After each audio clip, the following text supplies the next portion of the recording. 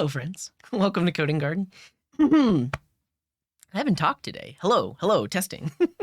Welcome to a Friday stream where we're going to be working on Listed, a full stack app that will allow users to create, share, and watch lists of YouTube channels.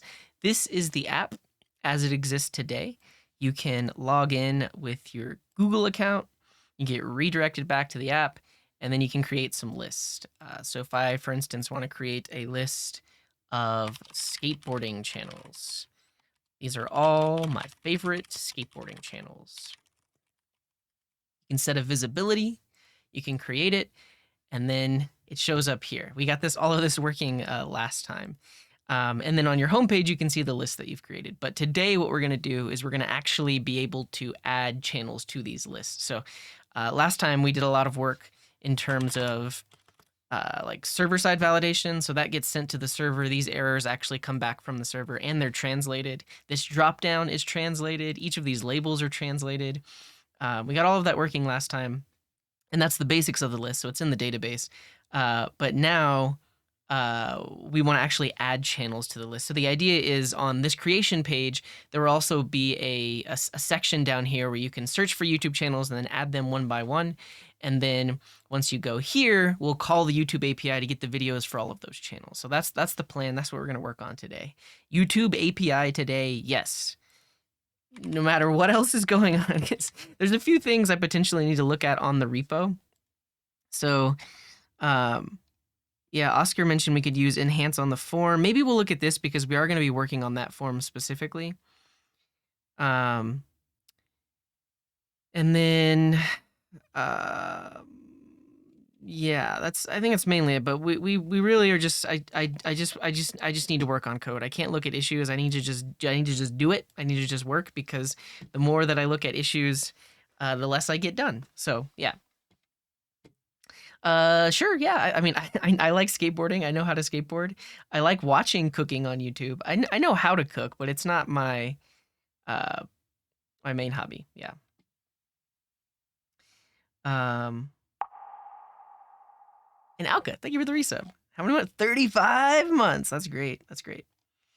Shouldn't it be unlisted and listed for visibility?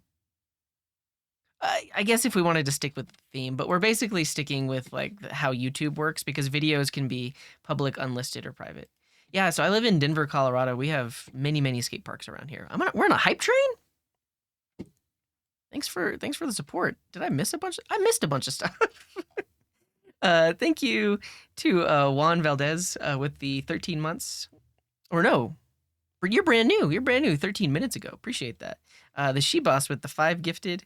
And the She-Boss with the 3-month resub. Thank you. Field of Kush with the 5 months. Sidon Farms with the 8 months. And Eddie with the 24 months. Dr. Phantom with the 3 months. And Alco with the 35 months.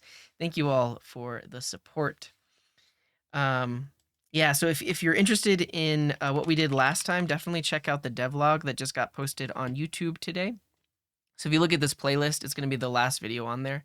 But this is basically what we did last time. And really what I just showed you is kind of what we did last time. We set up this form. So yeah. Yeah, so I've never been to Woodward, but I've driven past it on the interstate. Yeah. Let's say hi to everybody, and then let's start writing some code, because it's a coding kind of day. How you all doing though? How are you? Good to see you. But if you want me to say hello to you, you can say hi, hello, hello, hey yo, cheers, greetings, hi, us up, what's up, morning, afternoon, evening, howdy, good day, coding hiyo, vohayo, or boga hey. Say any one of these things, I'll acknowledge you. I'll say hello right at you. And first of all, hello to Mark, who's the first to say hello 42 minutes ago. And what's up, Timon?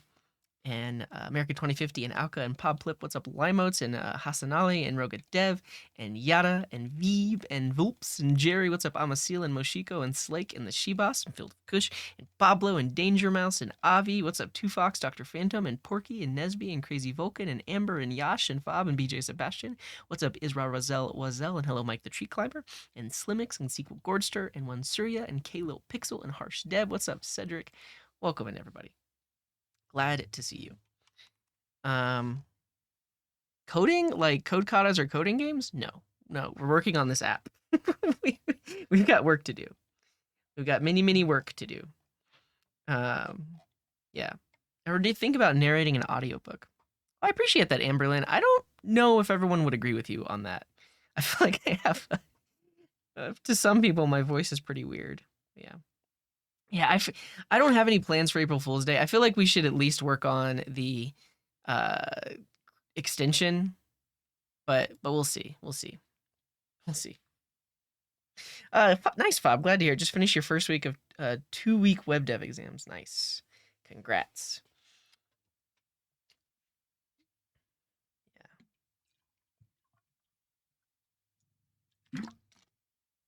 I don't, Node doesn't have a native test runner. As far as I know, Node only has a cert, but there's no test runner. As far as I know. David, thank you for the bits. Appreciate you. Shiva says, I remember a time when we didn't get to hellos until an hour into stream. I mean, you call it progress. I call it Coding Garden is falling off. There's less people here now. It is what it is. Let's talk about what the code that we're gonna write today.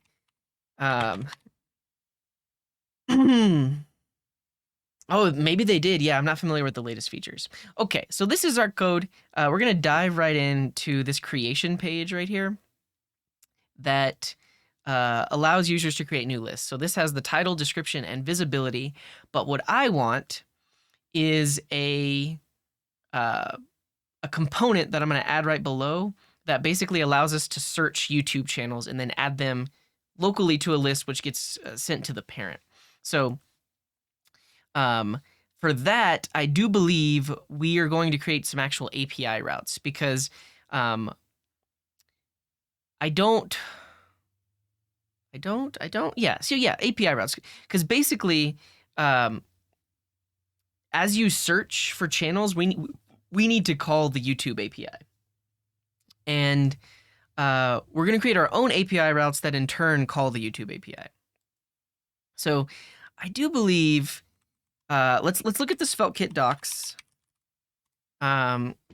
Because I want to create an API route, and I think like they have a way of doing it. Like, I think maybe I just put it in the routes folder, but I might also create a server folder. Wouldn't it be more appropriate as a multi-page form? It could be. We're gonna put it all on one page just to get it going. Yeah, thank you all for that hype train. Appreciate you. Is it in loading data? Yeah. So the thing with the export get, that's what I'm looking for. And what's up, Shema? Welcome in. Get. Server.ts whenever I want. Cool. And I guess, okay, so if that's the case, then I literally just need a folder called API, and inside of there, a folder called YouTube, and inside of there, a file called channels. And then this exports a get function. And then we'll take in that. Oh yeah, so plus server dot. Okay, so we have to go further than that. So we need a channels folder. And inside of that, I need a server. Well, basically, this will be the server file. We'll rename this to plus server. I want to find this in the docs, though, because, I mean, it's probably under server only modules. Docs, routing, server.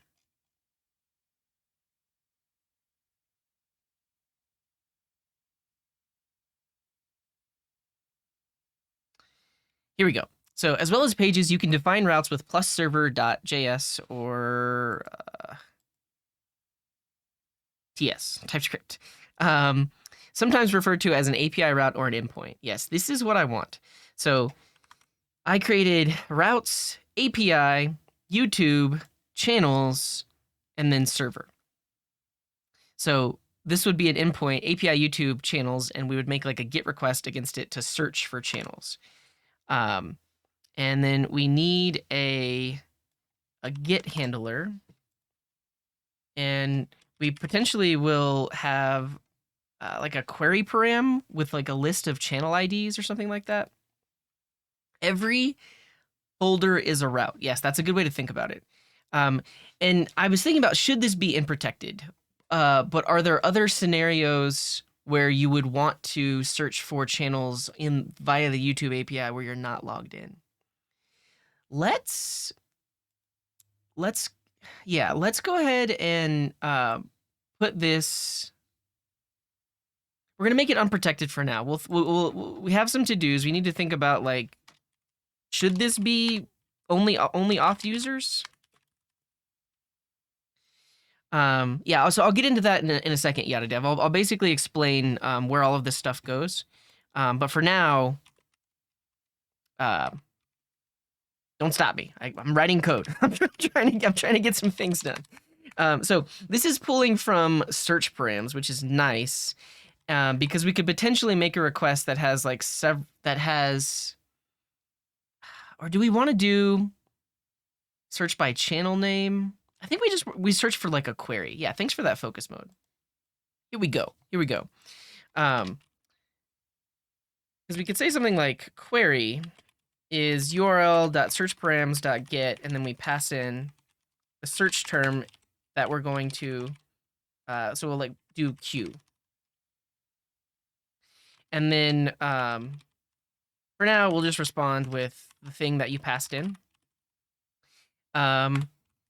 But what that's going to allow us to do is you can do like API, YouTube channels, $Q equals cooking, and then see all the channels that pop up for the search term cooking. So that's what we want to do. So just by doing that, now if I go to API, YouTube channels, and I say Q is cooking, it just responds with cooking. Cool. So at that point, I would actually want to take this value and pass it into the YouTube API. Call YouTube API. So that's what we'll do next. But before that, let's kind of break down the entire folder structure here to talk about what's happening. I will say everything I did here is in the SvelteKit documentation. Honestly, I don't normally recommend this, but if you really are building a SvelteKit app, I would read this documentation in its entirety. I haven't, and I'm kind of like reading it as I go, but basically, like it covers everything that we're doing here and more. So typically, I wouldn't recommend reading all of the docs, but at the end of the day, these are more the guides than they are docs, because like a lot of times docs are more of like API docs, but this literally tells you what every single thing is for. And you might miss something if you're kind of just searching around. But let's start at the top. So in the source directory is going to contain pretty much all of our SvelteKit code. We have the Prisma directory because that's our where we're doing our database stuff, but that's completely unrelated to SvelteKit. We can put whatever we want in there. In the source directory, lib is actually a special folder. Special in that it has an aliased import. So if you see anywhere in the code where we're importing from $lib, for example, right here, if you see these two imports and even this import, that means that it's actually going to be looking in the lib folder. And that's just an alias. That alias is set up with TypeScript. If you look at our tsconfig, $lib literally points to the lib directory. Fix line 9 of what? Of what? Oh, yeah. So for example, in this case, instead of doing a relative import, I can actually use $lib, and then this import will still work. So yeah, that's the first thing. And then lib is basically any code that is not routes, anything that it's potentially reusable in all of our code base. So we're using a library called typesafe i18n, and it specifically has a setup where in the lib folder, there's an i18n folder, which is internationalization, and it has all of this set up. But that's specific to the typesafe i18n library that we're using. Why do we have two of these? Oh yeah. Okay, so we have this Prisma folder because we overrode the adapter that's used with all auth.js. So that's what this is. This is basically the database adapter that we use with auth.js. So we put it in the lib folder because it's some generic database code. We have a place to store info about SEO, like title and description. We have this config validator, which loads in all of our environment variables and then throws an error if we're missing any of them. And if we want to use environment variables, we import from this file. And then we have the actual connection to the database, which is just a Prisma client instance. So basically anything that isn't routes, anything that's like configuration code or library code or functions, that goes in the lib folder. And then this hooks.server.ts that's at the top level, you could almost think of this as the entry point for every single request coming into my app. If you're familiar with like middleware in Express, this is kind of like a catch-all middleware. Literally every single request that comes into my SvelteKit app is going to go through this file first. And this is where we handle locale detection. We set up auth because the SvelteKit auth that we're using, which is from auth.js, actually adds several routes. So like, actually don't even know what the routes are, but there's like a callback route that's used during OAuth, and this middleware that's set up at the top level can actually intercept that. So that's where all of this is set up. And then we also have a top level guard to say that if there is no session, if you are not logged in and you're trying to go to a protected route, we will redirect you back to the home page. So basically, this file runs for every single request. And because we have multiple of these handlers, we're using this sequence thing, which comes from SvelteKit, which basically allows us to call multiple handlers in succession. So succession? One after another. So every request that comes into our app runs through that file. And then for any route, it's going to look in the routes folder. The other concept here is the top level layout. So layout is called for everything in Shark Turn Up. Thank you. You're too kind. You're too kind. Layout is essentially like the shell of the page, and we have a top level layout that's used by every other page. So if we look at layout.svelte, this is just going to be a standard Svelte component, but we're using the components that come inside of that come with skeleton to give us like our app bar at the top, and then like our main section. And if we wanted to, we could also have sidebars. That's why I have these commented out, because those are from skeleton. But this layout file runs for every single page. So if I'm on the home page and let's say I'm logged out, the layout is that navbar and then the main section, and then the page that gets rendered is inserted right here because of this, because we specified slot. So every page we go to is being rendered in here, but it's rendering the shell of the application, everything else. And so like, if let's say we log in, this page again is using the layout. You see it has the navbar, but it has the page inserted right here. So we get to control all of the reusable stuff that gets shown on every single page. And then all of the pages themselves are in separate routes. I don't think I did America 2050. Yeah, I don't have an import rule. We probably could set that up, but yeah. So this is the layout, it's the shell.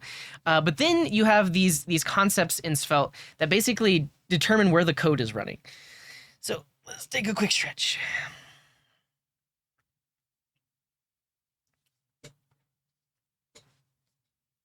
So if you see a .svelte file, that file will either be server-side rendered or loaded on the client side. And sometimes both. So before the layout gets used on the page, like when I go to this homepage, that's actually a server-side render. So the server is actually returning a bunch of HTML. So if you look at the source of what comes back, first of all, we have all the injected styles, but then you can see there's actual HTML elements here, right? This isn't a Svelte component.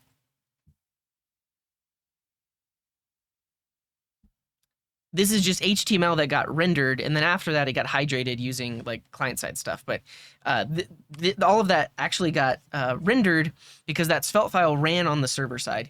And then if you see a .ts file or JS with the same name, that's specifically code that can specify some data to be used in your client side, or like in the Svelte component. The plus sign is just a convention. Basically, if anything has a plus sign on it, SvelteKit knows that that is going to be a layout or a page.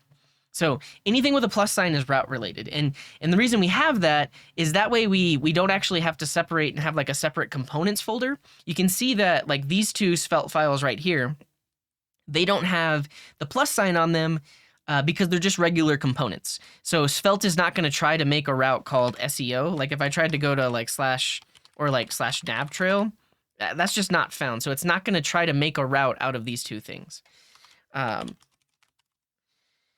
So yeah, and so basically layout provides some data to the page. In this case, I'm providing the user session and the user's locale that was detected on the server side. So in here, we can use data and it's fully typed. So we get access to the session and the locale. But I made that available to the page using this file here. And then if you see a .server file, that is only ever run on the server.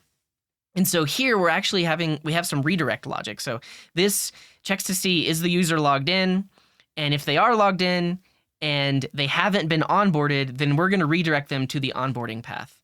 And if they are logged in and they are onboarded and they're trying to go to onboarding, just redirect them to the homepage. So this basically has some like top level redirection. And because it's in the main layout file, this logic is going to run for every single page load. So every page load, we're determining, are they logged in? What's the state of the user? And then redirecting them accordingly.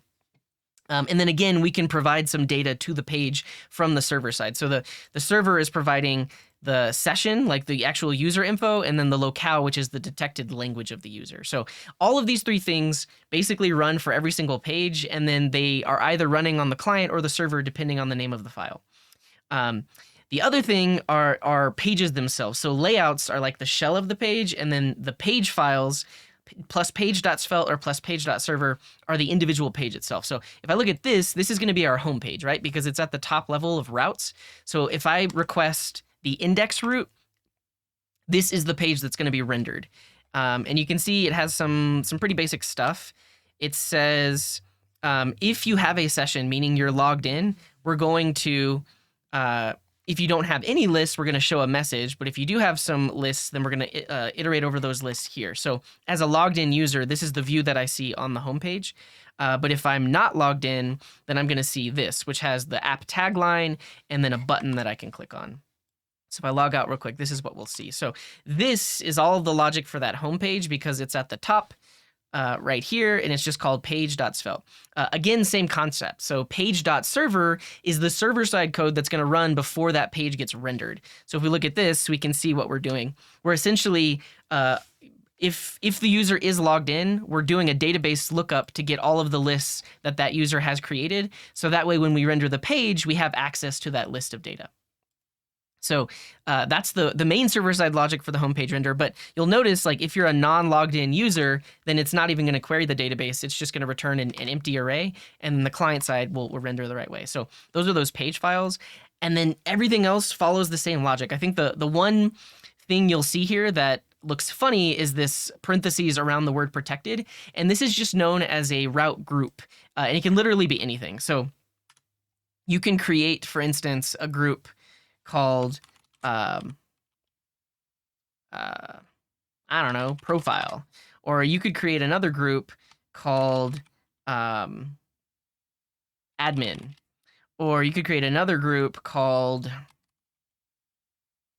settings. I don't know, come up with what you want to do. But basically, this is just a convenience. So that way, when you're referencing your routes in the code, you can use these are called groups. You can use the group name to reference them. And so we created this group called protected because we wanted to reference every single route underneath that to know that you need to be logged in for it. And Smiley, thank you for the gift. So basically, those are just route groups. If we look in the docs group, advanced layouts group. So perhaps you have some routes that are app routes that should have one layout or others. Yeah, and I guess that's the other thing is if you can create a group, and then if you put a layout file at the top, then all of the things, the pages in that group are going to share that layout file. So far, we have a single layout for the entire app, but it may happen that in some of these other pages we create a separate layout, so we could do that as well. So that's really all this is. The route itself is not going to have that word in there. So let's get rid of these.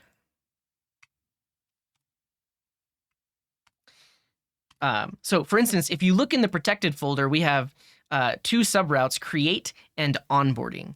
And you'll notice that when I'm in the app, let's say I'm logged in. When I go to create, it's just /create, right? You don't see the onboarding in the URL. And that's because it's just a group.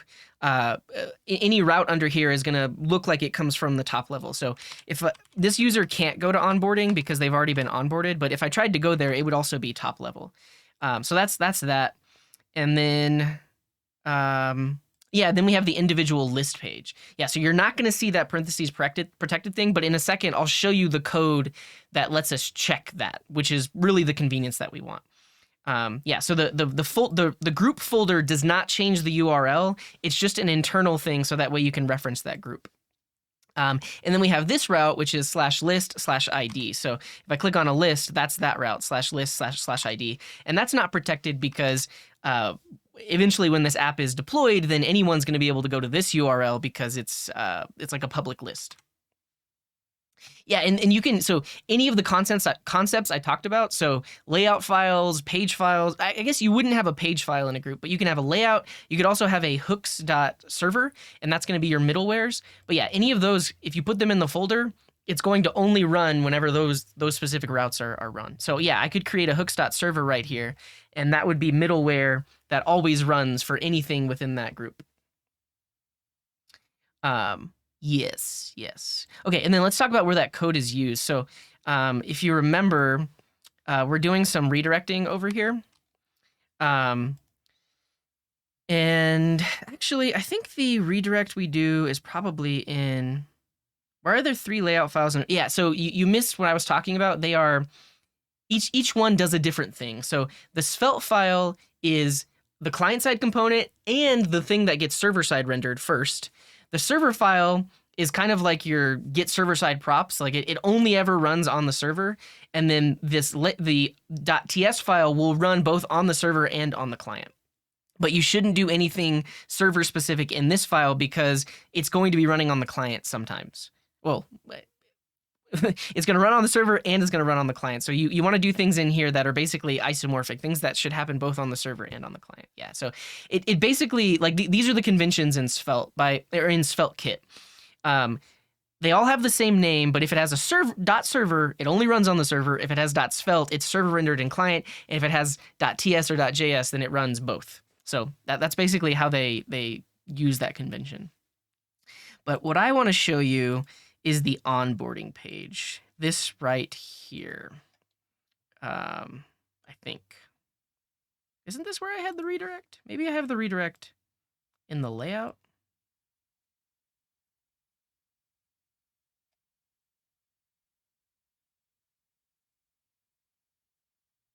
Yeah, I guess I'm doing this right here. So, oh yeah, so yeah, they might have client, but I actually haven't even used that. But yes, that seems like it would make sense. Is there a .client?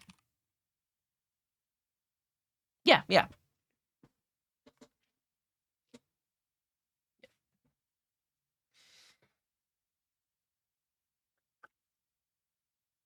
So yeah, let's talk about how I'm actually using those route groups here. So at the top level, this is the middleware that runs for every single request.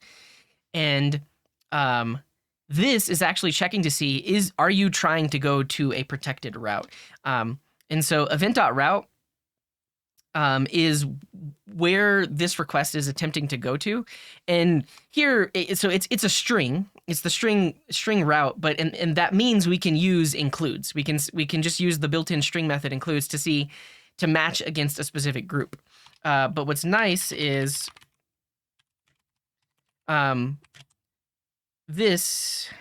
shouldn't this be typed?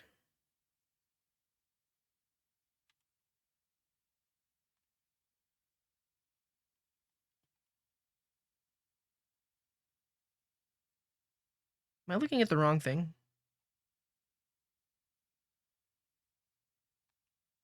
Oh, wait, is my dev server running? I feel like I need to make sure that things are running here.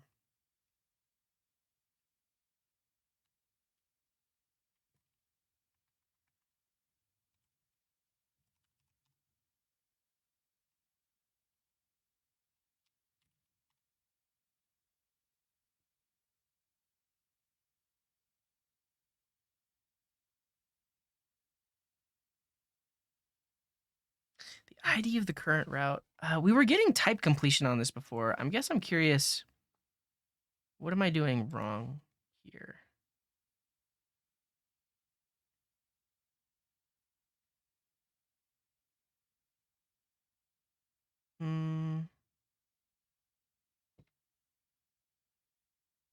It's like over here.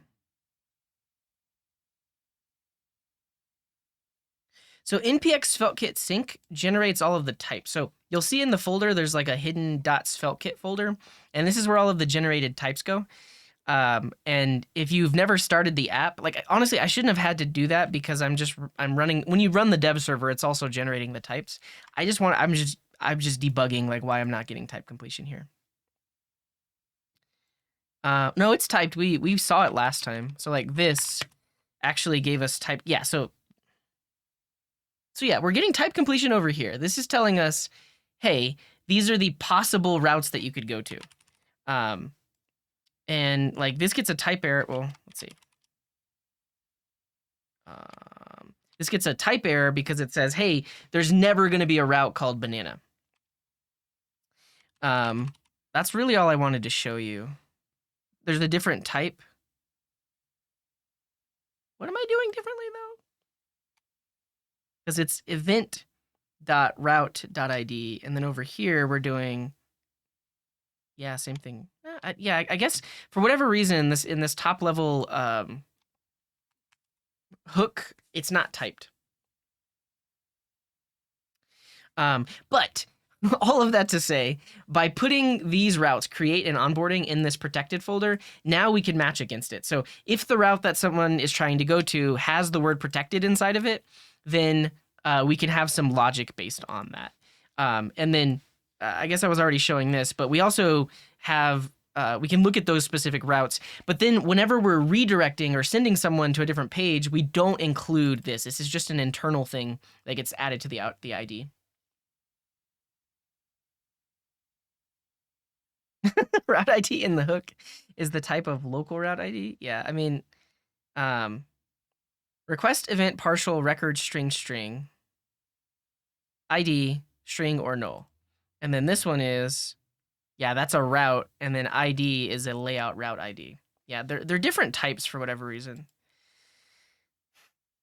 That's unfortunate. But basically here, using the route ID, we can check for the group and have associated logic. That's the main reason that we did that. Okay.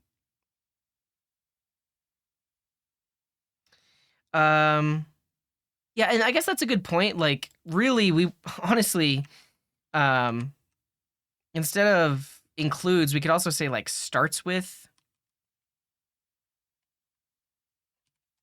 like this to like really match against that. But yeah. All right, I'm gonna go out of focus mode really quick.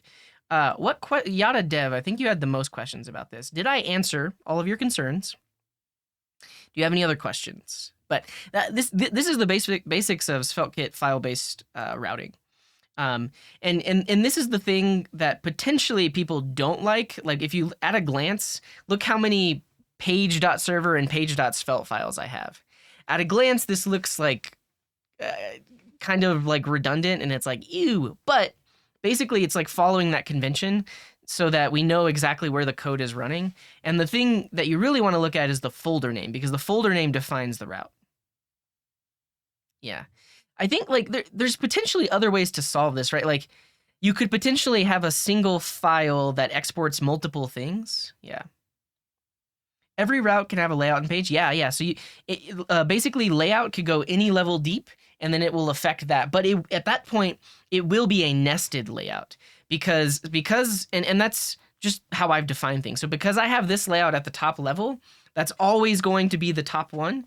But then wherever you have slot, If you have new layouts, those are going to be used in there. So this really solves the problem of like nested layouts and nested routing. There might be a way to opt out to say that like, well, I don't want to nest from the parent, but yeah.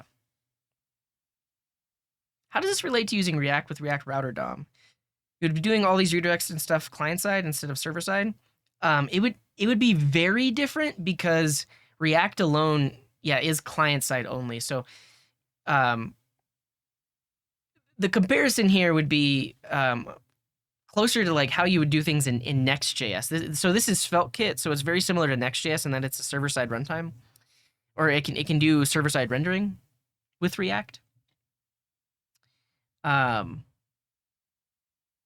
I will just say it's just fundamentally different. It's just so different because if you're just doing React, then you're probably calling an API, and then you're using the info from the API to determine what pages users have access to. But at the same time, any page data that's displayed, your API would be validating the user session as well. Your client side routing logic for React Router DOM is purely presentational, like based on the user state. Whereas here, like we literally will not render this route if you're not logged in. Like there's literally no way for client-side code to get access to even this if you're not logged in because of the way SvelteKit renders things. And that really just has to do with like server-side rendering versus like APIs and front-end stuff. Named layouts, yeah, that could be cool. All right, now I'm exhausted and I'm gonna end the stream. Or not. Now, I'm going to take a quick stretch, quick break, and we're going to call the API. Call the YouTube API.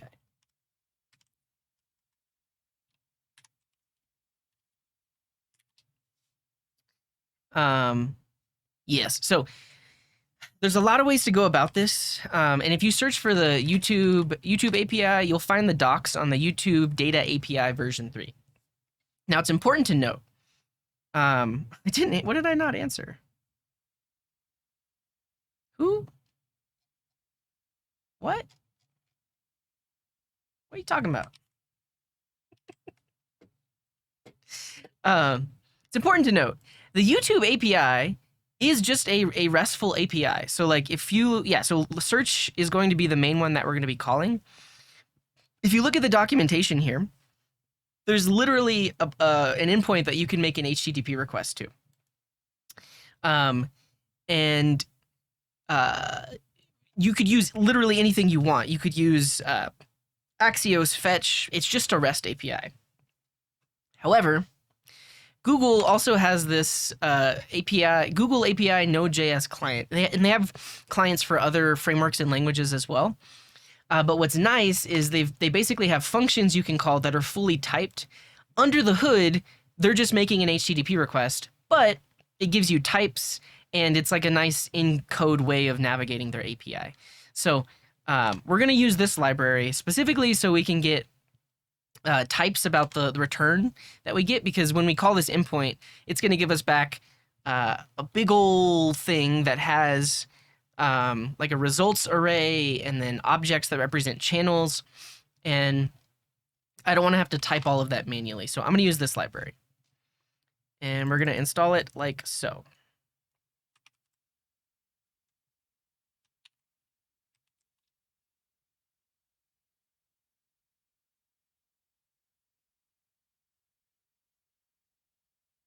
Or not. Why is there a vulnerability? Oh, in NextAuth.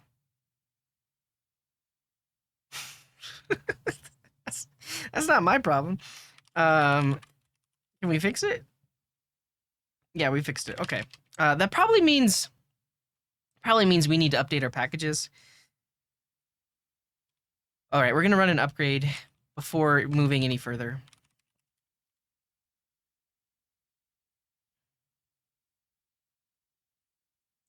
All right. Our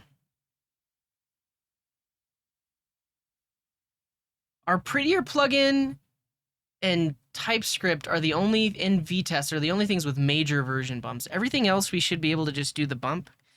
But also, I don't think we're going to see any breaking changes in TypeScript v5 or even that plugin. So we're going to update everything. Yeah, I mean, here's the thing. Like, yes, it's a lot of upgrades, and it also seems like it was like, wow, things change quickly, but it's kind of good, right? Like, these are bug fixes, these are new features. So yeah. Yeah. Yeah, that's what I'm gonna do. If let's kill the app really quick. After installing, um TypeScript is using Simfer, but I would guess any breaking change. Well, I guess here's the thing: if SvelteKit doesn't have a dependency on version 5, but it's on version 4, then um, yeah, yeah. I'm concerned. I have the same concern, Limeotes, but I don't have the patience to do it one by one. I don't know. I don't know. Um, let's run the tests. Actually, we'll run SvelteKit sync first, and then we'll do test. What's up, Oscar? Welcome in. But yeah, I guess that's the main thing to talk about, right, Limeotes? Um, well, something went wrong. Oh, these are like accessibility tests?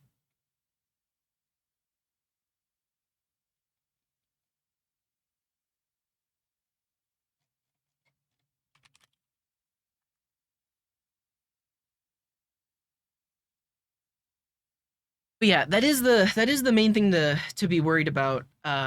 Are breaking changes, even though it was only a minor upgrade, not a full version change. But yeah. So the type check works. I think we just have new linter rules. And it's possible. Wait, did we update skeleton? We didn't update skeleton.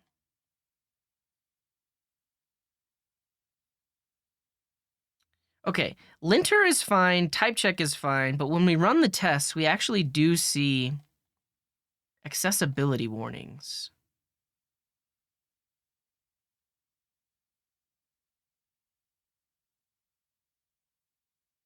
But these are warnings about components in skeleton that I'm not even using. Hmm.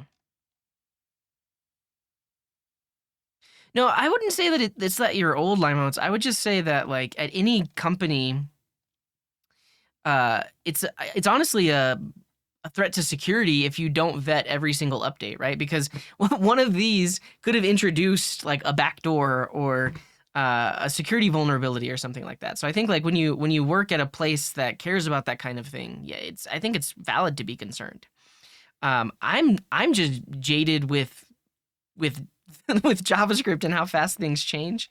I guess this isn't just JavaScript, but that's why I don't care. I'm just flying by the seat of my pants. I'm just like if it works, it works. Um, yeah, so they're still passing tests. I'm just concerned about um, uh, the warnings that we were seeing because we weren't seeing those warnings before.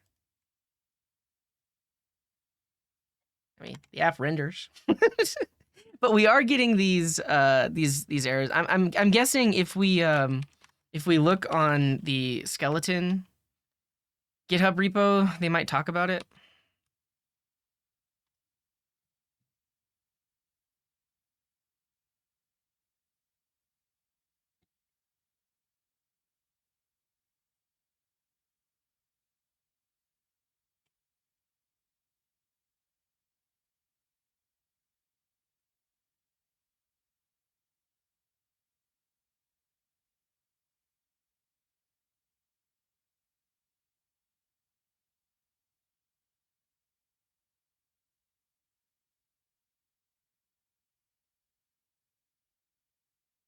New accessibility warnings have been added. We should address.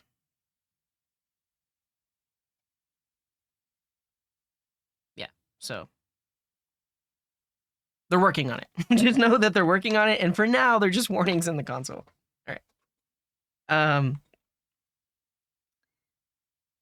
Great. Let's get back to where we were, which is calling the YouTube API. So at this point, we installed this dependency.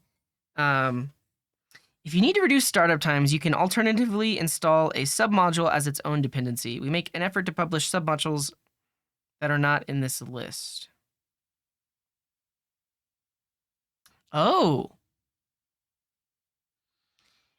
I might do this, but I might just grab YouTube. I might grab YouTube because I know YouTube is really the only one that we want.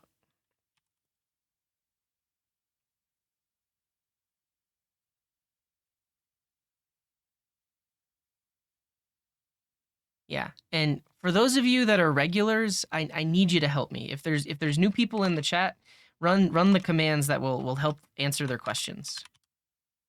For example, we have the today command, which if you've been here a lot and you don't know it exists, you have to know by now. This tells you what we're doing today. All right. Yeah, I think I'm actually going to install this one directly instead of the Google APIs one. Yes, you can help. You. So I'm actually going to remove Google APIs and then install only the YouTube one.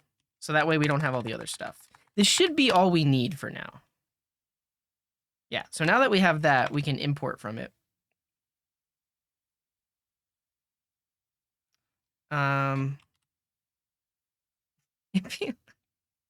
And then we can pull it in, and then hopefully TypeScript will help us from there. So I'm going to import YouTube from at Google API/YouTube. And then I probably want an instance of it.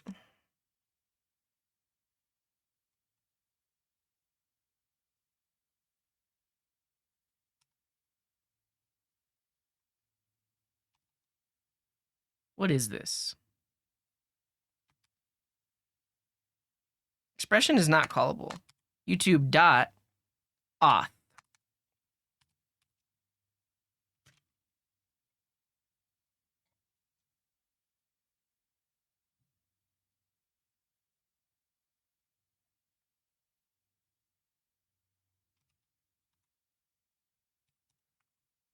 I guess we should try to find the docs for the API client. I just don't know where to do that. Because it's not exactly the API Explorer. We'll get there. Let's look. Let's find YouTube. So the YouTube Data API v3.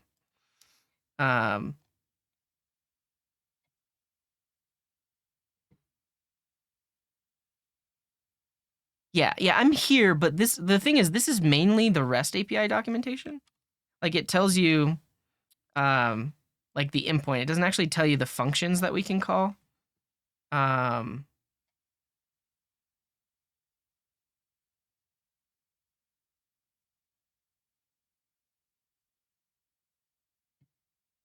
that's what I need, but I need it for the YouTube API. Here we go. This is it.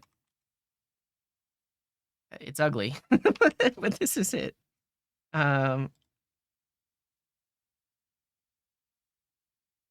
Google. Well, not quite, because we imported the specific one there. Yeah, so documentation can be found on GitHub. And then source APIs YouTube, maybe?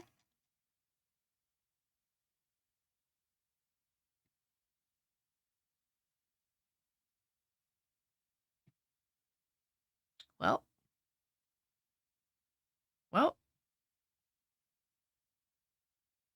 export function YouTube that accepts a version.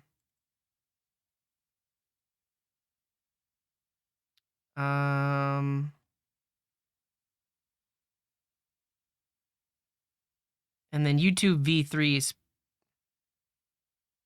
So actually, I think we actually want to bring in YouTube. Yeah, like this. And then something like client is YouTube with v3. So we just created a v3 client. And then there has to be some way to specify like API key and client ID and client secret.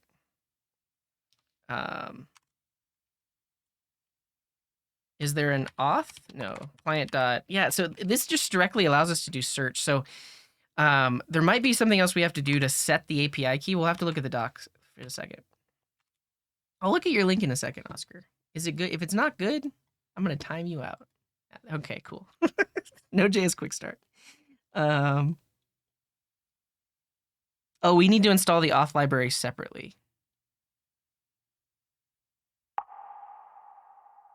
And Albedo, thank you for the resub. Says, thank you for the wisdom and content for some of us lost in the sea of development trailblazing. Looking forward to how much I'll grow from here. Yeah, I appreciate that. Thank you for being here.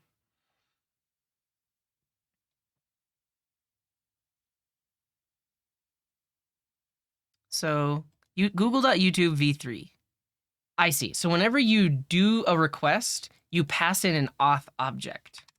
So for instance, right here, I would want to do a search of their API. Is not callable. So search.list, and then in here I specify auth, and then client options.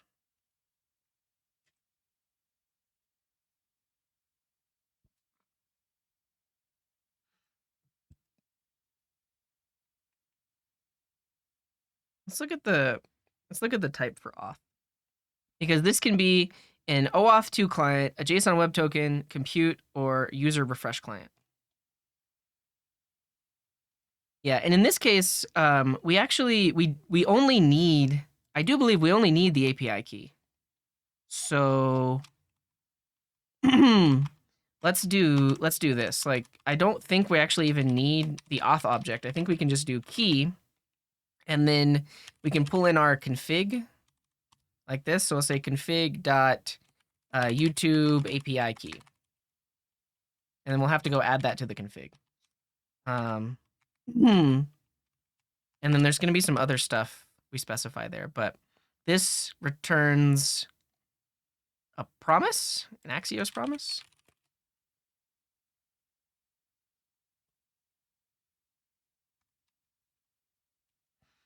And we'll make this an async function.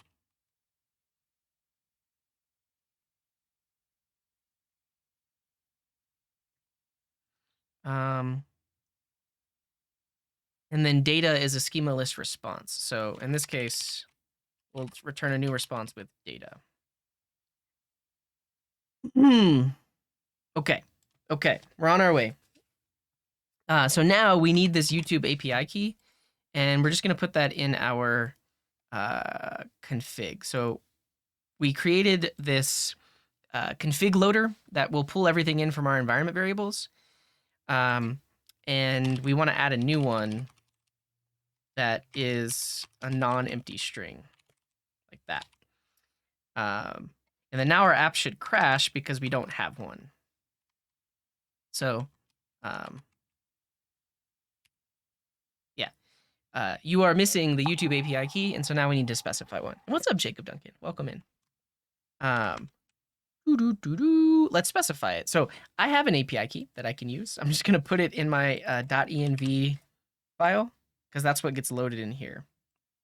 I'm also going to add it to the .env.example file. So in the code base, we have this example file. So that way, if you bring this code down, you know what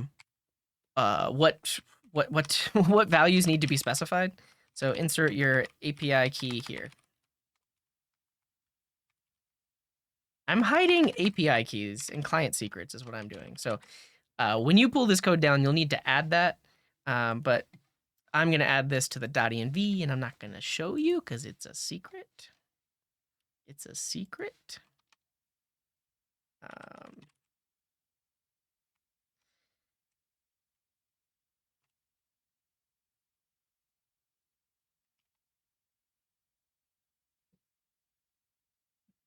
I will show you in a second how to get an API key.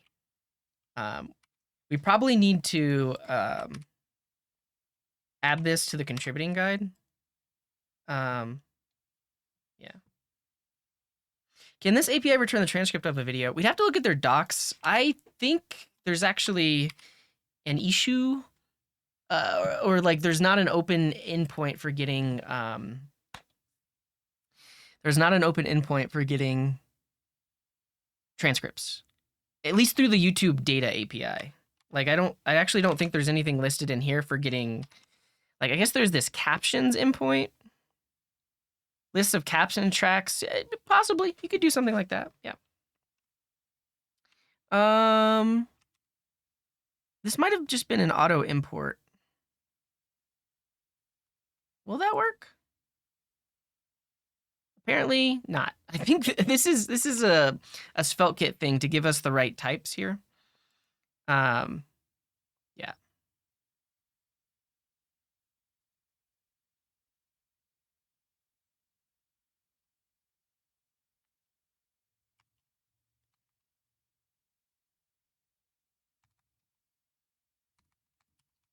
I need to do something like this. I think I do. That's unfortunate. Oh well. So yeah, query is yelling because we're not using it. So now we can go to the docs on how to use search list to specify the query. So this will help us in figuring out what props we need to, what values we need to find as arguments. But yeah, okay. So I want to list by keyword. I need part. Part needs to be set to snippet. So in here, I should have access to part, and that gets set to snippet. And then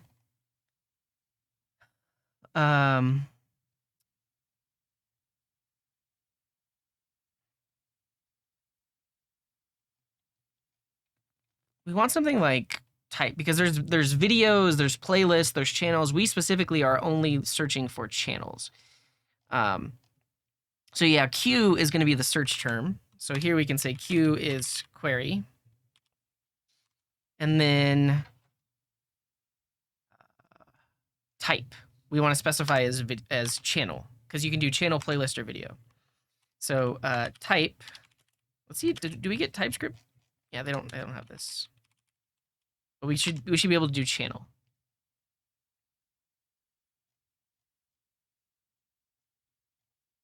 Is there a safe search?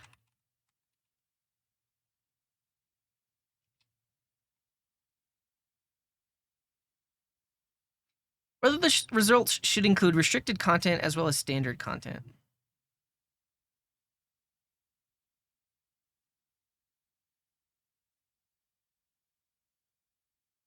Yeah, I guess we won't add safe search, but I will be very careful when I'm searching. I think this is all we need. Let's see why this is complaining. Argument of type key. Okay.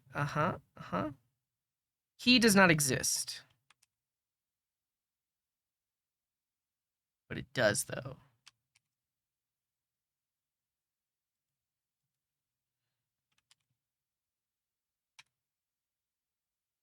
Remove unnecessary await. That's a promise.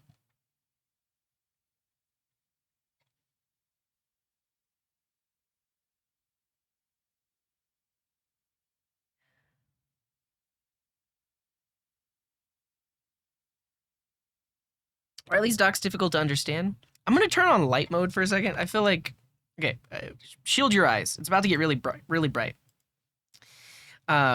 The bolding is nice. And I think, so the other thing is when you're in the API Explorer here, they actually have they give you the ability to try it out, but it disappears. Yeah, this. So technically we could try this out. Like we could say we want snippet, we want, we're going to search for cooking, and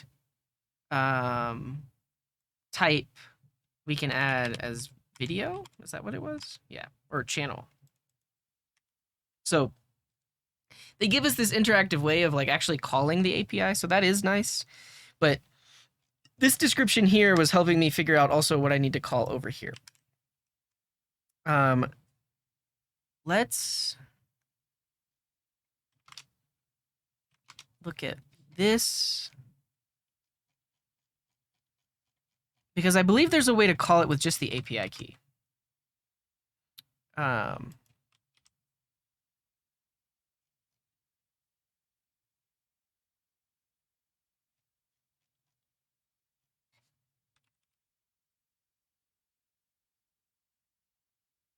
Oh, I could just do auth. Yeah, that should do it. But it also is complaining about a bunch of other stuff. Well, I just saw in the type definition here that it accepted. So this extends from standard parameters, and then standard parameters has auth, but then also has key, which is the API key. Required unless you provide an OAuth 2 token.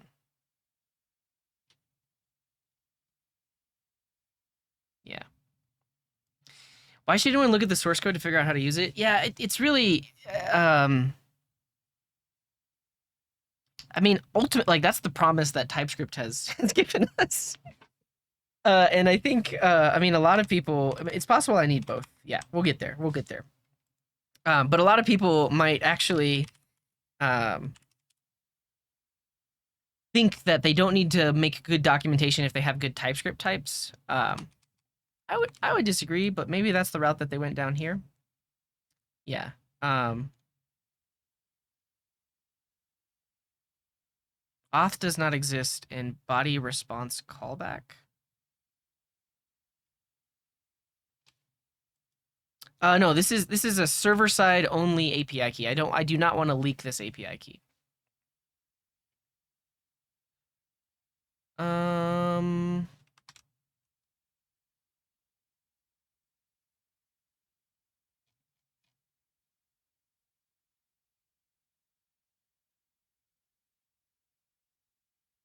Oh, I see.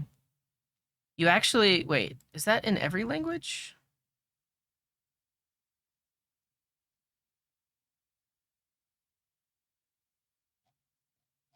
They don't have the JavaScript example here.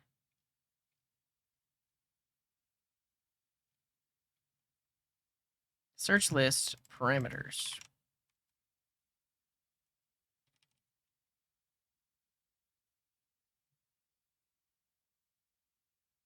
Yeah, I think the other tricky part is they have some weird TypeScript types in here. Key. Turn off this.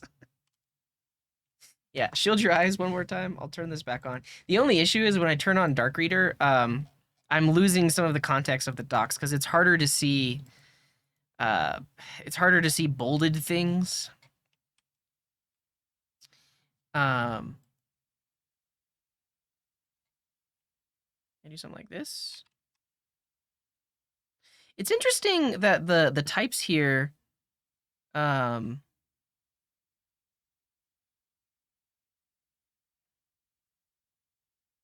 the key. Okay, but if I only pass in the key, then how do I pass in the params?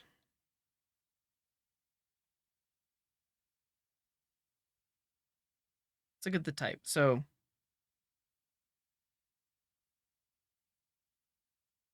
heart, Q, I've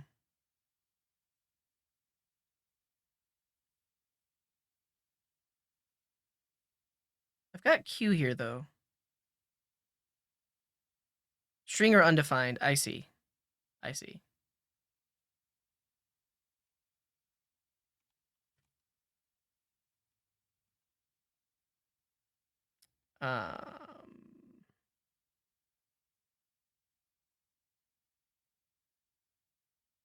Something like this.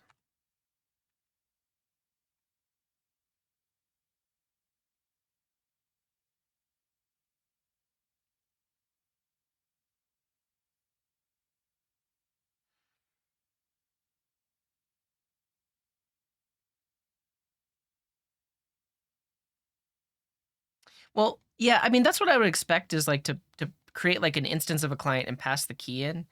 And I will say, like, if you're like yelling at the screen right now that I'm not following the docs, um, the, these docs are like I do believe these are overcomplicated because if I were to use just the REST API, this is literally all I would need to pass in are these three parameters and also the API key. So it's really just I just need to figure out how their client library expects me to pass those in.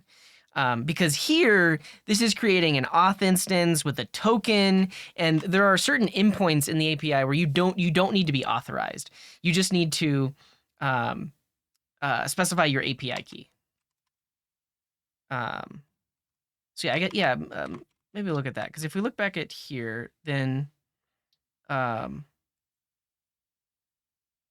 so what Vilps is saying, you can pass in the version and auth to the YouTube instance. There's a JavaScript example in the menu on the left. Oh yeah, I mean we need the Node.js one. I mean we could see how they do it with JavaScript if it's any different.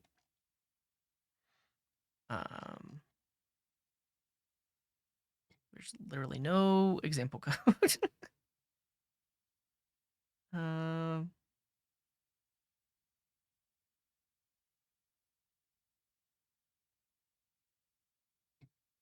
JavaScript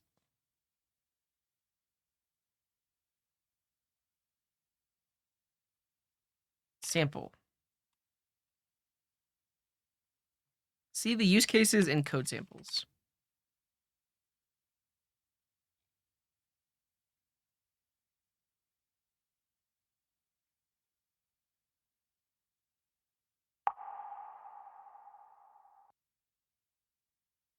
Developing Alex, thank you for that prime.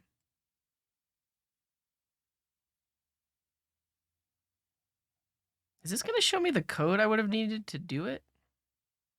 Maybe it is. All right, yada. Just do version 3 auth API key. All right, I'll try. The thing is, if I don't specify the key here, then will it change the type of the client? Because if it doesn't, then we're in trouble.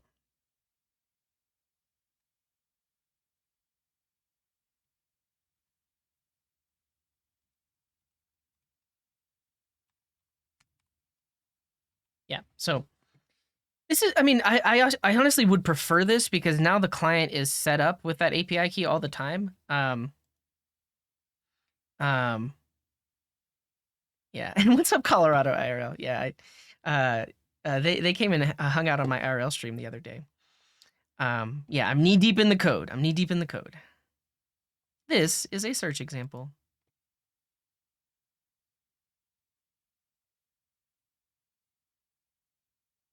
They specify part and queue.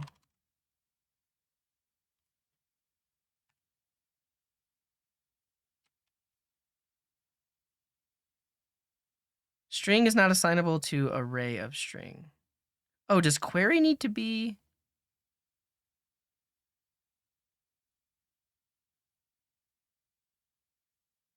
Let's go back to the type definition here. Let's look at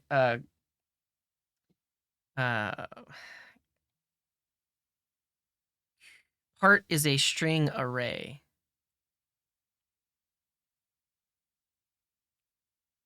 Well, that looks nothing like and then so when I do type channel, it doesn't like that. Let's just see what this does for us because ultimately this is going to call the API with that search query and we're going to get back a bunch of results. I want to narrow those results down to just channels, but right now when I add the type in, it potentially is missing something else. We can look in these docs for like what happens if you try to specify a channel. Like when type is channel. I don't know.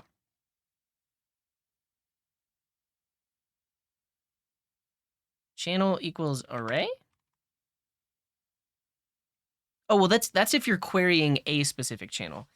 We are querying all of YouTube for channels.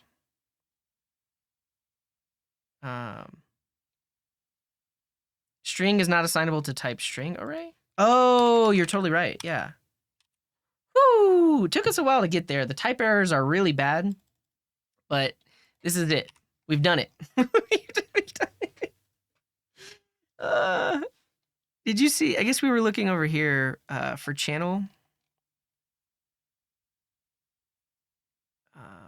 No, type. Type would need to be an array of string. Yeah, this. Type is a string array. That's the one. Yeah, you all found it. Okay, we did it. We did it. It's surprisingly simple, but I think this is actually going to work. Let's see what happens. So now, if we call our app, let's close all the stuff we're not working on right now. I guess we can keep all of that open. But if we go to API, YouTube, channels, query cooking, it works. But you'll notice Firefox is not doing any sort of syntax highlighting. And that's because we need to set some headers. We need to tell it, hey, we just gave it JSON data. I think there is a, and I would hope there's a JSON helper. There's not. There's not. And I don't want to specify headers manually. It's 2023. It's 2023. Why would I need to specify headers manually in 2023? Okay, SvelteKit. JSON helper? Are you saying that JSON help with JSON? Are you saying that it's not built in? I don't want to set the header, Alka. I want it to set the header for me. It needs to set the header for me. It's 2023. But, okay. Maybe it's not a static method?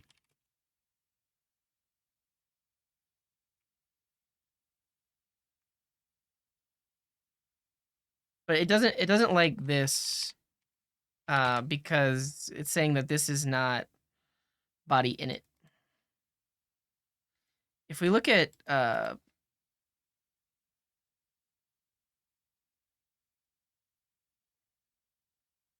that. Here. What is body init? A buffer source, a blob, or a string. That's all we can pass in. This ultimately, this is the web standard, right? This is how the response object works in the web standard. SvelteKit JSON.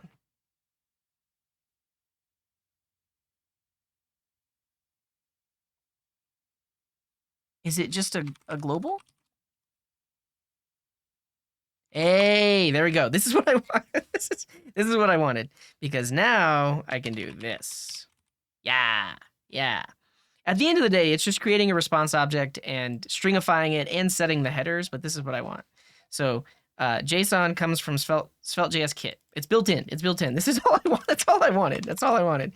But now, check this out. Boom, we get syntax highlighting because Firefox saw the response headers and said, oh, it's JSON, because the server set the JSON, and then now we can inspect it. So when I search for cooking, we get cooking with Linja, we get home cooking, we get cooking con Claudia, etc. Did I leak my API key?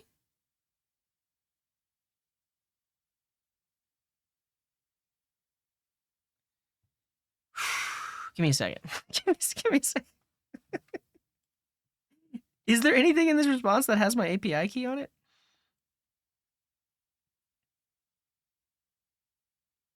Listen. Yeah, there's not. And anybody that clipped that looking for my API key, instantly banned. You're out of here. You're out of here. Okay. This is only giving me back 5 results. Let's see if we can specify more. Yeah, my chat likes to troll me here. And if you did clip it, you can delete it. And then you delete your clip or you're banned forever. What I want is, yeah, so max results. The default value of max results is 5, but you can specify up to 50. So right here, I should be able to say max results 50. And then now we'll get back some more results. Cool. But for instance, if I search for Babish, like the Babish culinary universe, I would expect it to be the top result because it's one of the most popular channels with the word Babish in the name. I'd be curious what else there is. Bite-sized Babish, Robert Babish, binging with Babish. Wait. He changed his name for, yeah, so binging, all of these are the wrong ones, but the top ones are the right ones. Yeah. Yeah, hopefully Colorado IRL, I think in a second I can make it make more sense because we're building this website. Basically, this site lets you create lists, and then on a list, so for example, my list of cooking channels, I want to be able to add the Babbage Culinary Universe, which is a YouTube channel, or I want to be able to add munchies. Let's search for munchies. Yeah, food by Vice. Cool. This is great. Yeah, there is a limit on the number of requests per second. This is the thing that I haven't gotten into. And YSX7, thank you for the raid. Max results 10? Why would I want to do that?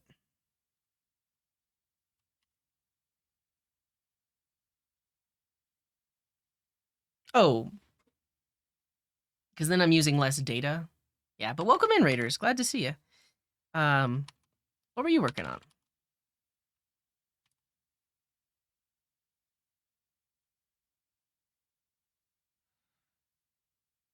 Have you rated us before? I feel like I've seen your name before.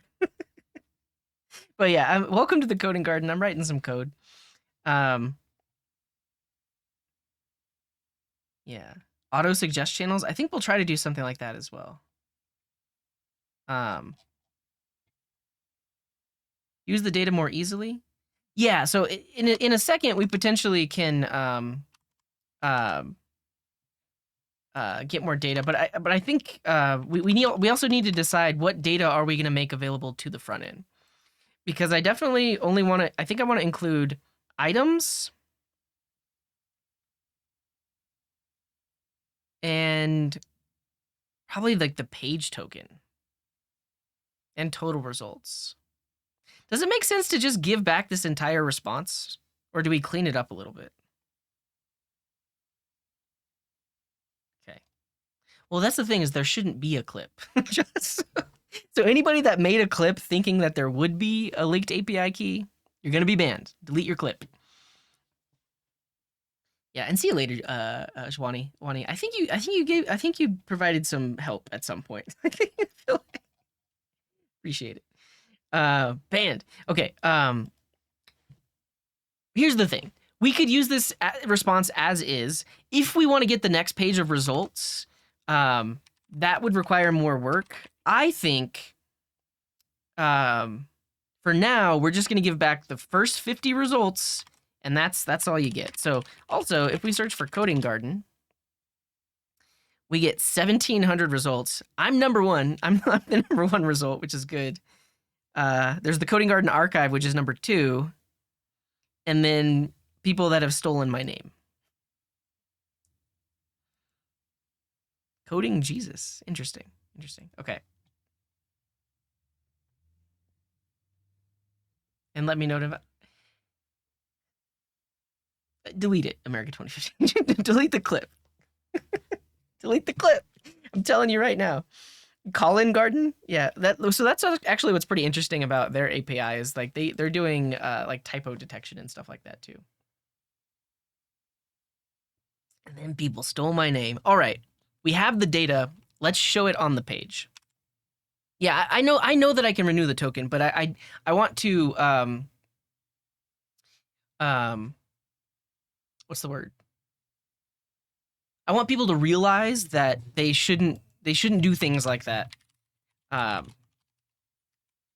Because they shouldn't. They shouldn't.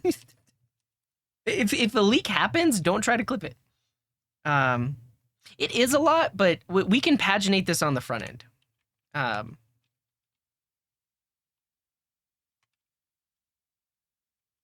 Cool. And then we have a little bit of data validation here. Because if I don't specify a query, then we respond with an error. Can I specify a status code?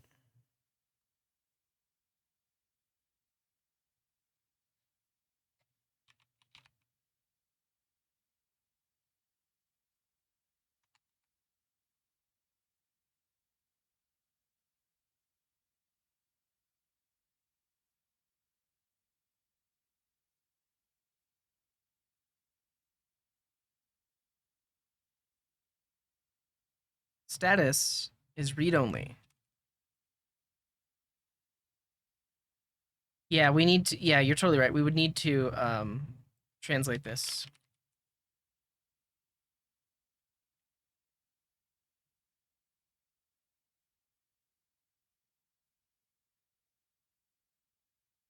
Well, I want to set the HTTP status code, not just the status code in the body.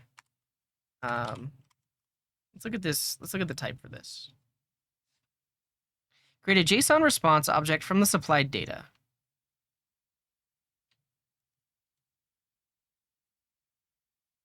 Yeah, it's a second option.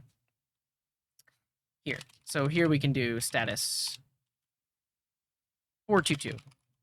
Like that. And then we can just instantly return it. Yeah, thank you, Vilps. Well, I don't want to throw an error.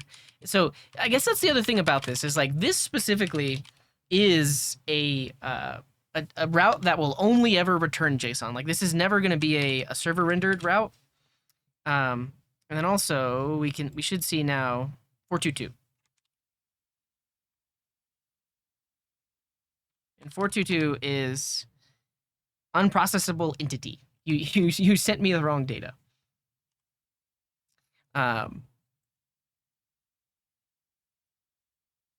Cool.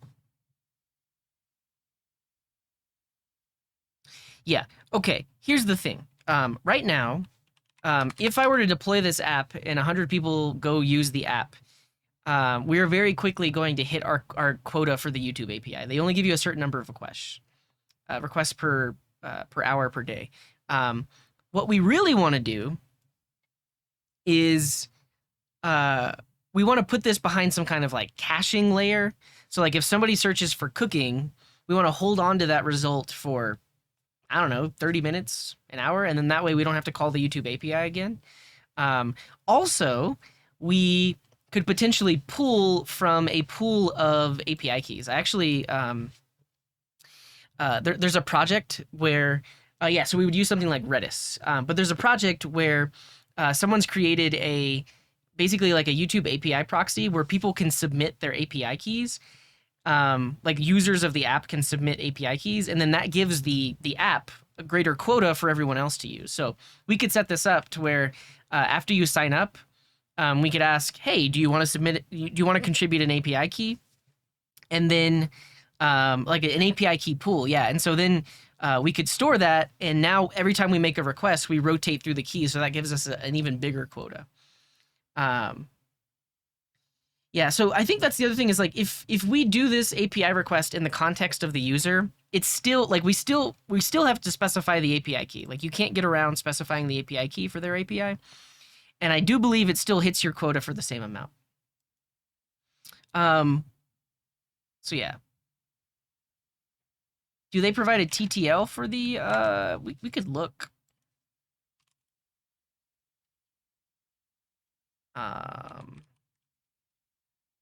Though I'm gonna hide my screen because they could include API key stuff in the headers here.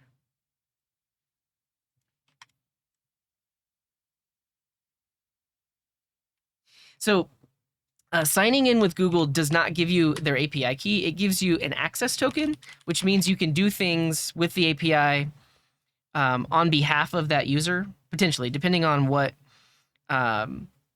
permissions and scopes that they specified. But that doesn't give you their API key. The API key is required by the YouTube API to actually make these requests. So this is what we get back from Google, from YouTube. We get a date. So yeah, this doesn't have a TTL or a cache or anything like that. But yeah, it's definitely more of an advanced feature to do caching and rate and like I guess also like rate limiting. I just want to get the page working, and we'll handle all of that in the future because that's an undertaking in and of itself. Like basically, it's almost like I don't want to have this. I don't want to have this API request directly in my code. I almost want to create like a separate project that's purely an API proxy that does caching, API key pools, that kind of things. But I don't think it would be a part of this SvelteKit app. It would actually just be a totally separate API. So I am going to add a to-do. Proxy, cache, and use an API key pool. Do they allow that? I don't know. I know of someone who's doing it. They have like over 300 API keys that are just submitted by the users of the app via like a Google form. And then, yeah, I would assume so. It might be against the terms of service. But for now, this is fine. And we're returning 50 results. We can paginate that on the front end. So on the front end, we're going to get back 50 results, but we'll only show 10 at a time on the front end. So please don't API pool. Okay. So now we have that little API endpoint. A little bitty guy right here. We want to call that from our front end. And so whenever we're creating a new list, we basically need like a channel selector. And I think I'm just going to create a separate component. Let's call this like channel selector dot svelte. So this will be a client-side component that basically allows you to query for channels and then add them one by one to a list, and then we'll use that list in the previous one. I did not, Oscar. I'll have to look at it afterward.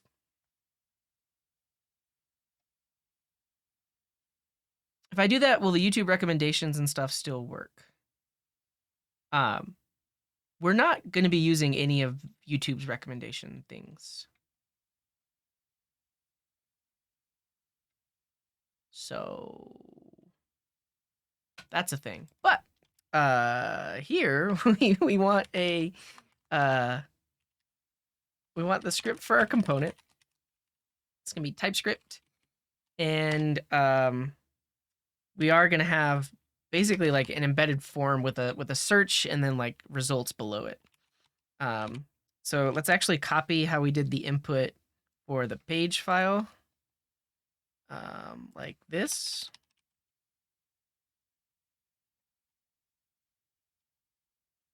Something like this.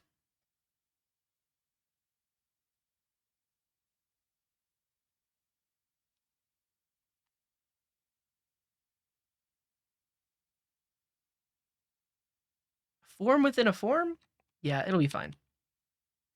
And then we need to bring in all of our translation stuff too. So we'll bring this in. And we need to come up with some other labels. This is gonna be the label will be specific to this page. So we'll do something like pages dot create dot labels dot channel search, something like that.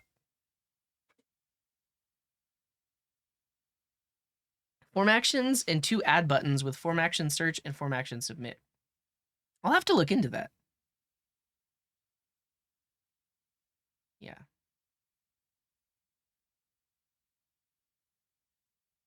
Yeah. We're on our way. There's a lot of stuff we need to handle.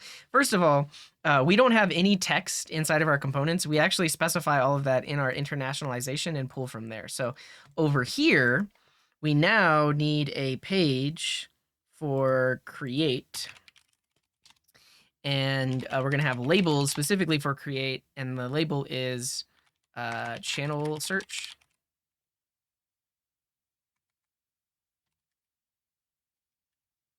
Like that. And so that gets brought in there. And This will be search. And this is not going to make a server-side request. Like, this is all going to be a client-side request, because when we submit the search, it's just going to make an API request and then show the results right below it. So the label is channel search, and then we could probably add like a placeholder.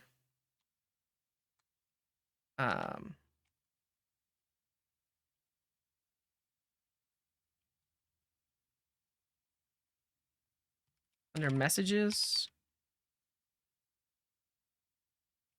channel search.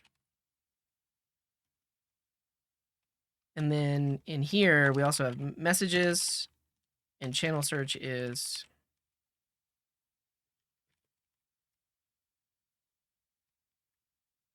like that. And that. So now, just scrap YouTube? What do you mean? What do you mean? So now we're going to include this component on the page itself. So, well, I'll show you Dr. Phantom. It's going to be labeled that because we are within another form, and I want the context to be there. So right here, I want channel search.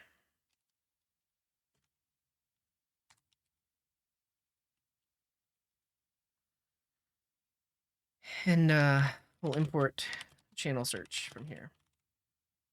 Oh, like just to scrape their site? The API is fine. We should be able to find everything we need.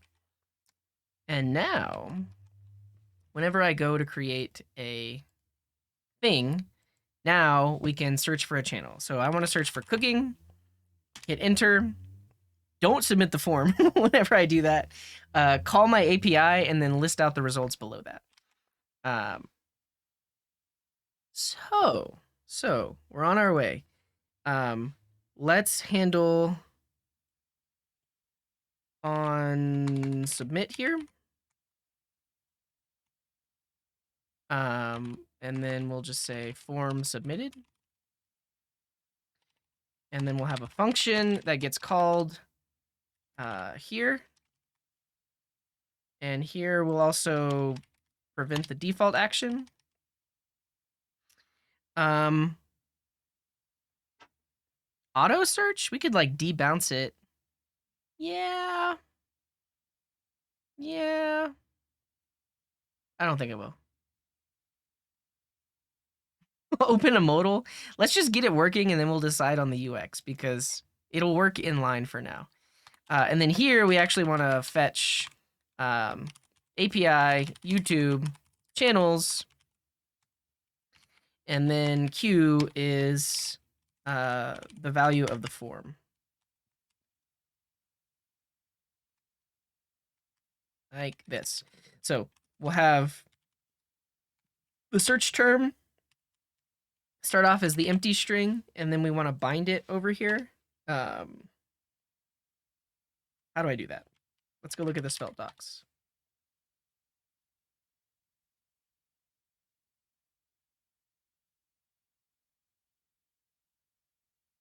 Bind colon value? I believe you. I just want to see it in the docs. Text inputs. Here we go. Bindings. So bind value search. Sounds good. Cool. So now as the user types in the form, it's going to set that variable here, and then we can use that over here.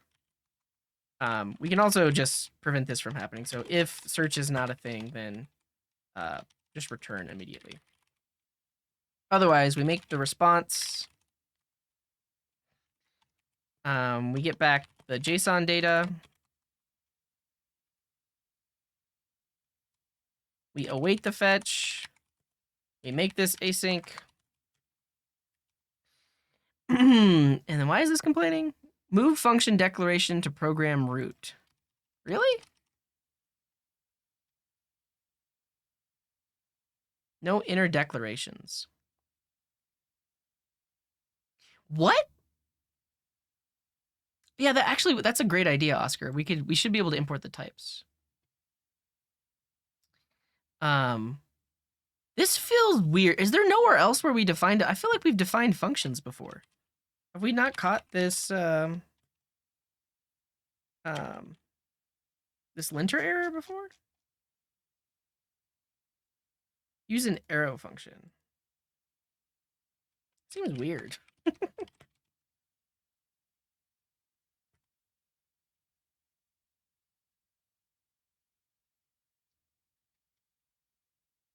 And then search does need to be defined up here.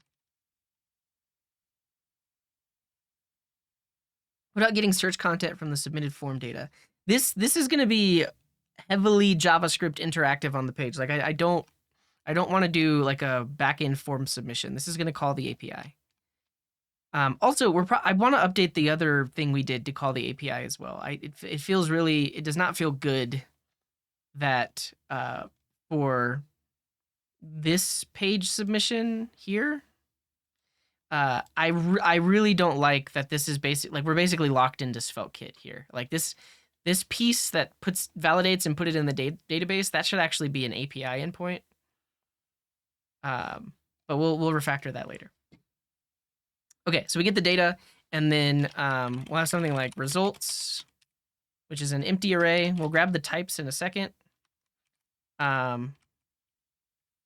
But then we'll put them in here. So we'll say results equals JSON.items, like that. And then I'm removing, but I'm more and more of the opinion that this app has so much JavaScript interactivity. Like you literally can't watch videos if you don't have JavaScript enabled. Specifically YouTube videos. Like the video embed technically would work, but YouTube uses iframes and JavaScript and everything else. Like you can't watch YouTube with JavaScript turned off. So like this entire app needs JavaScript. Like there's no scenario where you're using this and you don't have JavaScript enabled.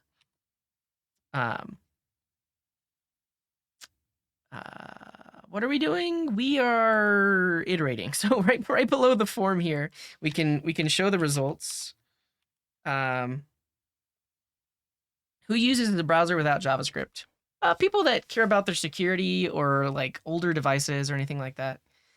Yeah.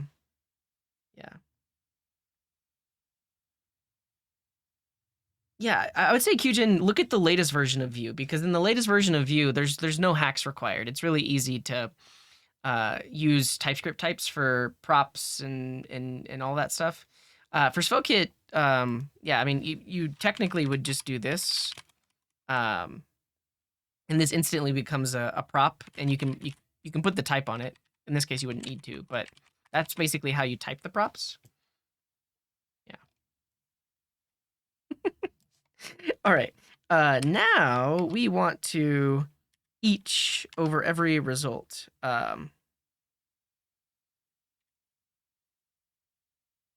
Like this. And then here we'll just do result dot something. But let's get the types so we can start getting some type completion. But yeah, but when would you use generics? I guess I just don't know the use case for generics, because for most cases you would specify the types, but regardless. Well, I have a snippet for the each block.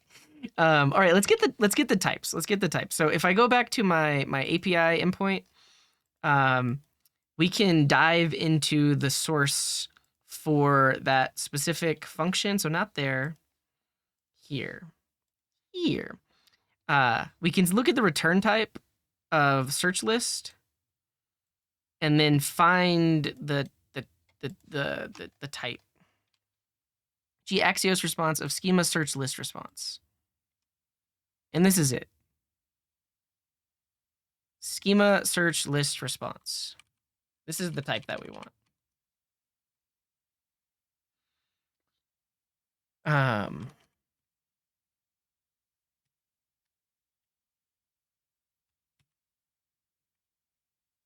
How do I find that import though? Yeah, there's a $sign in the middle of the name. Yeah. This is YouTube v.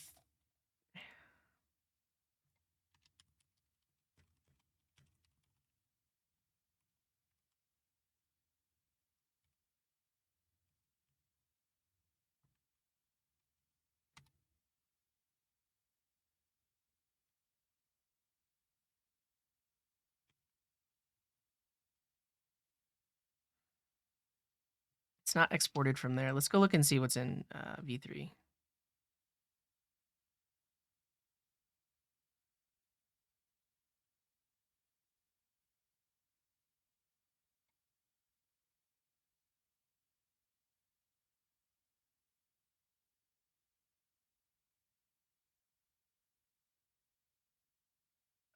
It's exported from, I guess it's in a namespace?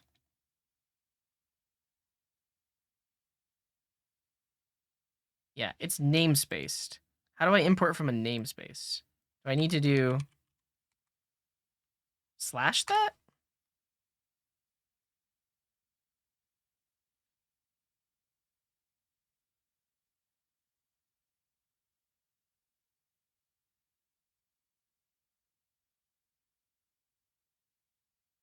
Well, okay, so here's the thing. I guess I haven't called API endpoints from within a Svelte component yet. Like it would be great if the type flowed through here automatically, right? But I don't think it does. Like we just get the, well,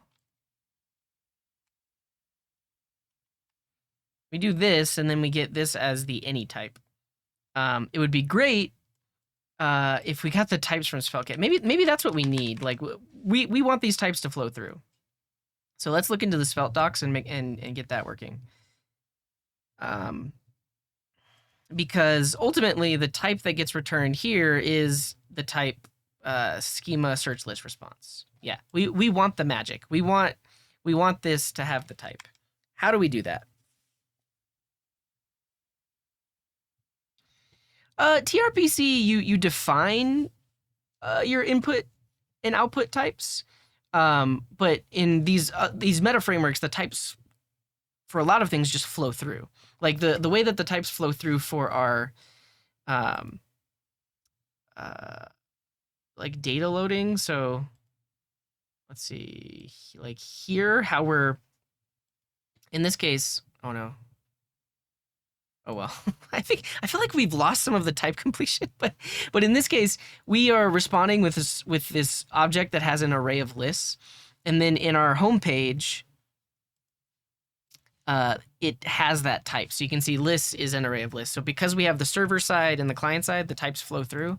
This is a little bit disjointed because we're calling some other API endpoint, and I want those types specifically. So let's find it.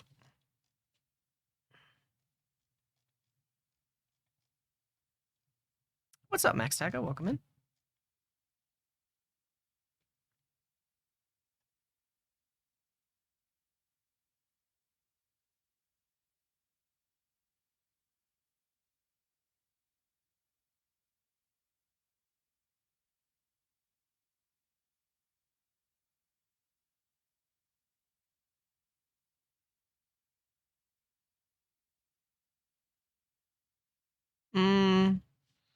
In general, form actions are a better way to submit data from the browser to the server. I mean,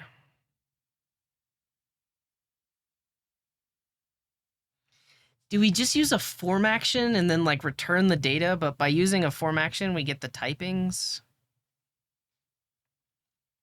I don't like that.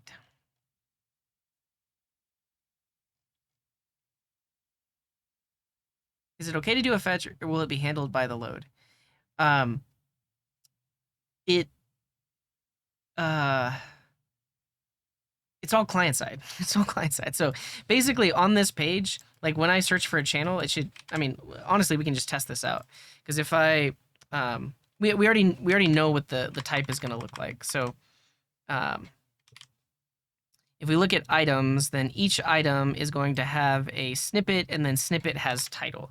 So we can iterate over each one and then show a paragraph tag with result dot snippet dot title. Implicitly has any type. That's fine. That's fine. But this should actually just work. So now over here, if I search for cooking and hit enter, look at that. These are our results. So it works. I just want the TypeScript types. And at this point, we can put them into nice little cards, like with their image and stuff like that. And then we want like a plus button next to the ones that we want to add to this. It would just be really nice to not have to guess at the properties here. So let's see. SvelteKit, fetch, API request, auto types.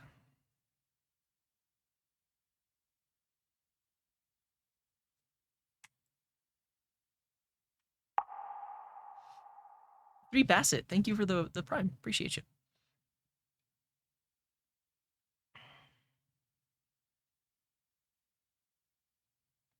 Form action? Using fetch with SvelteKit.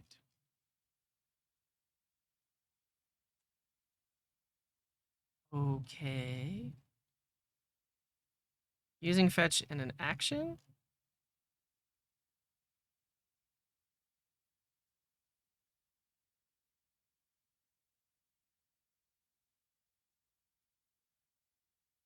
Yeah, I agree with that, Jicom Gaming, but I feel like there are certain people that don't realize that. There are a lot of people that just like, oh, we have the TypeScript types. Why do we need custom docs? Did you send a link stacking? Zero config type safety. Well, this I don't think that has anything to do with API routes though. But yeah, I'll take a look. Because we have the type safety on like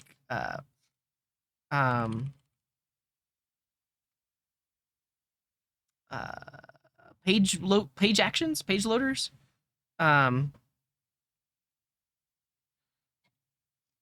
But we specifically want types, and honestly, like it kind of is a lot to ask for. Like fetch is generic, but basically what we're asking for is if fetch in the type definition for fetch, if it sees a request to something internal, it needs to be able to map this API YouTube channels to this, and then grab the return type from here, which is quite a bit to ask for, I think, anyways, without manually defining the return types. Yeah, there's nothing on this page about fetch. So, and Late Key, thank you for the bits. Lucky to be sick right before the weekend and gotta go rest. Thank you, Late Key. Hopefully you feel better.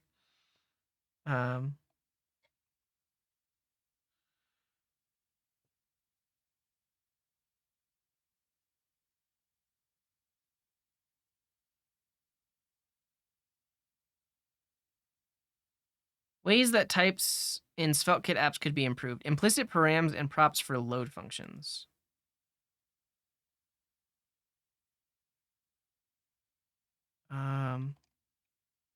It's a complicated problem, but Nuxt has solved it. Nuxt is sick. Like, if in Nuxt, if you look in the so if you put anything in the server folder, those are all nice little like Lambda functions basically, and then there's a built-in called useFetch that's fully typed. It knows about all the routes.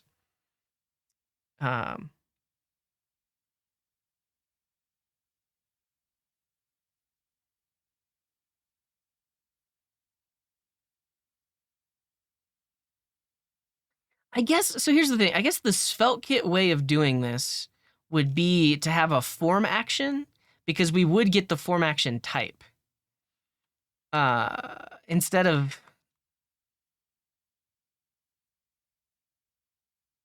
Yeah, I guess the other thing is we could do is like the return the type of the return type. Can we like export that or import that? Because get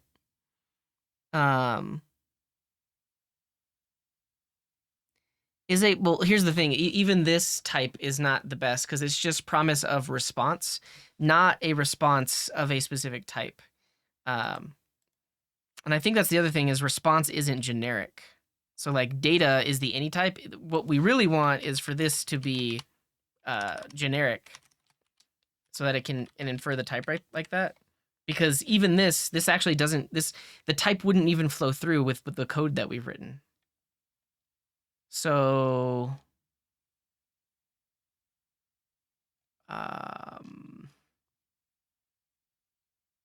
so I think I can search the docs all day, but I don't think we're gonna find anything. Yeah, because ultimately we're calling this function and data is the any type. It's not even passing that type through. Yeah, so if I want types, I have to use form actions.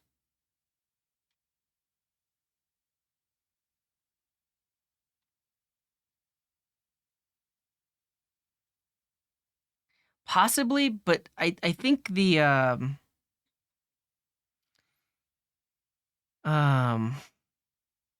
let's see, where is this?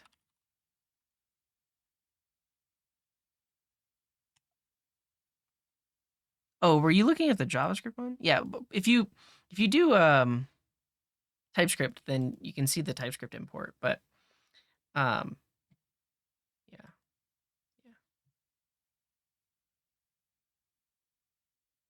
Yeah, we have our own internal way of well, not internal. We're using a library for translations. Basically, each one of these labels is defined as a translation token, and then you can overwrite it in any given language. This won't be translated because this is coming. Oh, cooking with CJ. Look at that. This is coming directly back from the YouTube API. However, okay, let's think about how we would do this with actions, and then rethink our entire life choices because yeah. So if we define, the thing is, we would need I guess we would need a custom action on create. So yeah, I think I just have to look into the svelte way of doing things because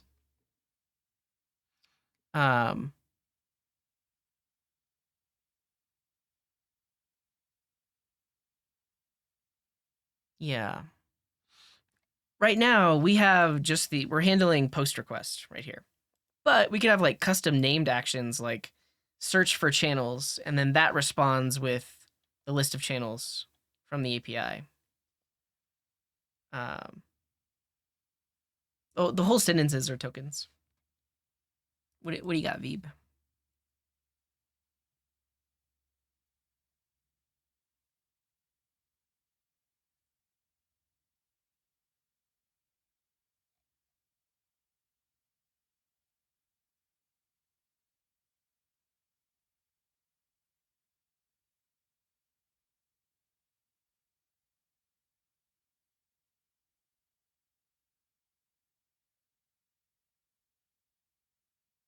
Mm.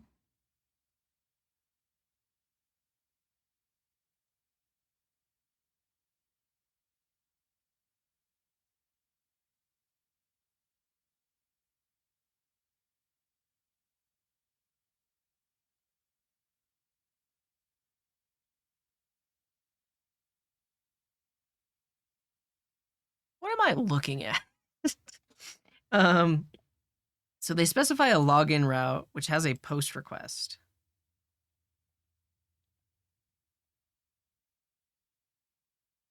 Yeah. Okay, so our options are to use and learn about form enhance. Which Oscar is saying will get us where we want to go, because that will allow us to query our API. Yeah, I don't think this is what we want, Veeb, because like they're not showing anywhere where they're calling it with fetch. Oh, I see what you're saying though. If we really want the types over here, I see. Okay, well actually, okay. I see what you're saying. We can actually, this is generic. So if I do request handler of this return type, which is schema search list response, that would give us the right type.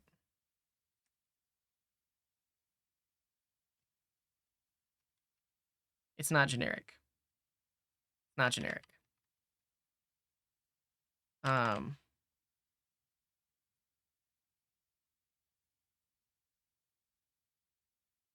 We want request event.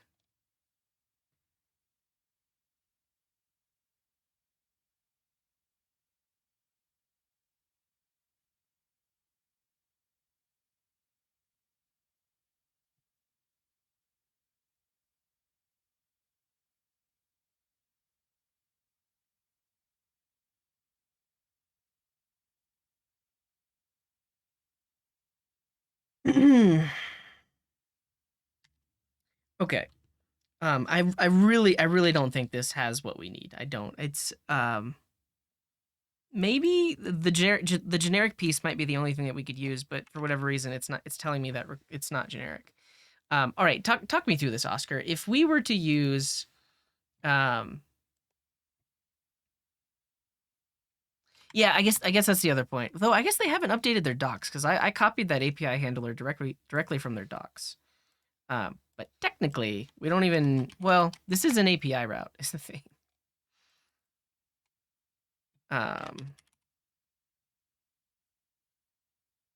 Yeah. So yeah, the type is automatic now, which is nice. That's good.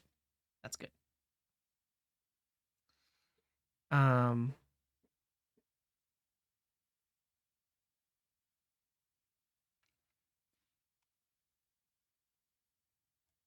but yeah, at least point me somewhere in the docs, Oscar, of how you think we would do this with form enhance, because I guess what you're saying is we would enhance the top level form, and uh,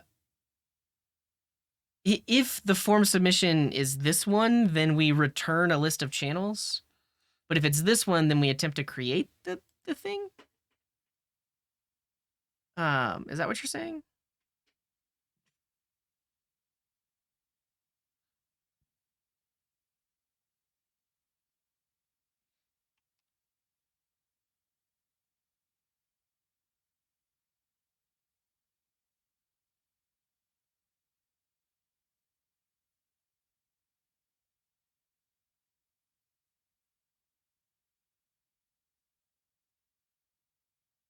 Okay. But I guess what I don't get is two different kinds of form submissions. And I think that's the other thing is like I can't really separate this out into a separate component if I want the form action for it. Like um or does it get typed based on the action here? So like if I say action create and then I import those types over here.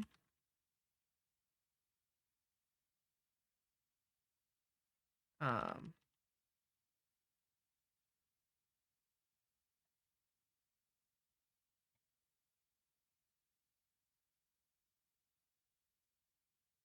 I mean, that's what I'm saying, Lamos. Is like I'm basically in like in why I'm being quiet so much is like I'm trying to convince myself that this is better. Like I'm trying to convince myself that like, um, okay, so just slash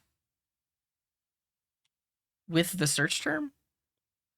Um, yeah. So here's the thing. I don't want a multi-stage form. I want it all on the same all on the same page. Um, yeah. There's not going to be multiple pages. It's all going to be on one page. And if we were if we were doing this with just JavaScript on the client side, basically by adding each channel, now that becomes part of the data for the form, the whole form itself. And then when I click create, I'm including the list of channel IDs in that post request. Um,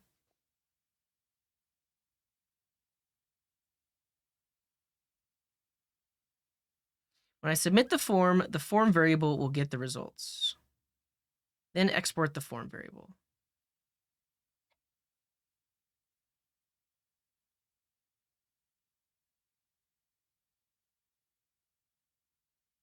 Okay. But okay, I think we have to take a step back though. This is a separate component. Will this work as a separate component, or do I have to move this code into uh, the parent component?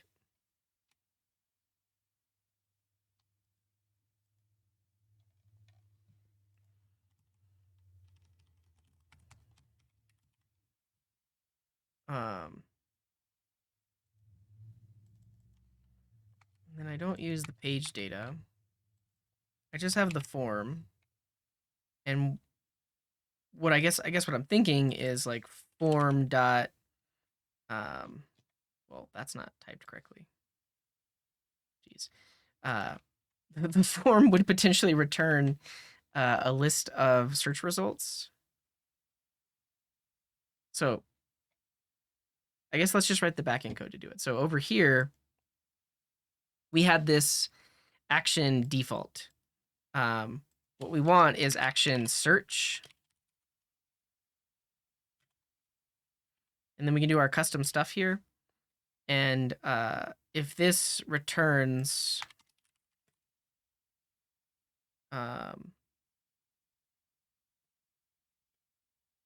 well, let's return an object that has a results property like this. And then let's look at their docs on like custom named actions. Named actions. Instead of one default action, a page can have as many actions as it needs. So in this case, I have search. To invoke a named action, add a query parameter with the name prefixed by a slash. Okay.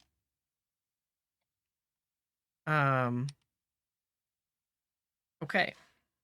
And then now, so we have search. Eventually, we'll add the code to call the API. And then over here,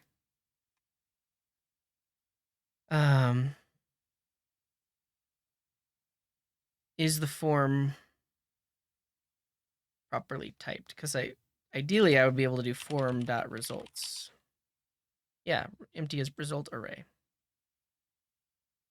Great. Okay. Okay. And then I need to just copy paste this code because I can't. I don't think I basically won't be able to. I can't call the API from in here.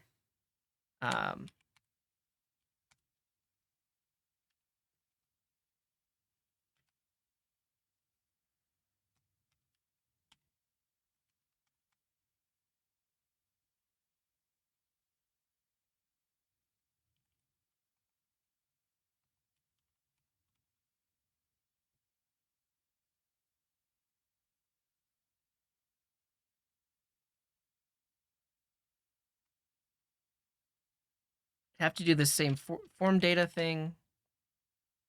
And then we'll grab the search term. And then from the client side, this input just names, yeah, it has a name of search. So we're going to grab that on the server. This doesn't need to be bound anymore.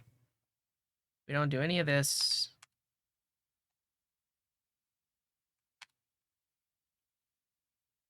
This calls search. We'll get back the results like that. And then really, we only show this if form.results is defined. So if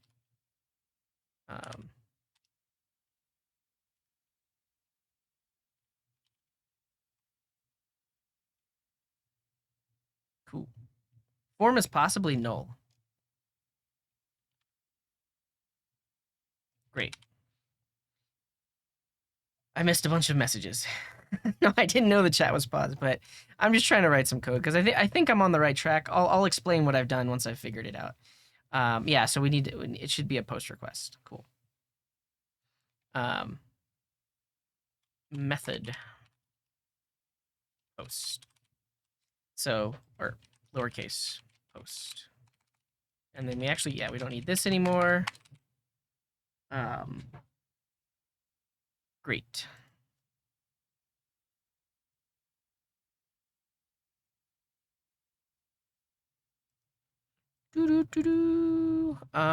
Cool. So now I got to keep copy pasting the code. So, all of this now gets defined up here.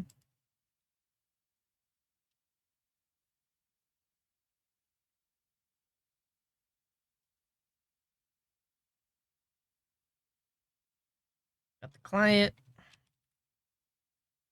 Why are you complaining?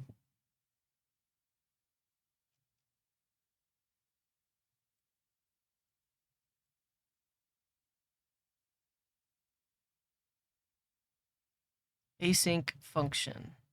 Async function.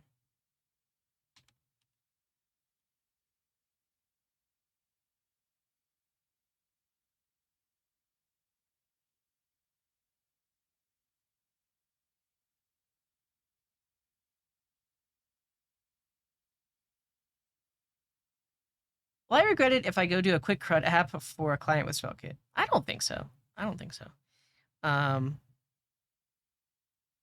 Oh.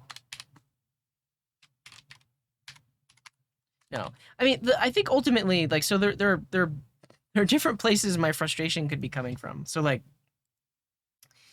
I am constantly thinking about the fact that we are locked into SvelteKit if we write the code this way. Like, you can't have another, like, you can't have an iOS app or an Android app calling these endpoints.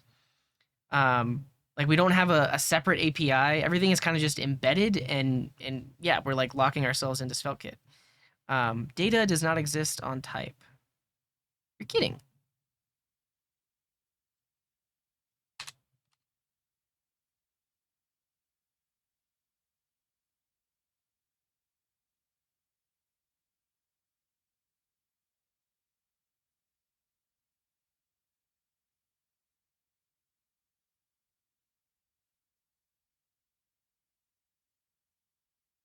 So I defined the client. I guess I'll do it in line. And then it doesn't like this anymore for some reason.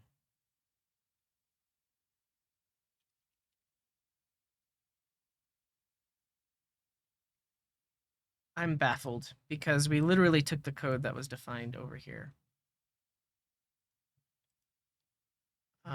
Oh, there's no query anymore.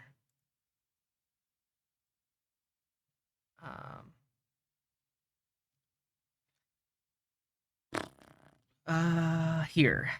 Here. Yeah, well.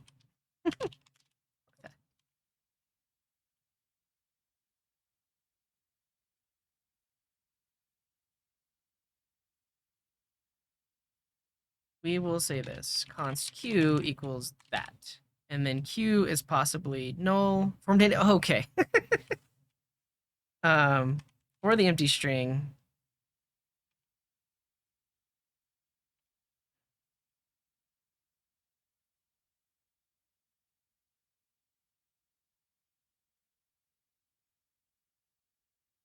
form data entry value.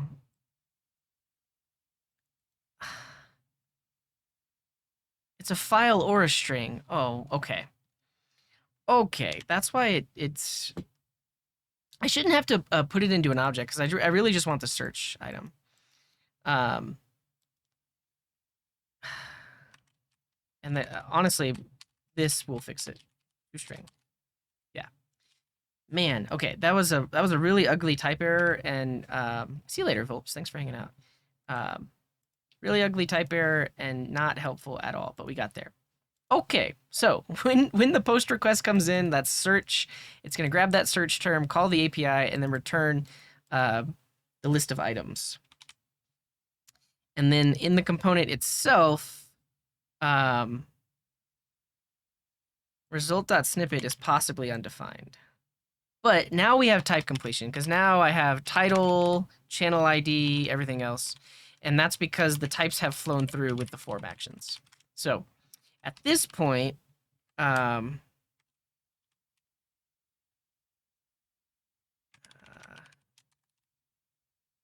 I search for cooking and hit enter, post method not allowed, no actions exist for this page.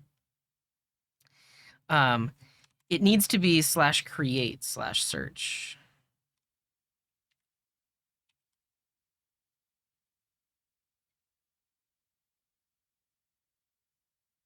And then we're getting an error. When using named actions, the default action cannot be used. Okay.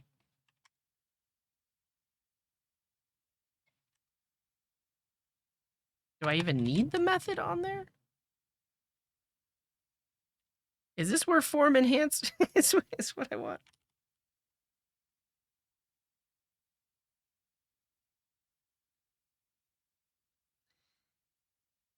Yeah, I think at this point, this is where I do the enhance thing because we don't want a full page reload. Yeah, so we want enhance. The reason I wouldn't use it is because I'm new to Svelte. This will be my very first form enhancement, and I'll be honest, I don't know what it's for yet. So let's do this.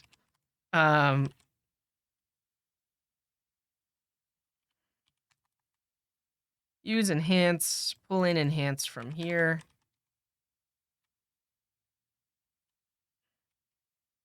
So that'll prevent the default action.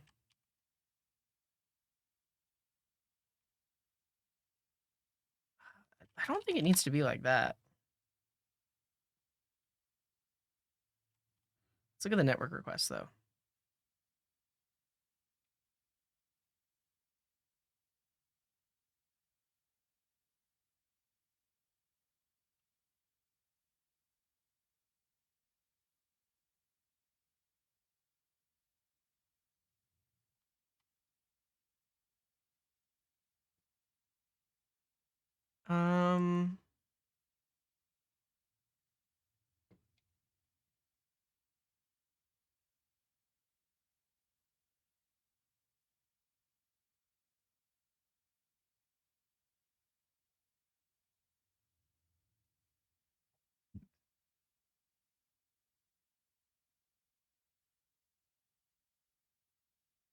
So there's a whole lot of question marks here. Okay, so the first question mark indicates that this is going to be a named action. And then we have the path we're going to be making the request against, which is create. Look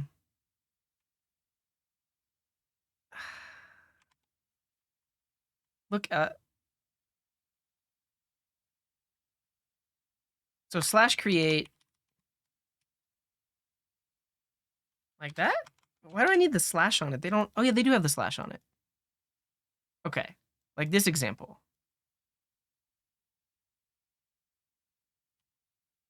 All right. Yeah.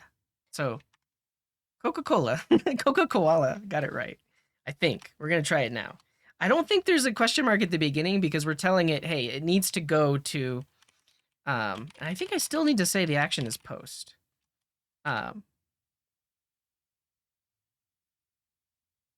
Oh, it defines that for us, I guess. But yeah, it needs to go to slash create because that's the post request, and then it's a named actions search. So if you look over here, this is routes protected create. So this would be slash create, and then it has the named actions search.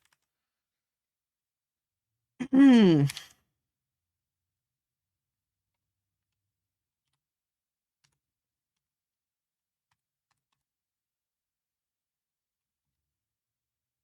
Hmm. Hmm. Hmm.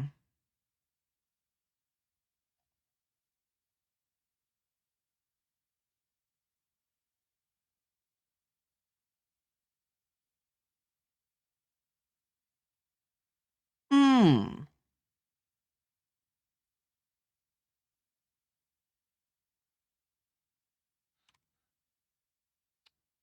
Um. We need the action post, or sorry, the method post.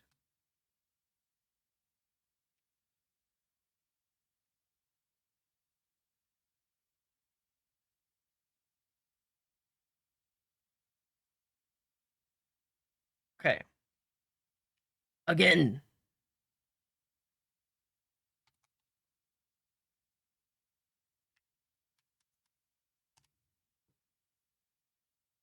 And for now, name the default to anything.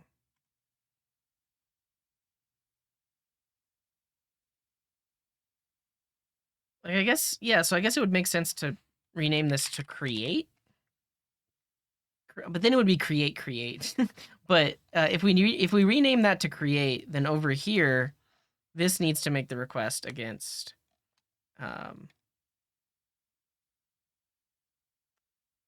yeah, the action was default, but now we can do the named action.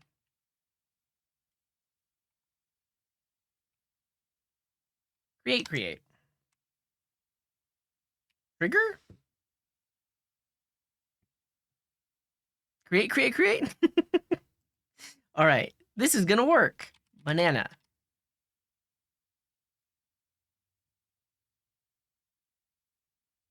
Something happened. Something happened. What? Okay. Cooking. So we got, it's doing it. It's getting back the results because it's enhanced, and then results is this thingy. Why is this complaining? Property form is missing in type but required. Listen. I guess we pass the form down instead of importing it.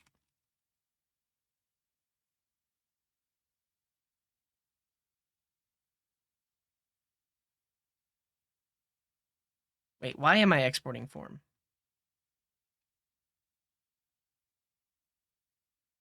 Yeah, I'll take a look at the logos before I end today, Amasil. Thank you.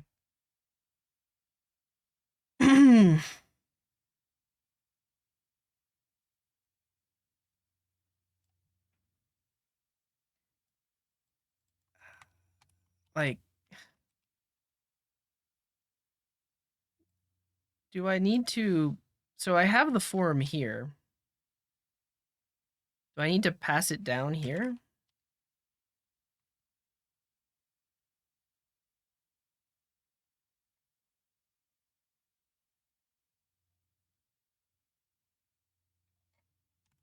Is oh, it's working.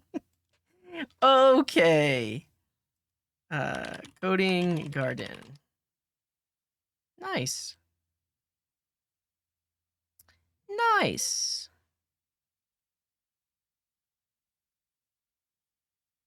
Okay. And the outer form should still work. So wait, what list do I already have? So if I create a new one for JavaScript tutorials.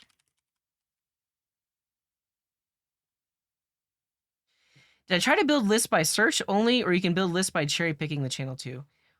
We have a lot of work to do. Let me describe what will happen. While you're creating a new list. So I'm creating a list called JavaScript tutorials, all my favorite channels for JavaScript tutorials.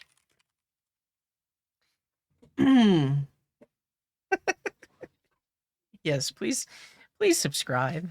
youtube.com/codinggarden. So I'm filling out my form here, and then now I want to add channels to this. So for instance, I would search for like Coding Garden, and then there's going to be a little plus button here. I click it, now it shows up here, and then maybe I search for like Traversy Media, and he shows up, and I click the plus sign here, and it shows up there, and then I search for like West Boss, and then he shows up. I click the plus sign, and now I've got multiple here, and then when I click create, all three of those channels are now going to be associated with this list that just got created. That's what we're trying to implement. We're kind of just we're stuck, not stuck, but we've been spending a lot of time trying to figure out the SvelteKit way of doing it and getting type safety.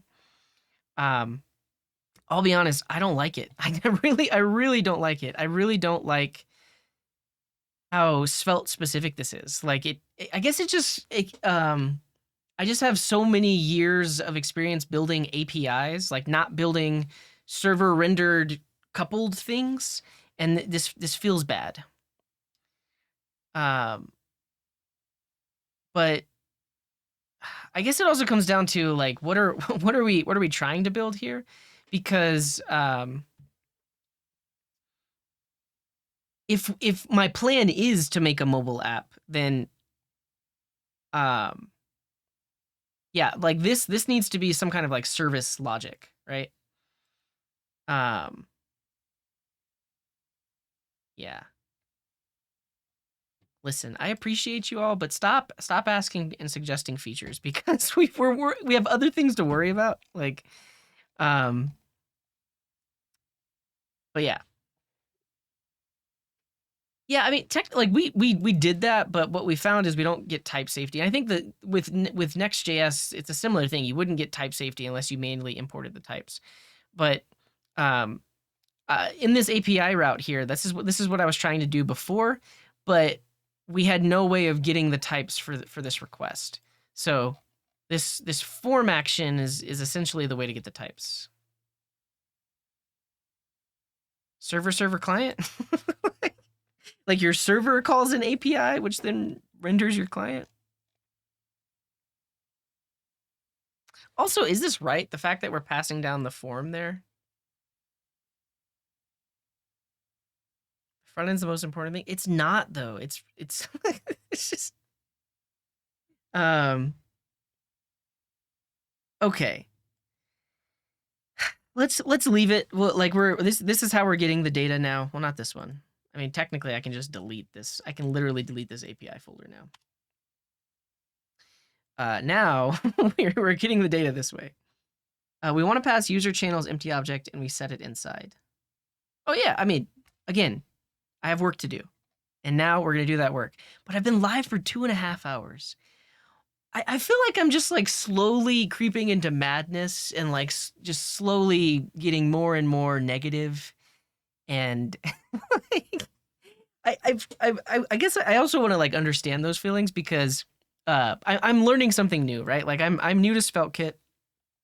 All like everything we've done today is new to me. Like the named actions thing, the way the types work and everything else. But there's a lot of but yeah, and I think the same thing. Like so when we were trying to build a similar app with Dino, and Fresh, it's just like yeah, does it make sense to do these things this way? And I don't know if it does. I feel like the kind of app that we're building right now actually doesn't benefit that much from SvelteKit. Like it would make a lot more sense to have a separate API and a separate front end.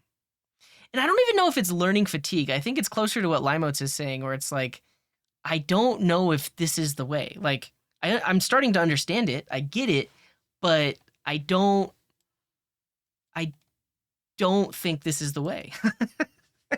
It's not the way. It's like, sure, like we can make it. Here's the thing. Like if we were full-fledged SvelteKit, like everything we're going to do is SvelteKit, great. We're going to build this whole thing with SvelteKit.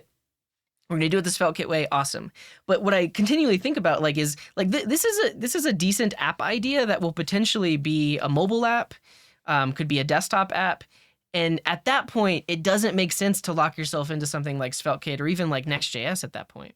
Like at that point, it makes sense to have a separate API because then you can build separate clients, and all of that. Yeah. And I would say like I'm not saying that it's my way to go. I'm saying like for this app, that's what it would make sense to do. So the way is to create a service and use it everywhere. Yeah, so I think that's the other point, right? Is like basically we extract this little bit out into a service called channel search. And the only thing we pass in is queue. But we would essentially have to duplicate that because if we wanted API routes, we could then call that service. Yeah.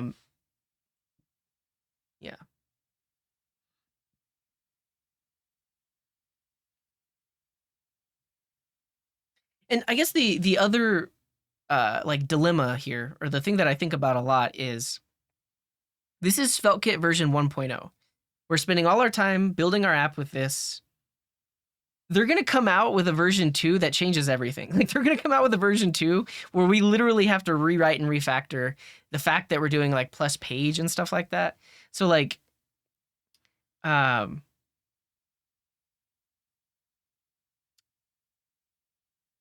that's the other thing that's like constantly at the back of my mind, that's like, all right, we're going to do it this way, but eventually we're going to have to change it.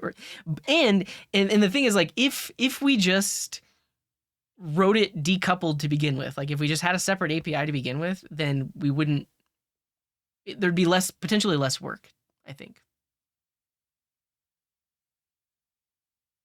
Yeah, so I guess I'm making a lot of assumptions that these jumps that I'm making, but yes, the way that and how I was like the old way, like the way that I've built most apps in my career is a separate API and a separate front end, like and no server side rendering, basically.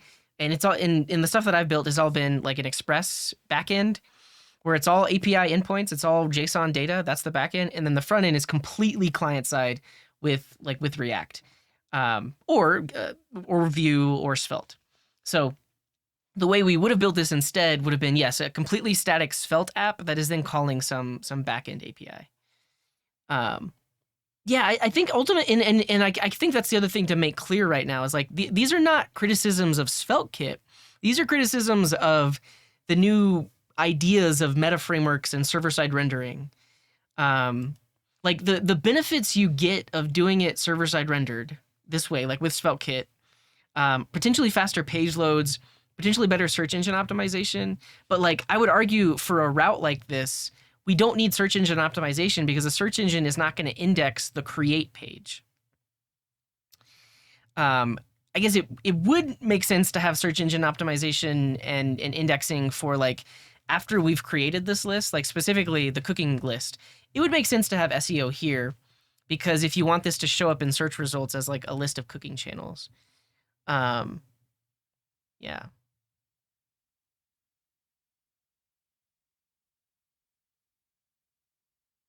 But I think, but honestly, that it just makes me think of like Nuxt even more and how Nuxt is doing things. Now, Nuxt still needs some work, but the fact that you can define API endpoints, call them in your components, and then it just does the right thing. It's either server-side rendered or it calls it from the client, and the types flow through.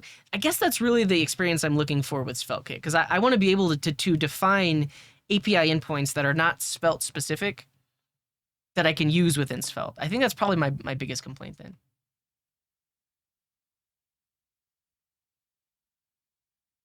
Would I recommend Svelte for someone who has worked with React and Vue for the last few years? Sure, yeah. It's easier. I mean, ultimately, like, I don't like working in React because it's so much more code. It's a lot more manual. You have to manually, if you're like with the hooks API and use effect, you have to manually declare your dependencies. If you want to change a state variable, you have to manually call set update. If you want to change something deeply nested, you have to manually copy the object. So React is like very manual. With Svelte and Vue, you just change things and they just work, and you don't have to like have dependency arrays and stuff like that.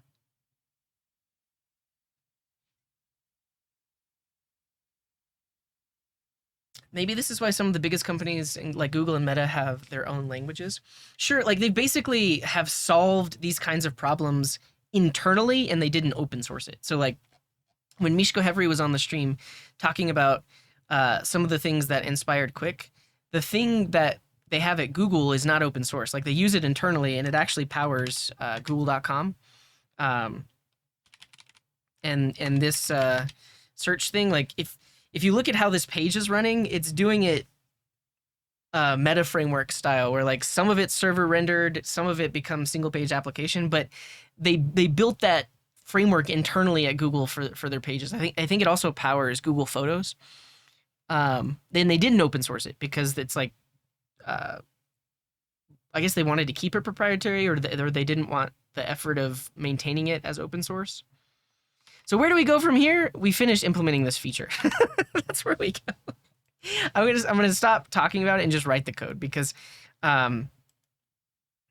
But I think ultimately the reason this gave me pause was because like everything about this is just telling me this isn't the way. Like this, everything about this is just telling. It's like all of the lessons I learned that eventually got me to creating separate APIs and separate front ends. Um, all of that's like screaming in the back of my head, and it's like there's potentially a way to do it with SvelteKit, but it's not like the main way. It's not like the recommended way. Okay, let's get this working. So our backend responds with all of the lists. I think what we're gonna test really quick is, can I just create a list standard? So like JavaScript tutorials. Yeah, I think that's what we probably need to do is we need to do some refactoring. Like any logic that is not specific to SvelteKit needs to be in a service. So that way, if I ever want to create an API endpoint, all I'm basically doing is wrapping the service. So all my favorite JavaScript channels.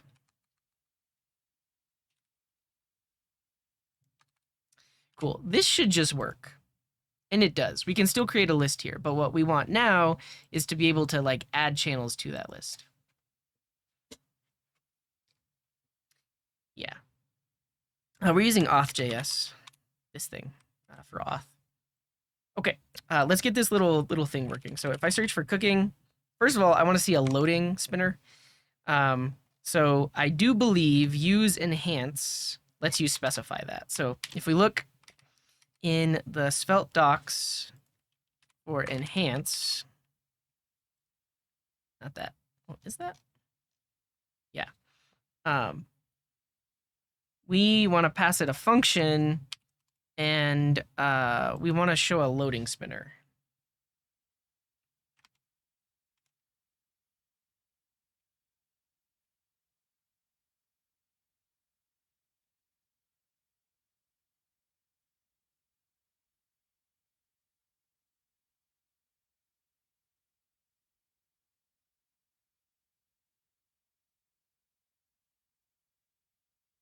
Result is an action result object. Update is a function which triggers a logic that would be triggered if this update wasn't set.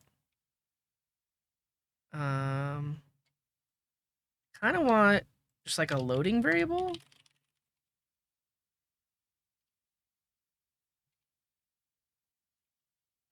And then in here,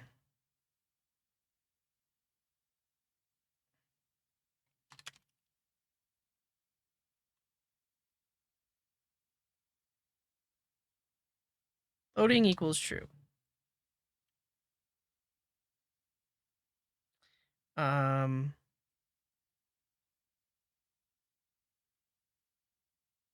And this runs with the result. So if I do I return a function that's going to run when we get the result back, that's when we set loading to false, I think. Like that.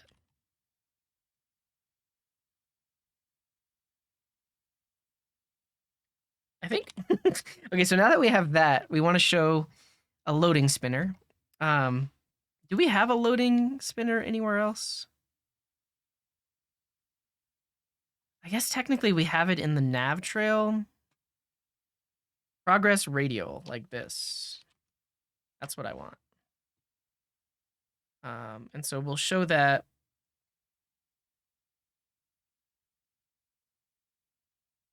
here.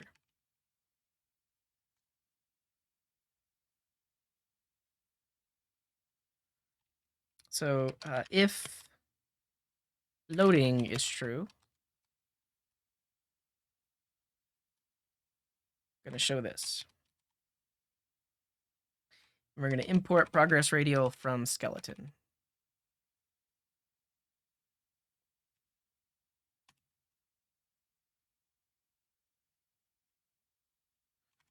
Great. Will this work? Nice, I guess. I think I got rid of the return values. I think I still need these.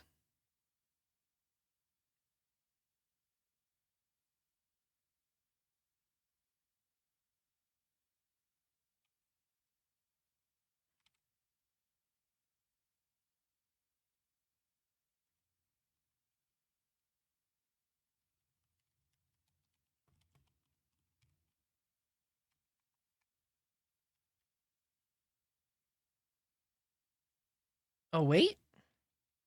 I don't know what we would be awaiting though.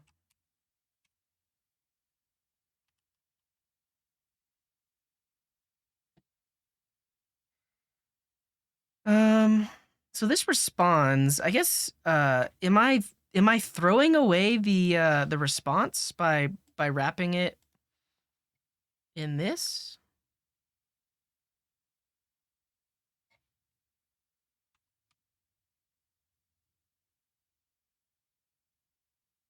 Result, success, data, results.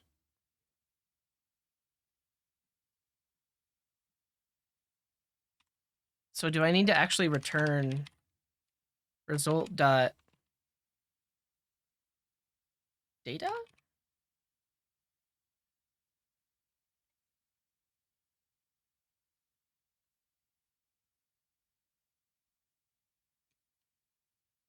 Apply action? Is that in the docs?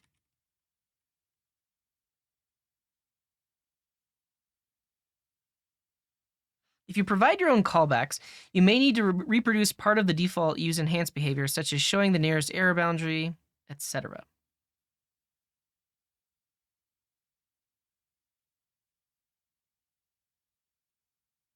Oh, I guess, I mean, that's honestly, that's probably what I want.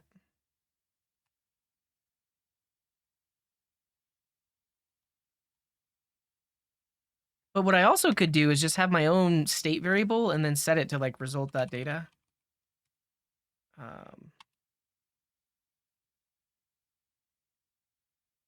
Okay. But this, I want to do this because I want it to handle everything else that it's already doing.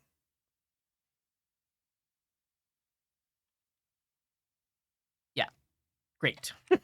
Great. All right, let's change how we render out these channels.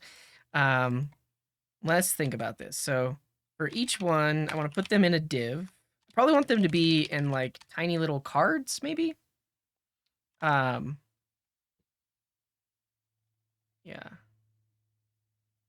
Well, I would say, like, again, I think that's a little bit misplaced, Zeros, because this isn't Svelte. This is Svelte Kit. And we're like I'm hiding a lot of the benefit of like why else you would do this, right? The main reason I'm doing this is because I want to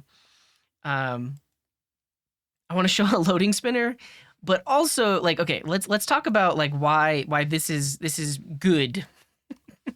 Let's talk about why why and when you would want to make requests from a form this way. Like the fact that for one, types flow through. Like the fact that I can define what's returned here and then I just get access to that over here on the form and it's fully typed. That's awesome, right? Like there are other ways frameworks implement doing that, but that's what that is going to give me. I guess the other thing is like we're using the browser's default behavior of form submission, right? So like instead of handling it with JavaScript directly, the browser is submitting the data on our behalf. Now, because we used form enhance, we kind of get like a hybrid submission here.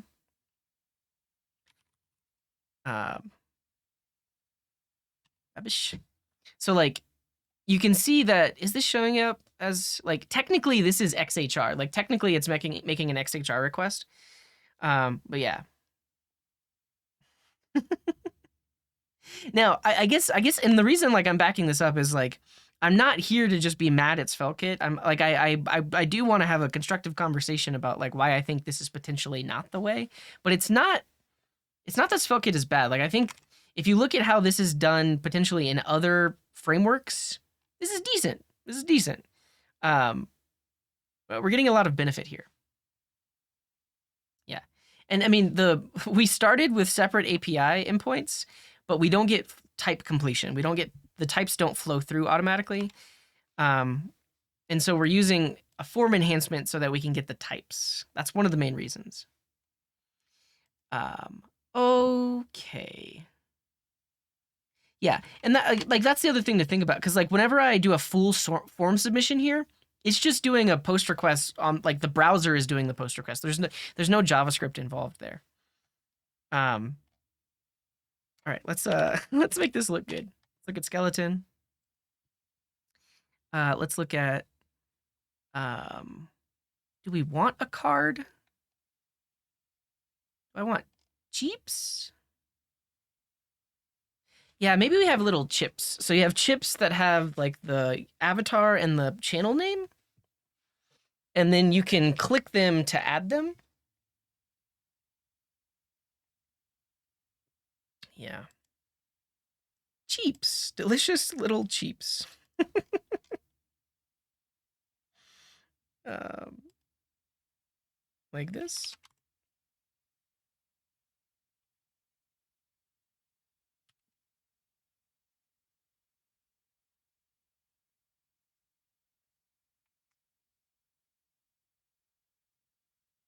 Here we can have result dot snippet dot title.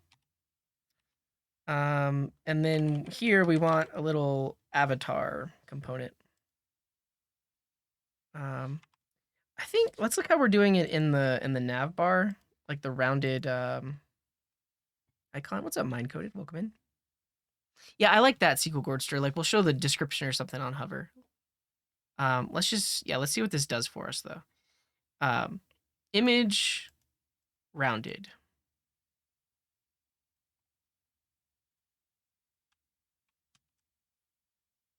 I feel like maybe we should extract this into a into a component, but we didn't like the built-in avatar component for some reason. And then maybe we do like 2. And then right here, we do result dot snippet dot thumbnails dot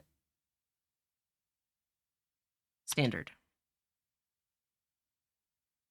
And then the alt is going to be the channel name.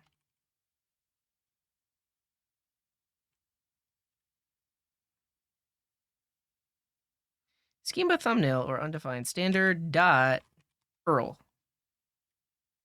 Okay.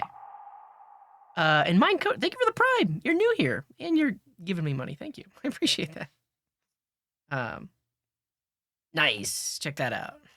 Nice. I'm curious why. Looks great. It's so good. It's possible that we don't have a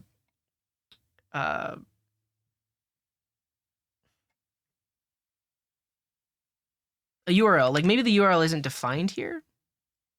Maybe I just want default.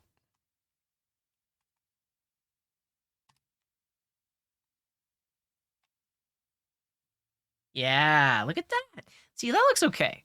That looks quite all right. And then like you click this and it'll pop up above it. We want them to be a little bit bigger. Yeah, so like 4 maybe. Even bigger? Yeah. See, this is decent. This is decent. It might have verified, yeah. So I think the best place to log it would be like right here.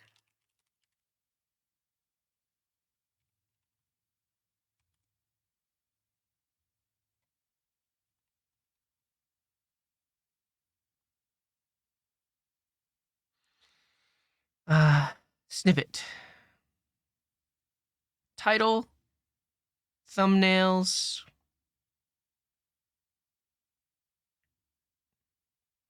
The thing is, I don't think I want to do a grid because the names of the channels are varying lengths. I guess if I made it 2 columns, then it would wrap them automatically. This actually looks pretty good. Yeah, it's actually funny how close we were to just having this.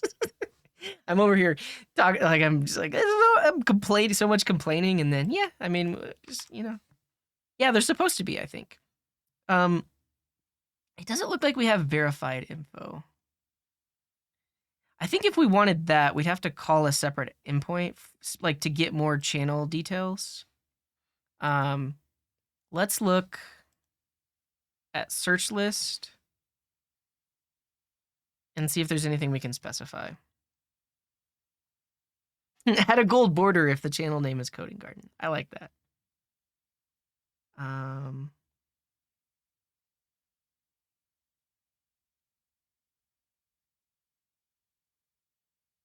Is it under ID? I don't think it is.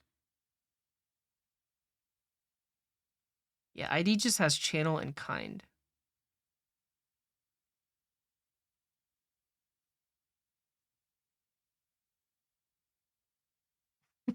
Pay to show up as verified. Yeah. The API that we're calling is technically free. You get a quota from YouTube. But I think here's the thing. I think we would specifically have to call the channels endpoint on each of the results to get more info. Because status I think has like verified inside of it. Let's just see as an example. So let's say we want ID, snippet, and status. All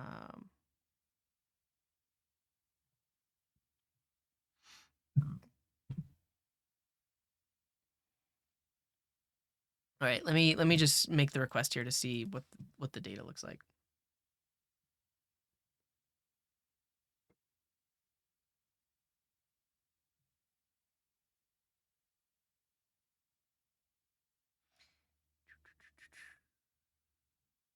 No filter.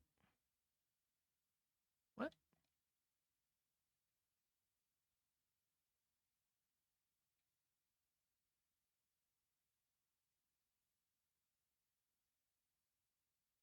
Oh, I need to specify the channel ID.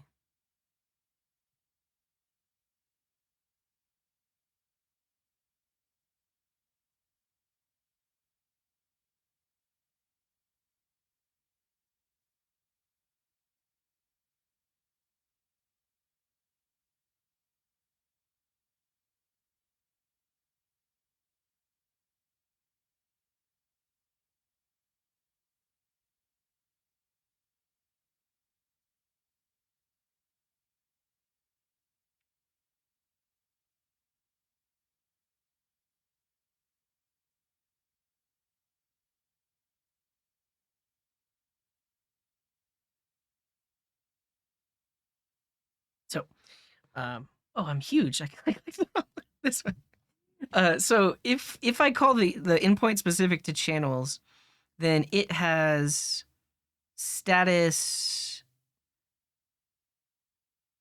public is linked. I don't even know if we can get verified from their API. Oh, well, I'm not going to worry about it for now. This is fine. Let's just work on the styles.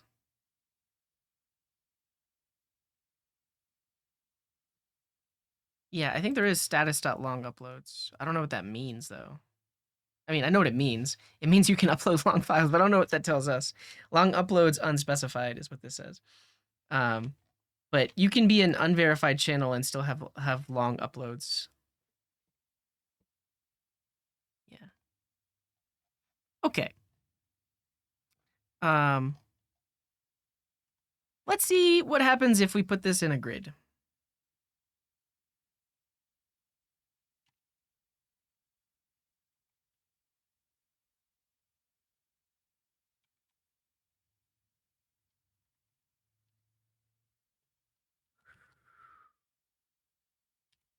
Grid. Grid. 2 columns.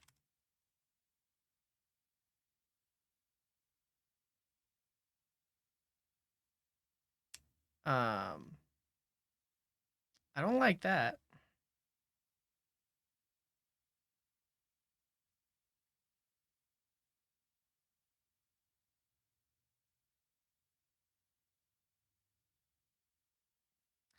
I guess I want the text to wrap. How can I tell the text to wrap?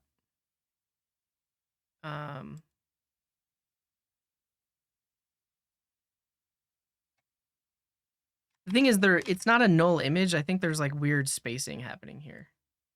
Like if I just do a one column layout, yeah, you can see all of it there. Like it's, yeah. I think this more so in Zabath. Thank you. Thanks for that gift. I think this more so has to do with how the styles for chips are defined over here, because like they don't wrap. But maybe I don't want a chip. Maybe I want a list. I probably just want a list. I want a list. Um,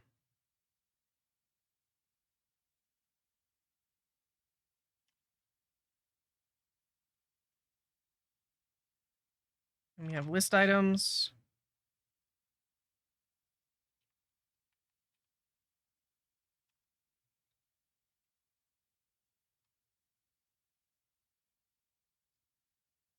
That's pretty good.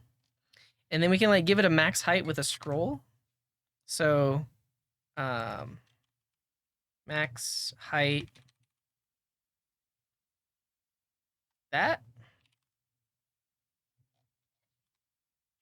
Overflow Y auto. Nice. It's happening, everybody. It's happening. Why is everything so narrow? You know, we could fix that. We could definitely fix that. I do want to add some, I guess, margin around this whole channel selector thing. So I think I'm gonna do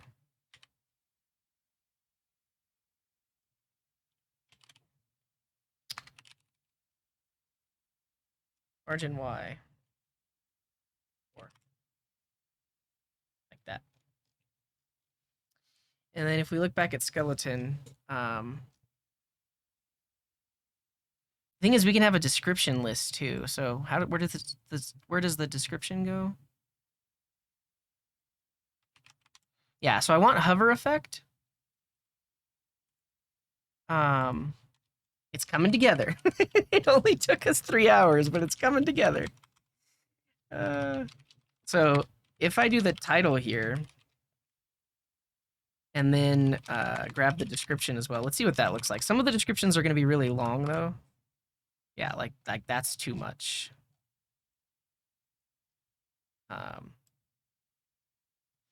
That's too much.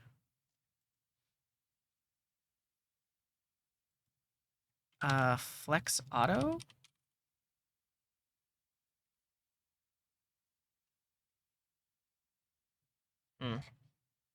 Truncate it. I really don't like UIs that truncate things. I mean, we could do like a truncate with a read more, but I kind of want these to be like paragraphs.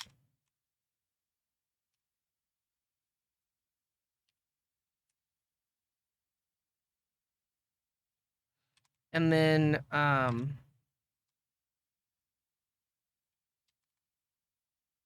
now this really ruins it. Like the moment we add extra stuff, like I can't see the icon anymore. We do want this hover effect though.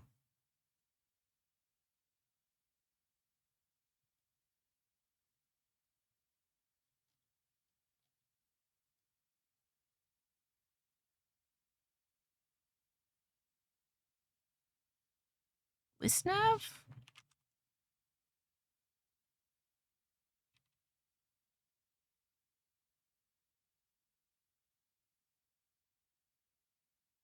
No, not that. Since we don't have instant search, we can have a search icon to trigger it. Yeah, so I think that's the other quality of life thing is we need a button that they can press because they may not know that they can actually search for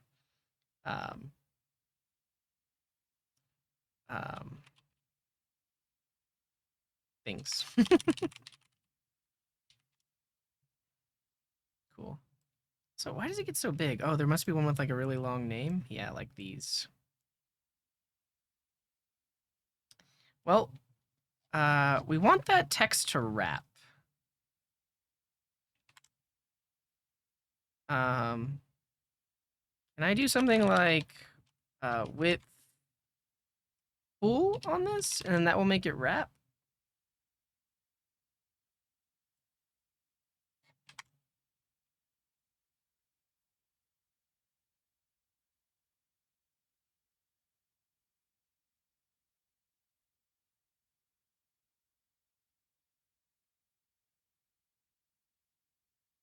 Well, I guess it's just text in a span, so it should auto wrap, right?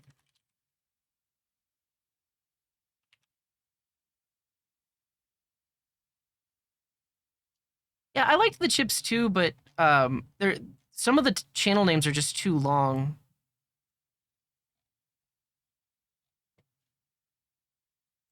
Line clamp. Yeah, but I think someone had the suggestion of just doing a tailwind hover class to highlight active state. We recommend conditionally applying a background color to the anchor tag. Yeah, that's kind of what um, Two Fox is mentioning. So like on the list item itself.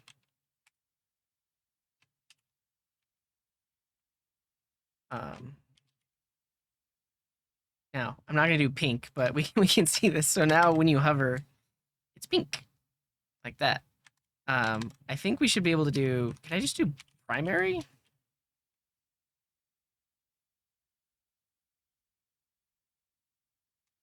like that? And we can also do cursor pointer.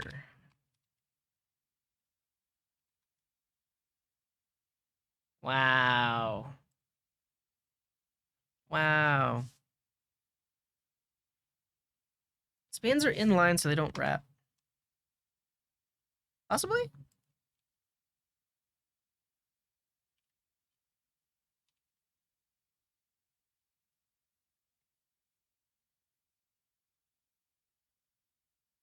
Yeah, the like I said, the only issue with chips are some of the channel names are just way too long, so they're gonna overflow. I guess technically, if we just wrapped the text, it would be fine inside the chips.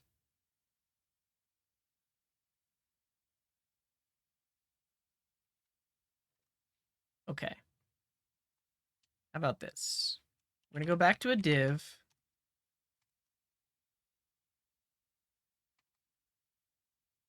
Um, has divs inside of it that are chips.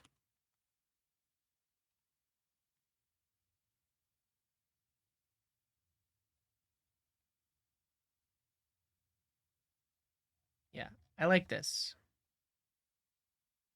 Um, I guess the main issue here is just it just looks so weird because they wrap, right? If um yeah.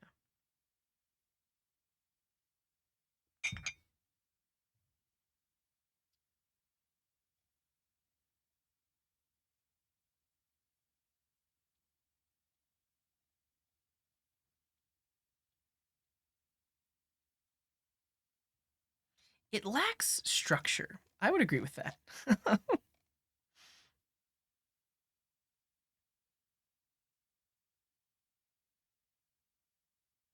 I'm not gonna worry about it too much. Okay. List on the right side of the page a card that updates the channel art and description. The more info as you hover. Um, yeah, I mean that's almost. I almost want them each to just be a card, a full-on card, one per line, and then that has all the info right embedded in it.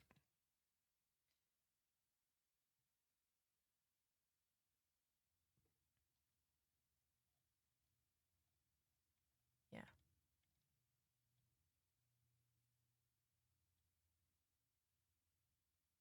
yeah, because then we can show. Well, I don't know. I don't think we have. Do we have subcount? I don't think we have subcount. Um, if we want that info, we probably have to call the separate endpoint. Yeah, we just have title and description.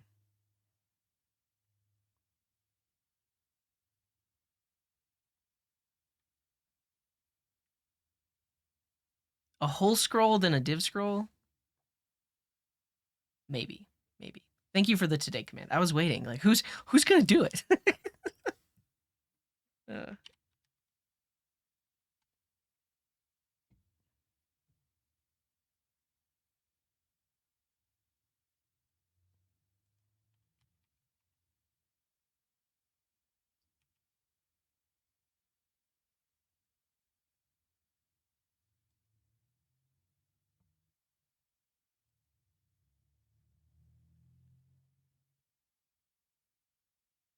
what's up, Noko? Welcome in. Cool. Uh, congrats to Origin. They use the command to figure out what we're doing today, and I appreciate you. Okay.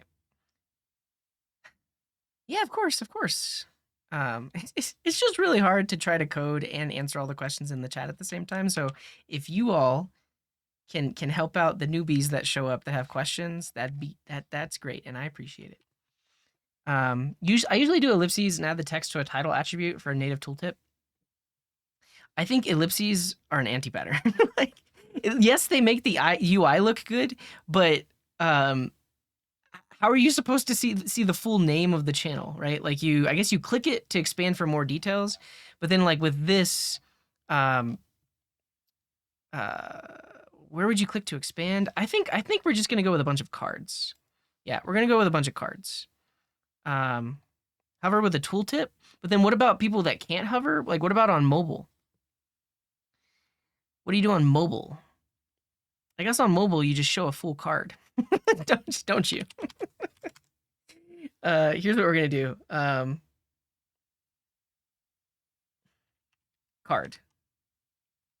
And then like there's no hover here. We're just gonna literally have a button that says like add to list.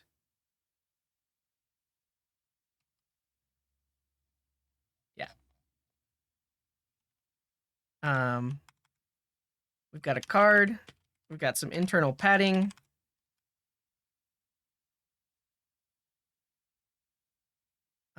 We want the title to be right next to the name.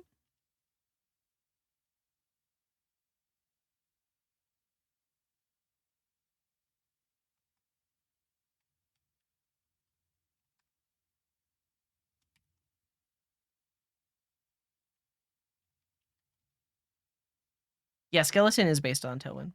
Why is that wrapping?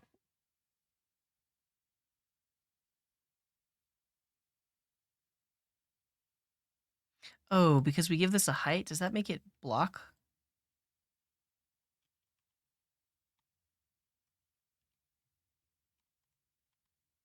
Yeah, that's what I want. Cool. We'll do a little bit of margin right.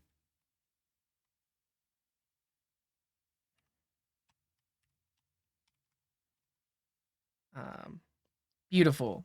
And then below that, we'll put the description. So below that, we'll have a p tag. And that will have the description. Nice. Nice. And now at this point, we can make this even bigger. Nice. Nice. And then the paragraph can have a little bit of margin top.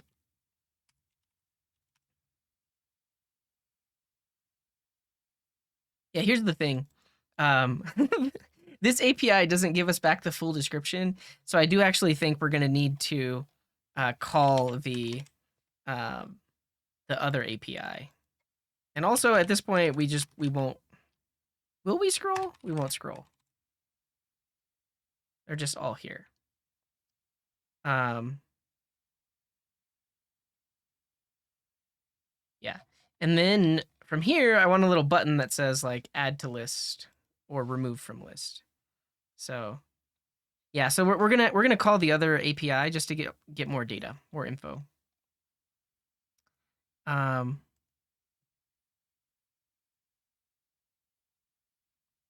do I do this? What's going on here? Is it just a separator? and I guess I just do it myself. Like have a div. Is it a slot? I feel like their new docs are I feel like they're a bit more lacking because like I want to know how do I make that? How do I make that? But then when I look at the code, it's not that. It's like the simplest version possible. Oh, you're right. So yeah, footer class card footer. That's it then. That's it.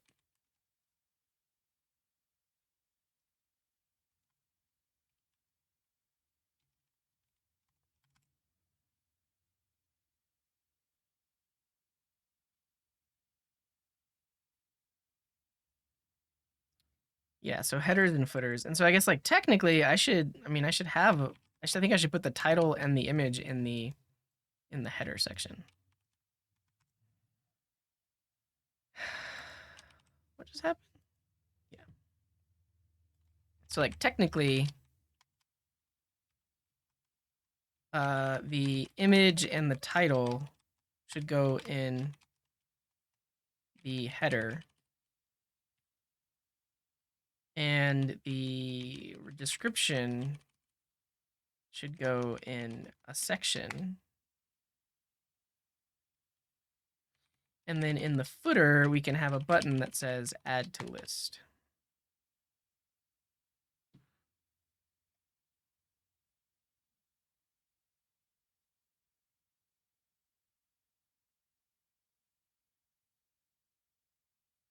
At this point, it would be really nice to have some icons. We got rid of our icon library because it was a bit broken. I'm just going to put the plus sign for now.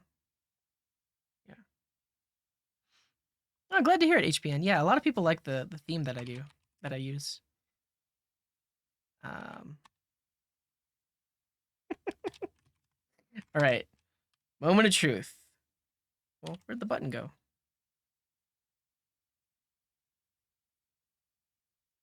Why is there no button?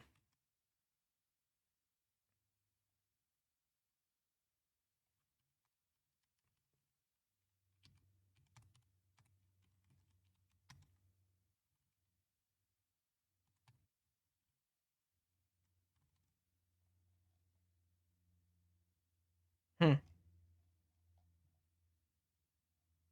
Hmm.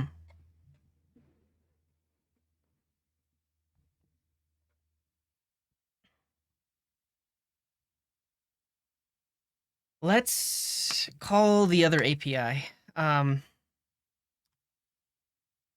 get more info. So in our backend route right now, we call to get the search results, but now we want to get more info about each channel. So I want to do something like client.channels.list.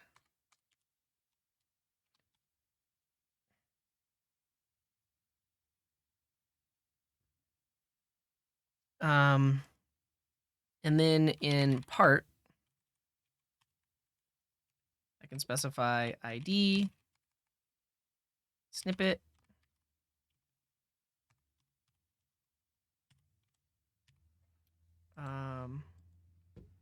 I'd love it if you told me what all the parts are. You don't, so we'll look at the doc. So there's this separate endpoint for channels. We can get branding settings.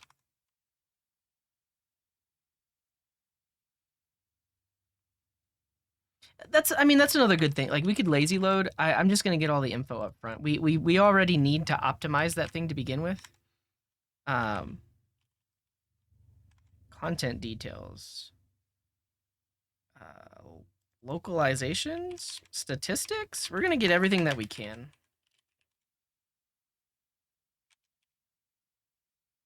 But yeah, you're right, Dr. Phantom. I think it would definitely save on the API quota if we made a separate request for each one when they clicked expand.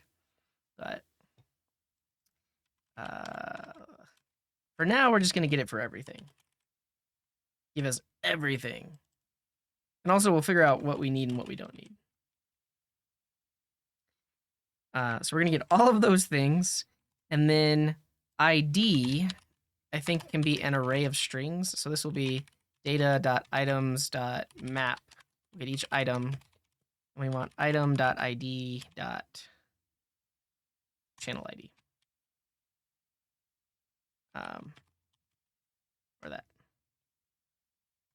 So we specify we want all of this. We are passing in all of the IDs.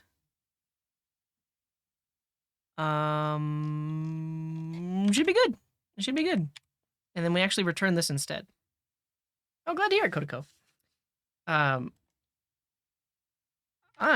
having a heck of a time working in SvelteKit. I mean, it's not horrible. It's just learning new things.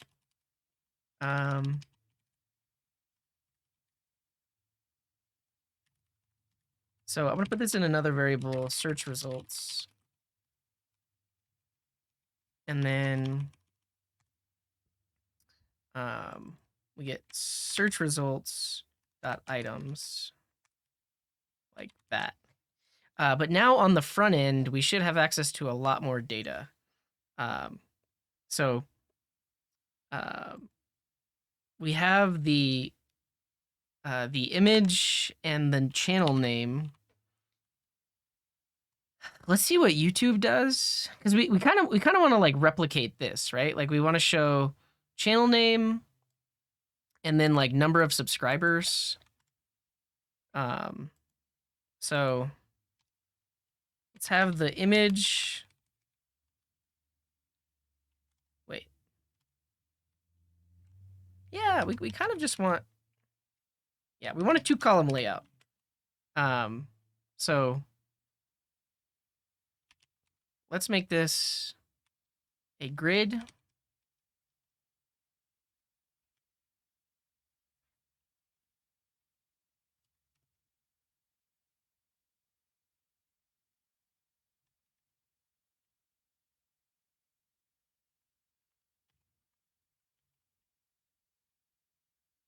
How do I specify? Okay, column span. I want two columns. And then that there, and then on the right-hand side, we'll have the title on one row. Right below that, we'll try to have the subscriber count.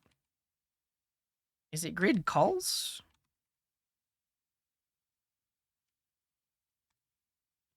Grid call, there we go. Grid columns 2, give it a gap. But below that, ideally now we can get these statistics. Statistics dot subscriber count. Let's see what happens. Internal server error. Coding garden.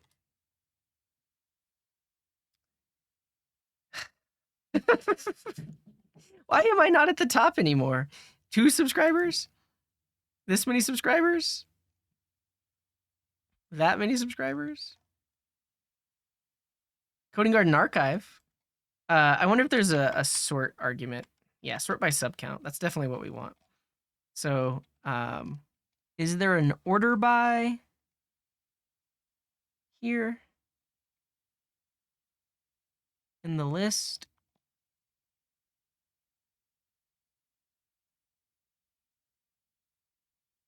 Category, for username, ID, mine. Retrieve localized resource metadata for a specific application language. Max results. Oh. Did we not? I don't think we did max results.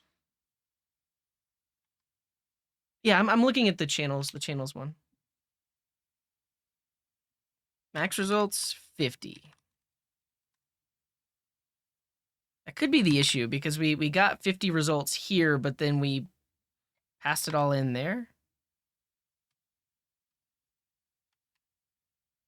Well, it's not. So we call search first, and then once we get that back, those results, we have to call channels to get more details.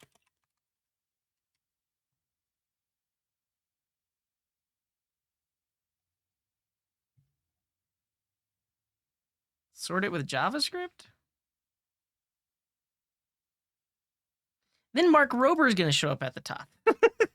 Like, I really like the sorting that we got back in the original results, but this doesn't have that sorting.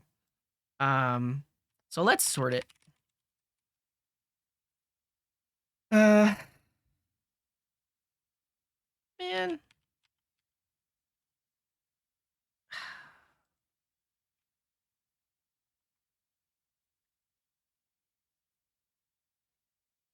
Also, why is Mark Rober showing up for Coding Garden? Like there's some like really irrelevant results. What if we only get back 10?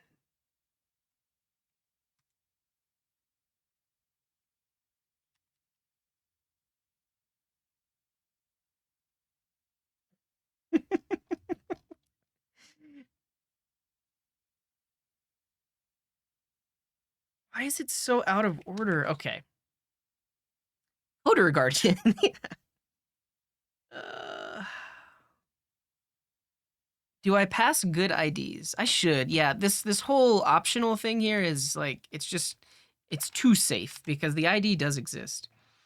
All right, here's what we're gonna do. Um,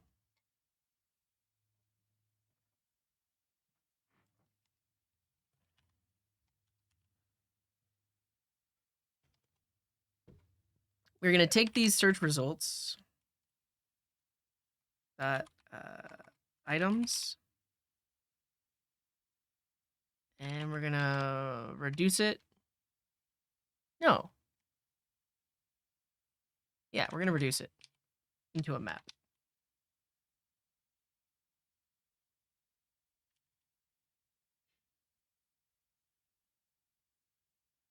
Map? Yeah. String any for now.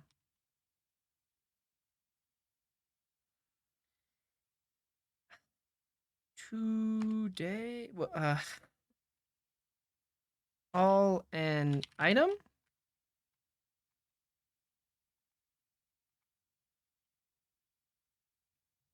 All dot set item dot id dot channel id with item. Now, what is item? It is a schema search list response dot items. A schema search result array.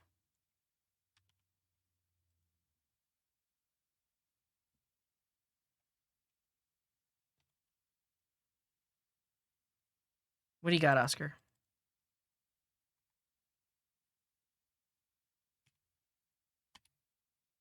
Oh, I figured out how to get the types.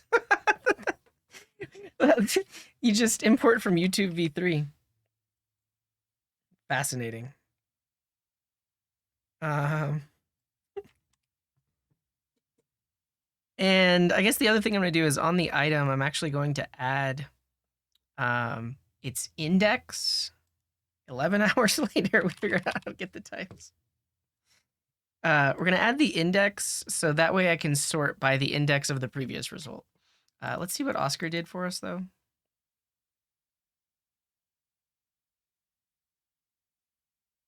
Oh, number formatting. Sure. Let's go back to API routes. Yeah, that's probably a better way to write it, but it's like, why would these results not have a channel ID? You know? You know? Okay. But we also want to set the index. So we're going to put the index, which is a number, and the item, which is that. So we set the index and item. All right. Now, the whole reason I did that is so that we can sort fairly quickly, because now I'm going to do data.items.sort. We get 2 items, and we want to return by id.get a.id.channel id.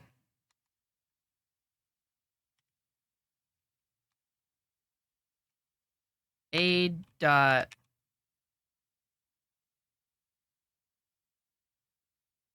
is it really just that?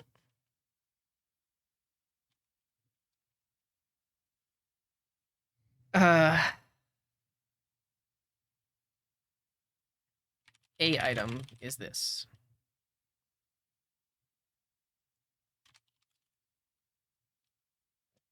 If a.id and b.id, we're going to do the logic. Otherwise, just do nothing.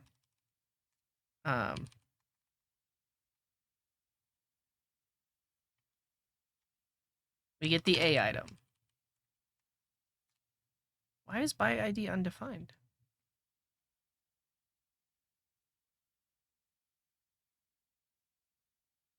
Or an oh, because items is possibly an empty array.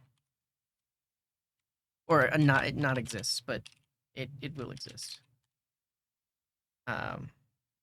Cool. Okay. So we get the a item, we get the b item, and we want to return a item dot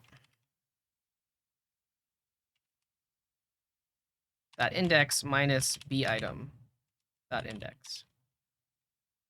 We'll say if a item and b item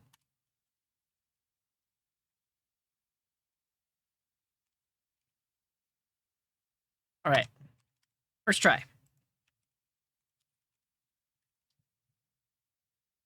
Nice. That did not work. Maybe I want b item dot index. Wait. Oh, good call. Good call. That did nothing, but that's why, because I didn't specify the other one. This is either gonna be in reverse sorted order or perfect. Look at that, it's perfect. It's perfect. Coding Garden is first. That's what I want to see. If you're wondering what I did here, basically this array I wanted to maintain the same sort order as this array, and in order to do that, I first grabbed the index of each of the items in the original array, and then use that index in the sort comparison function. And the reason that I put it into a map is so that I wouldn't have to search through the parent array every time during this sort, because that would be really, really bad performance if we had to search through the previous array. That's 50 possible things twice for A and B for every sort comparison. Thank you. Yeah, I don't need that anymore. Good call. Yeah, so I'm storing it by ID because I need to be able to look it up during the sort over here. That's the reason I'm storing it by ID.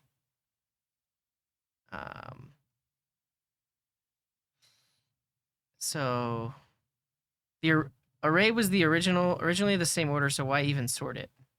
Because it was not. It was in the wrong order. It's in the wrong order. But now if you search for Mark Rober, he should show up at the top. Yeah, great. All right.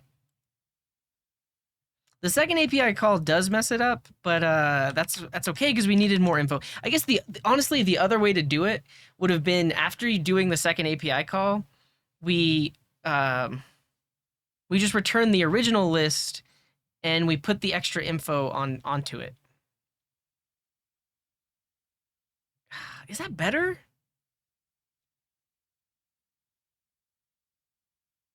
I think that's better.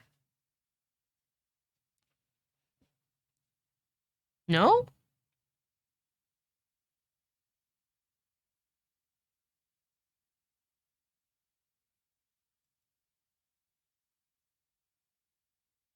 No. Check it out. We can say results is going to be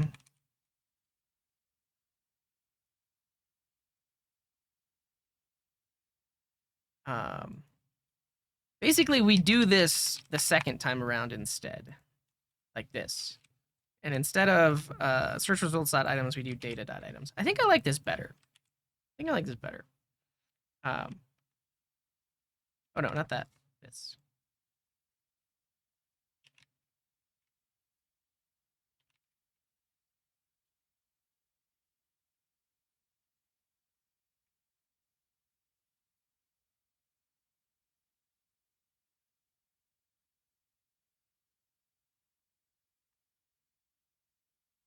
And this isn't a schema search result. This is a what? Channel list response.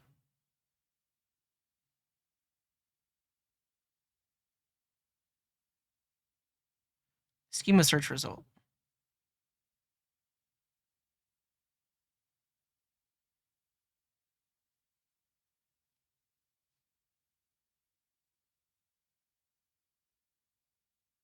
Schema channel is what I want. Like that. And now this is the new thing. Where now that we've sorted those by ID, we can map over the original. So we can say search results dot items map. We get each item, and we return by ID.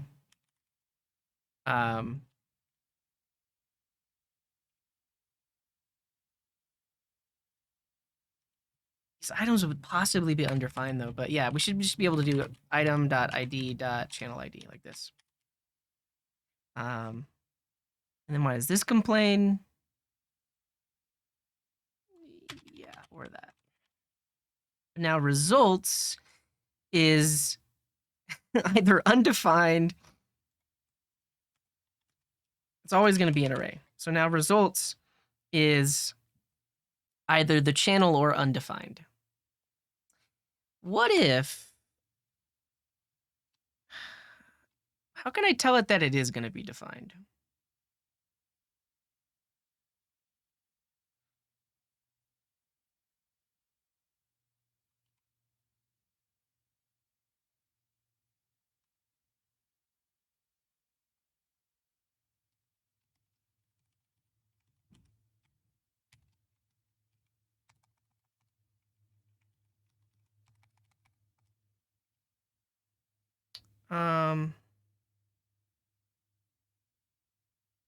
String null or undefined is not assignable to parameter of type string.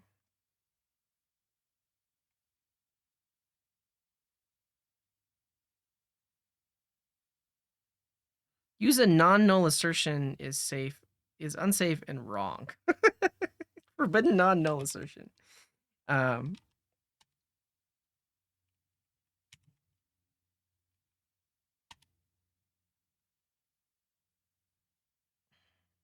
It's still possibly undefined though. So, but here's the thing: get possibly returns undefined on a map, and I need to tell it that I know it's not going to be undefined.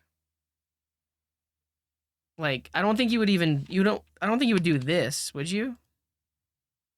You would. Oh. Okay. Okay. Is undefined the same as is not? I don't know. I don't know. This is it. This is what I want. Ship it. This is it. Watch me. Yeah, it works. It works.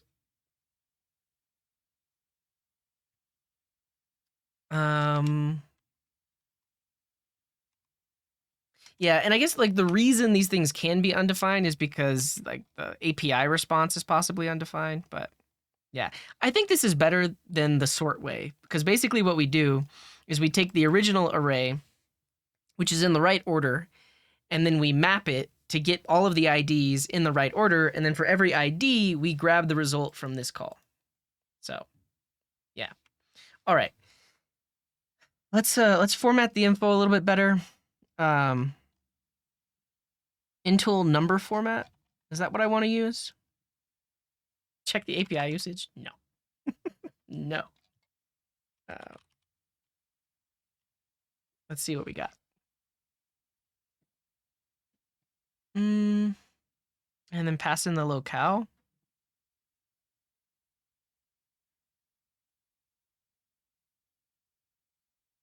Well, wouldn't it be better to use like a one that's built in?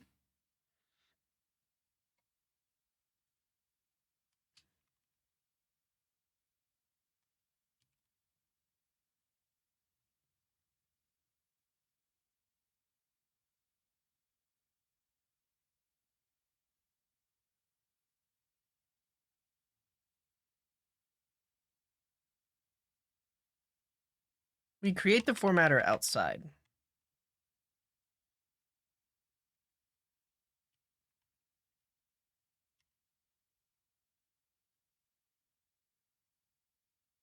subscriber formatter dot format. And then we'll create an instance of subscriber formatter, which is going to be this.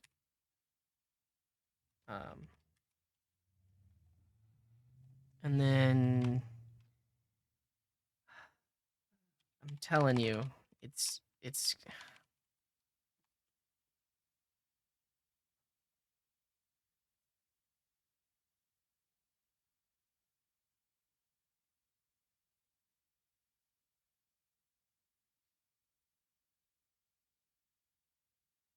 oh.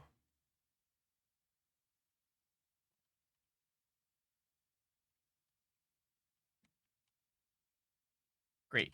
Got to make it a number. Now we can tell it how to format. So first of all, we need the locale. We should have that in like the layout data. Is that that's a thing, right? Because the layout has the locale. How do I get that? You see the we should have access to locale. The page store. Great.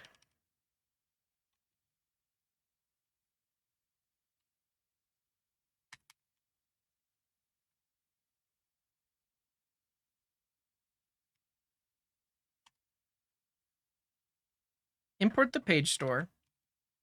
Locale page dot data.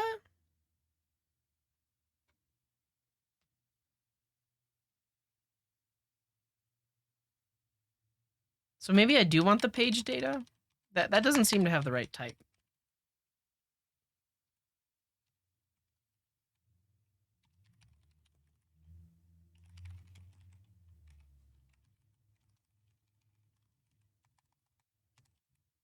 Yeah, like this, data.locale. And then we want to specify the style. What are our style options?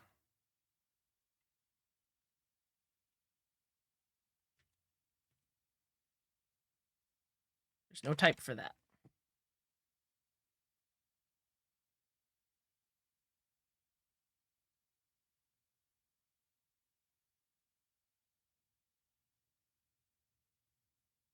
You just do, yeah, I guess you just do format. The style is unit. So there's, I'm just curious, yeah, what the possible styles are, because there's currency, unit. For an exhaustive list of options, look at the constructor. Style, decimal, currency, percent, or unit. Default is decimal. This should be fine.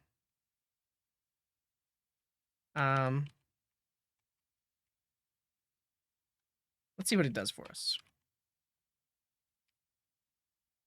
We've broken it. Well, at this point, data doesn't exist. I think we have to pass it down here. 500 error. Ooh, look at that. Look at that. Okay. I changed my mind. We're going to use Oscar's format because it shortens things, right? Like it makes it basically truncates it. Yeah,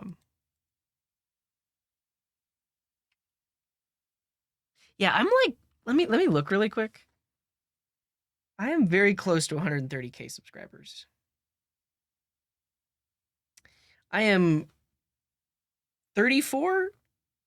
I'm 34 subscribers away from 130K. So if you're not subscribed, I'd appreciate it. You can get me to 130K.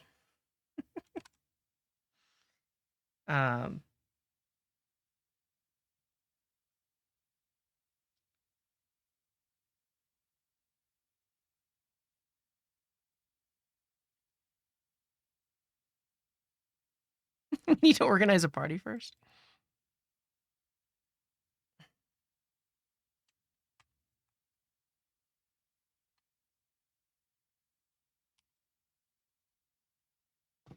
feel like this is gonna get this is gonna get more complicated. But it's fine.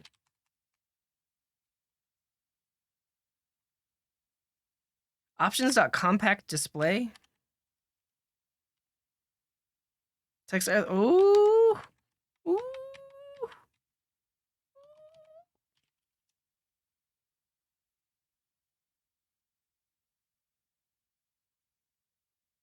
Let's see.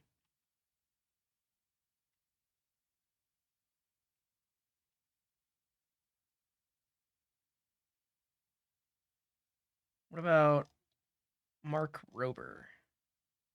23 million. Notation is comp. I need to set notation. Compact. It's so compact. Hey, that does it. Look at that. That's sick. Okay, this is great. The fact that this is built in to JavaScript, beautiful. Nice. Sick. Yeah, okay. So there goes there goes your formatter, Oscar. Awesome. Now we will say formatter subscribers.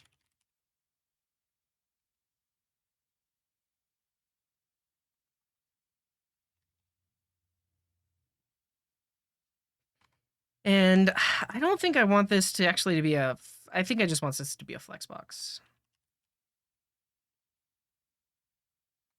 Like this. Yeah. Beautiful. Look at that. It's like I know what I'm doing. Let's bold the channel name.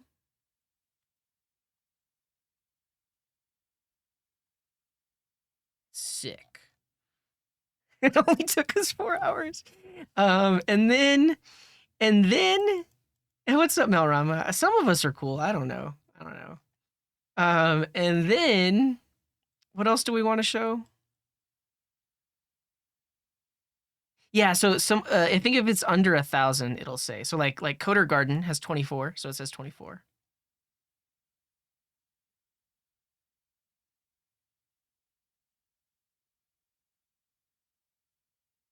parse the channel and make it smaller. We don't get the verified badge back from this API. Oh, we need to pluralize this. Also, we need to translate it.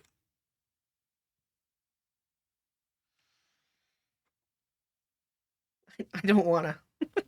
I don't wanna. What's up, Ched? It says, am I even in the right channel? What do you mean? What do you mean?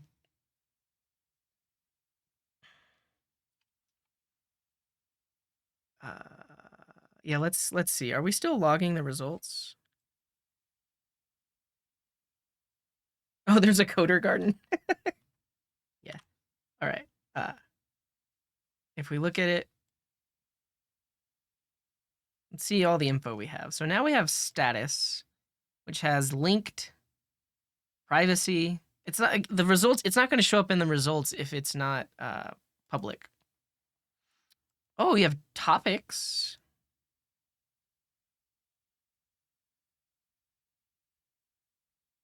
Knowledge, technology. Video game culture. It's funny because like I don't get to set these. I don't get to set these in my my YouTube settings. YouTube just determines that. And I think because some of my uploads are from Twitch, then it says video game culture. Fascinating. Subscriber count. Let's look at the main one. Content details. Brand settings. Ooh, brand settings. Brand settings is what we need. Okay. We've got description, keywords. We've got a banner image. We can set that as like the background. That's cool.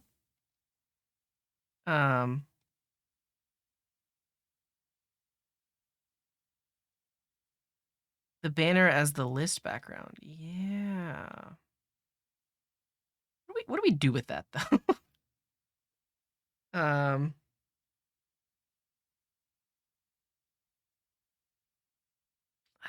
I'm worried about the styling. I don't know how I'm gonna style that.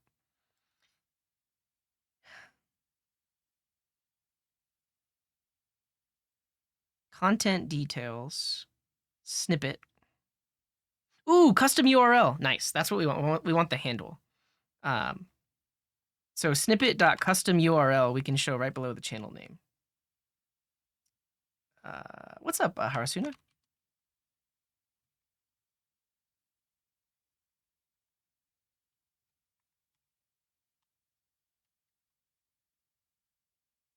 Nice.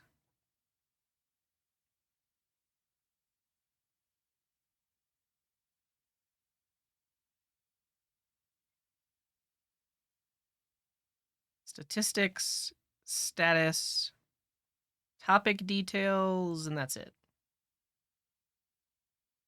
CV skeleton example that takes 1/3 the top of the card. Let's see. Yeah, how do they do that?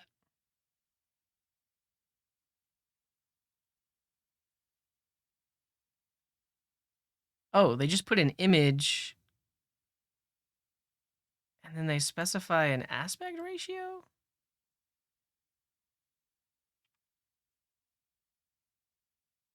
So they have header and then everything else.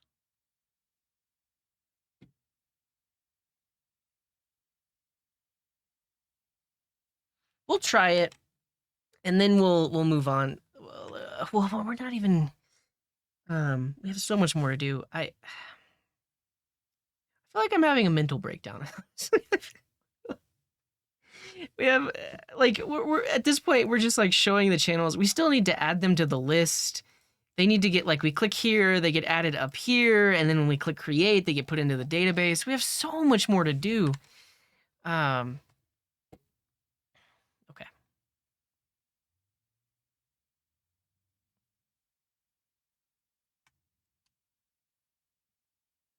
That goes there.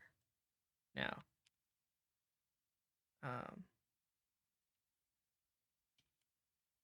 Yeah, but the thing is like I don't want to take a break. I just want to be done. Like all right. The image source is going to be result dot brand settings dot image dot banner image URL.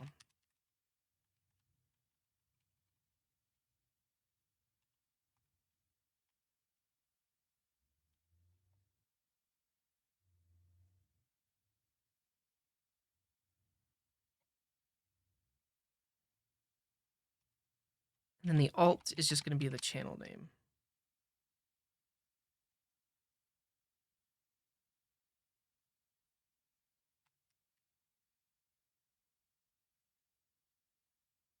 Nice. Some users might not have a banner. Okay, so we'll conditionally render the header then.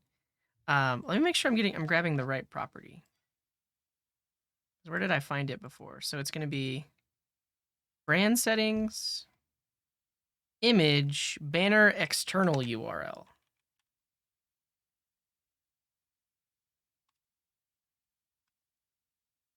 Ooh, that's ugly. But now the padding on the card needs to go away.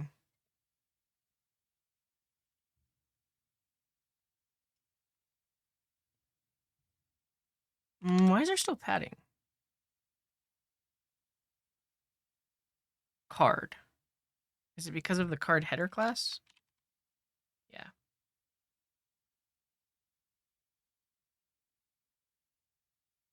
Well, what is it for the Coding Garden archive? Image, banner, external URL. Why wouldn't that work? Why doesn't that load? Brand settings.image.banner external URL.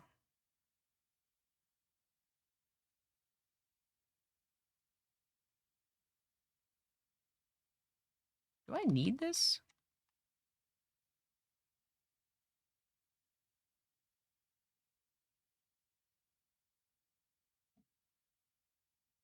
Scrap it.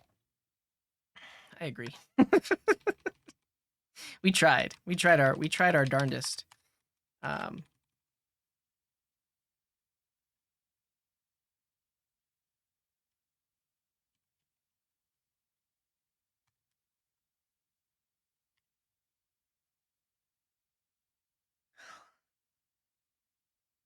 Status.long upload status? Does it though? Cause I feel like so like my channel Coding Garden is verified, but Coding Garden archive is not, and they both have long upload status. But let's see. Status. Long upload status, long uploads unspecified. And then here status is the same thing. Yeah.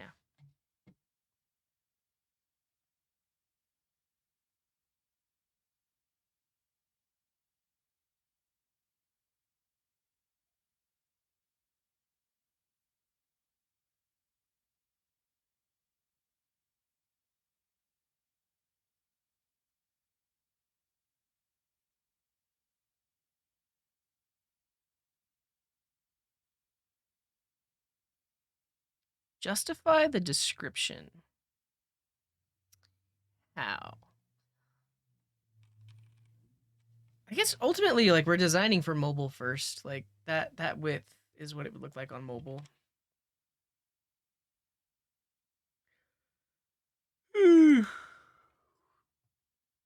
Align? I don't know about that. Like, it's technically left aligned, and then like the new words are on a new line, which is how it should be. Text justify? No, no. I agree, Saint Lolek. There's like we need to show half the description. There needs to be a button to say read more, and then you see more. Yeah, we need to do that, but I don't want to do that right now.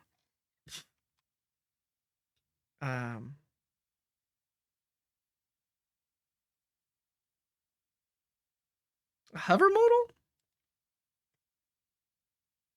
Text.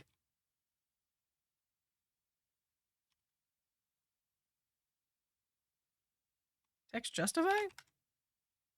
Yeah, that's not, I don't like that. It just puts too much spaces in it when you do justify like that. I mean, it looks nice because it's a block, but I don't know.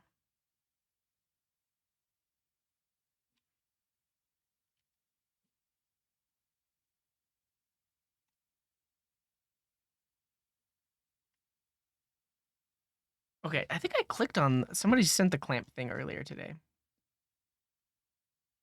Oh well.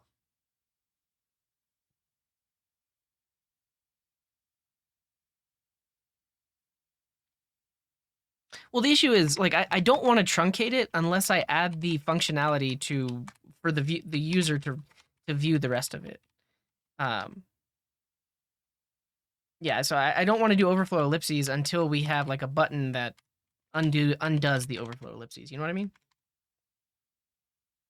Get rid of the entire description and move it into a modal on hover.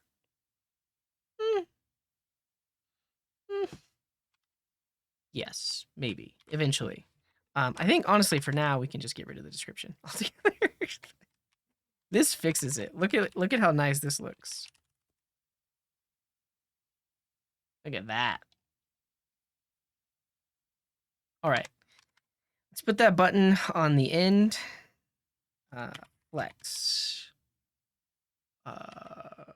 Justify and nice. Let's give the footer a little bit of margin top.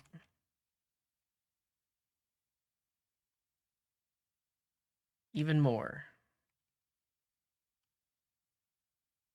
And then I think I want the variant outline.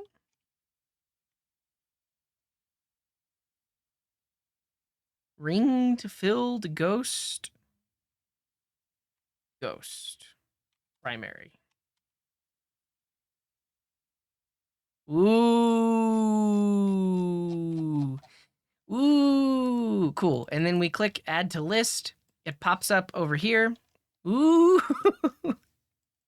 And we're good to go. I guess we can link to the channel as well. Let's make this a link. No, we won't. We're not gonna worry about that. We'll do it later. Okay. How and where to get the YouTube API key? Yeah, I'll add that too. All right. I'm gonna take a break though. I need to use the restroom. Potentially need to eat some food. Then I'll come back and work on this a bit more. Because I want to get this working before I leave today. I need to get in the right headspace. Yeah, click this button. It shows up here. And then when we click create, that adds it to the list. And then we're one step closer because when you go to a list, now that will have channels associated with it, and we can call the API to get the videos for that channel. Yeah, I think I do like max height on that thing because it's just too much scroll. Yeah, see you later, Veep. Thank you for hanging out. Is there a channel name overflowing? Possible. It's definitely possible. Yeah, like this. Fascinating.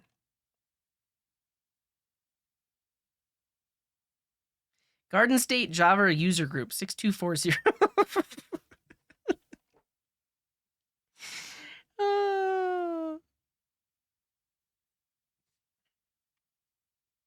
Yeah, you're totally right. So like I've been at 150 this whole time. Really, basically we're designing for mobile right now. And we need to add, when you're at this display width, this could be twice the width. We could have a 2-column layout. It's very narrow. It is. We need to fix that. All right, but yeah, like I said, I'm gonna take a break. Let's call it 10 minutes. I'll be back in 10 minutes. We're gonna keep on coding. We're at least gonna get this page finished today because I don't want to leave you hanging. I don't want to leave you without actually implementing this. So I'll leave you with some music. Hang out. You should take a break too. If you haven't taken a break, you should take a break, and then I'll be back in 10. Keep on coding. That's a good idea. Put it in the Discord so I don't forget it. Keep on coding. I guess it's kind of like the keep calm and carry on, but it's not. Let's keep on coding. How about this? Here's some incentive to stick around. I will give away shiny gold JavaScript sticker and prismatic TypeScript stickers and glitter svelte stickers when I come back. I'll be back in 10 minutes, but if you want a chance at winning these, you should stick around. All right, see you soon.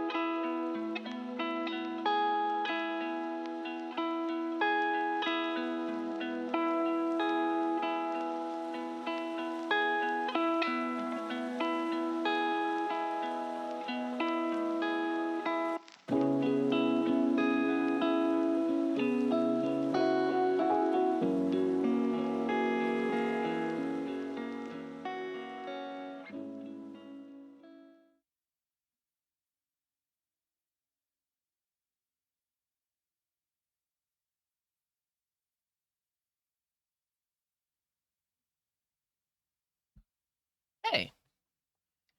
Yeah, thank you, Pranyan. I ate some dinner. I'm feeling better. I think I was definitely hangry before as well. All right, for those of you that stuck around, let's give away some stickers right here, right now.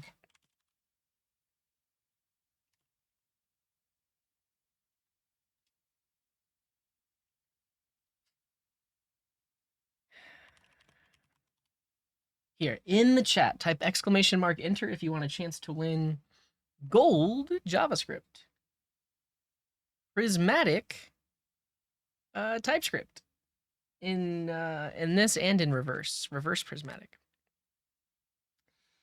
And there's also JavaScript ones, and then I have all the frameworks. So I have React, Svelte, and Angular, and Glitter. I had a chicken tikka masala microwave meal. It was 370 calories.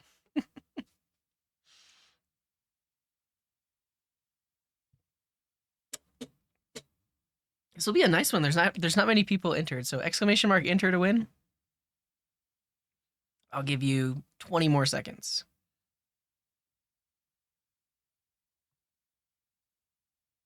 Yeah, it was surprisingly good. There's one brand we normally get.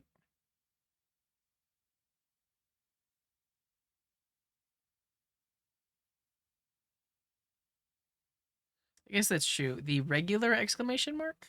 The right side up one?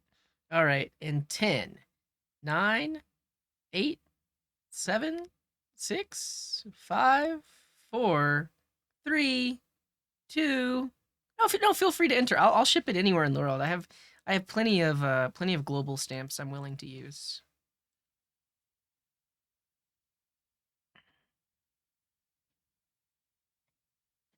Oh yeah, I feel like I researched this before.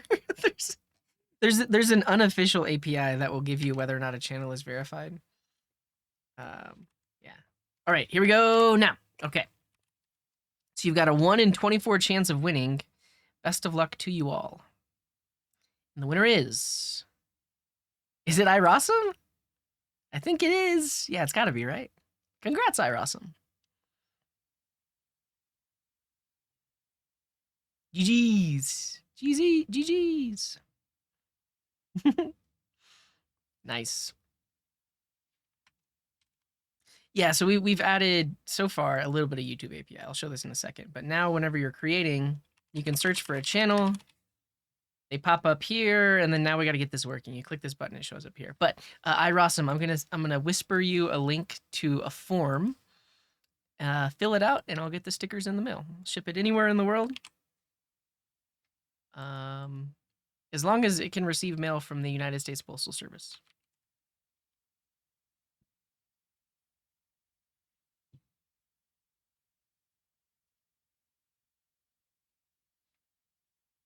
Cool.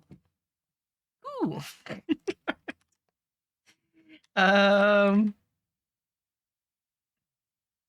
Let's get this working. So I'm not gonna worry too much about like the UI just yet. Like we hid the description.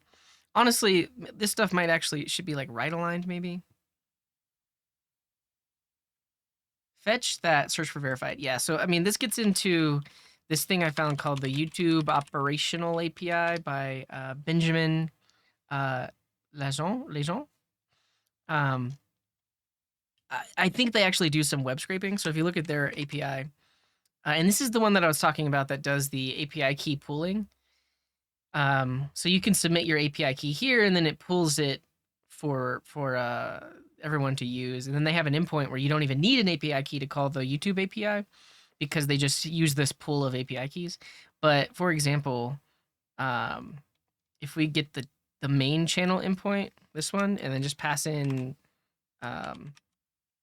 handle is coding garden. This gives us back like everything we need to know.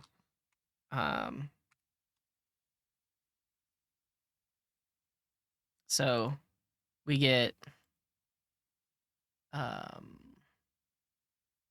about approval verified, like it. But the thing is, he's doing a little bit of web scraping and then also calling like the unpublished or the parts of the API that are not public. like basically the API that the website itself uses. Yeah.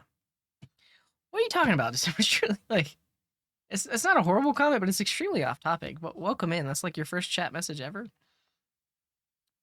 Hi, nice to meet you. Um, but yeah, this gives us verified. This gives us the handle with the proper like camo casing. Um, so that's a thing. And then in the channel sections, might even give us like the recent videos.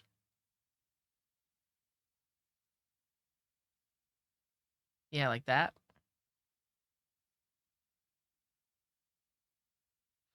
But yeah, I'm not going to use this for now, but if eventually if we want that kind of info, we might use something like that. All right.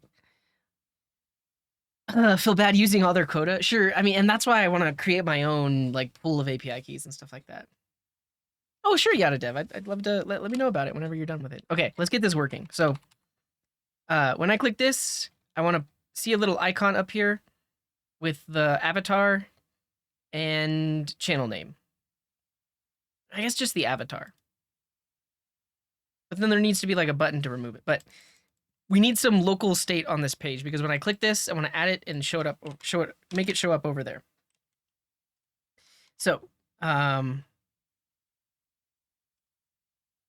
back to the code, avatar and name. So maybe it'll be like a tiny card with like a remove from list button. But on the page in the main form, we want a section that says something like this. Like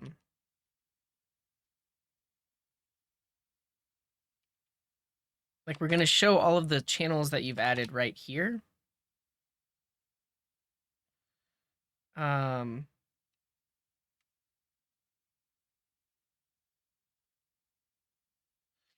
I guess this is the other tricky part about doing a bare form submission is like if I have a list of, let's say channel IDs.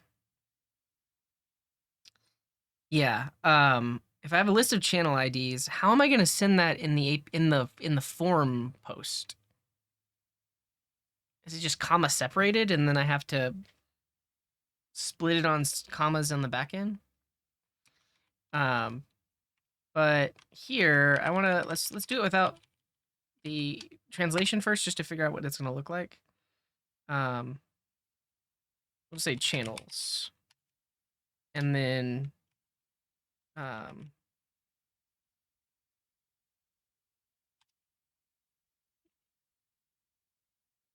so checkboxes. Okay, yeah. So we'll see how basically all of the channels that are in here are going to be like a checked checkbox. We could do like hidden form inputs essentially.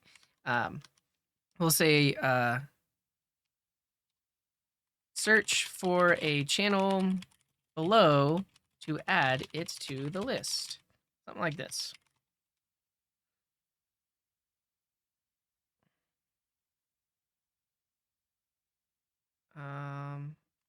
Let's look at Skeleton to see how they do forms, because we kind of want like a help form text. So we want like a label, then some help text.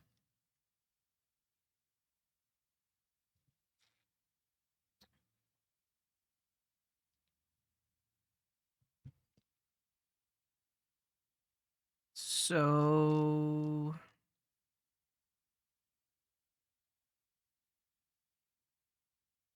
I mean, I guess I'll just style it because we're going to conditionally display this if there's nothing in the list. So we'll give this a class of inline, no, of block, display block. Maybe it's just block. I just want it on the next line like that. And then we want more like muted text rather than white. So do we have that in the theme? I don't know, like text gray or something like that.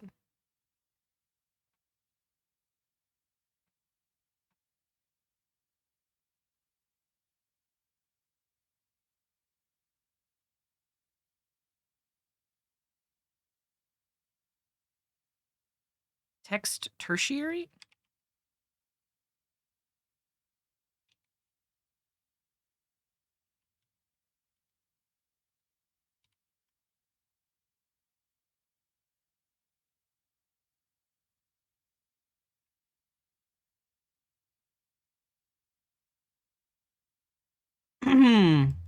We might just use the colors provided by like Tailwind.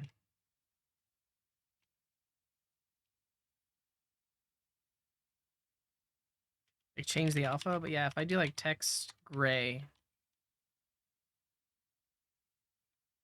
400.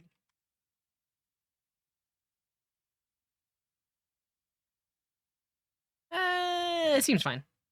Seems fine. And then when I click add, it pops up over here and that message disappears. So what we need is there needs to be a list defined up here.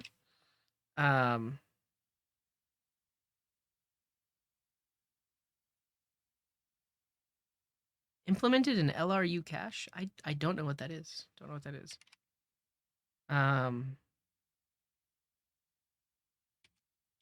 So we want something like channels.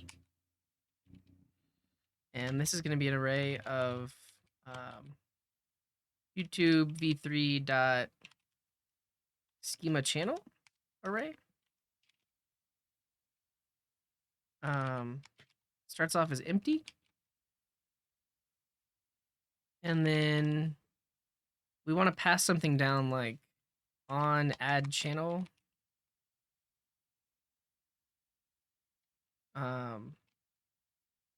They send us back the channel and we just push into the array. So we'll channels.push channel, something like that. And then on add channel, we can define in channel search,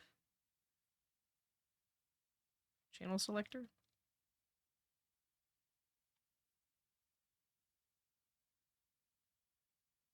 This is a function that takes in a channel and returns void.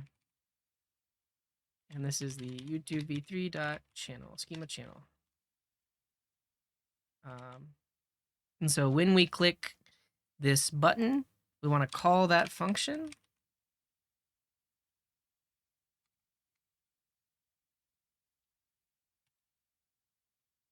On add channel with result. Like that. And then right here, we want to conditionally render this message. So if channels.length is empty, and we're going to show this.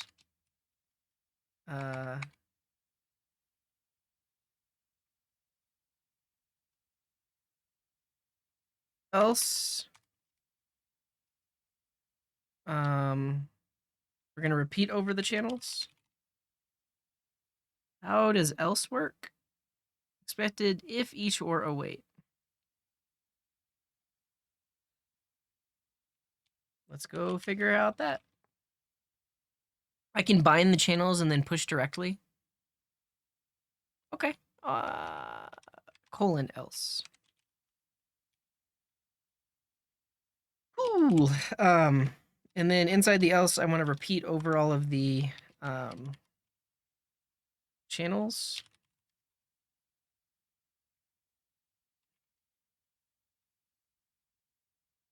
Like this. For now, we'll just put the channel dot snippet dot title. Why is all of this complaining? A form label must be associated with a control.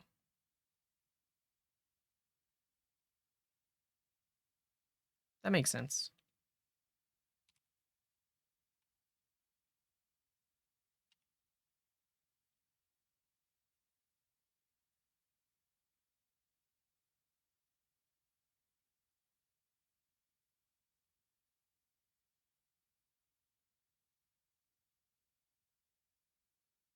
Cool.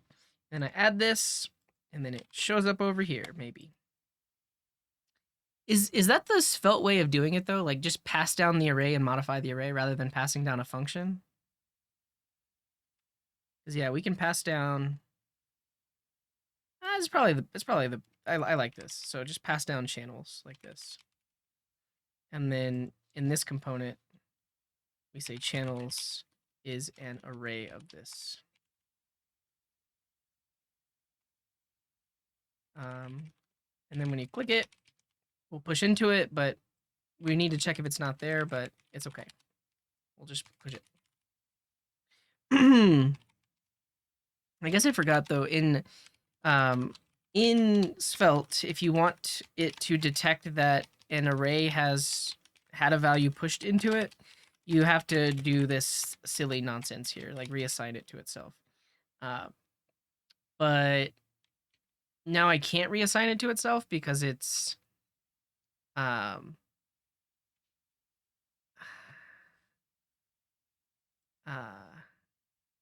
a prop.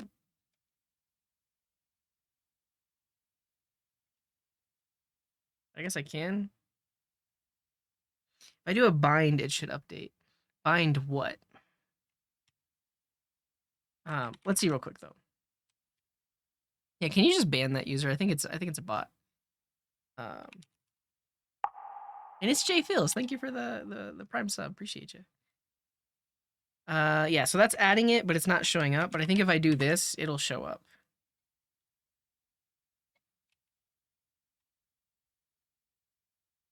Oh, not that. Coding Garden, add to list.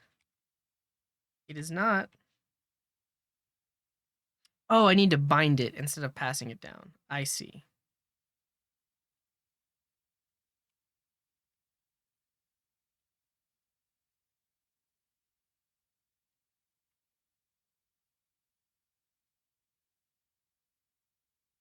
Cannot bind a variable which is not writable. So we let it so that it can be writable. So now we have channels. And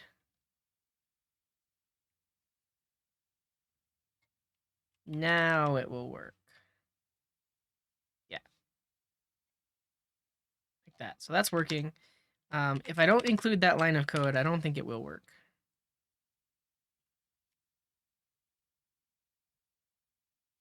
Yeah, see, I can add all day, but until I reassign it to itself, then the UI updates. So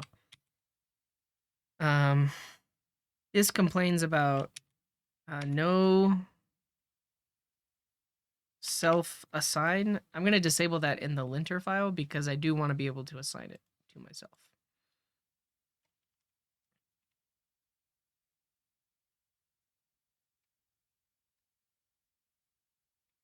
And this is just a svelte thing. So like they don't do anything magic to the yeah, let's talk about that. So they don't do anything magic to the array type to basically call an update on push. So this triggers the update. I much prefer this than spreading because spreading creates a brand new array and there's no need to create a new array. Like, because you could do this, like channels is this with result, but if you're doing this, you're coming from React and this is just don't do this. Like there's no reason to make a copy of the array because Svelte doesn't work on immutable data. It just works on the fact that something changed. So yeah, this creates, it uses more memory. You also like it's going to take a split second longer because it has to copy the array. Like there's no need to do that. So it's weird, and I really wish that they fix it. Like I wish. So the thing is like, yeah, don't copy everything. Don't. Because this isn't even a copy. All this is this is like an indicator to Svelte that, hey, you need to update the UI. Yeah. And the reason that in Vue you can push into arrays and you don't have to do anything special is because Vue annotates the array type. So when it compiles the code, the array type, basically the push method of arrays has been overwritten so that when you push, it triggers a Vue update. Honestly, I wish they would do the same thing in Svelte. because they're already doing a bunch of other magic. Why can't they just make this work? So, but that's fine. This is fine. This is what we want. And again, this is not an anti-pattern. This is what you need to do. Like I'll show you in the Svelte docs for examples of, yes, do they push into arrays anywhere? I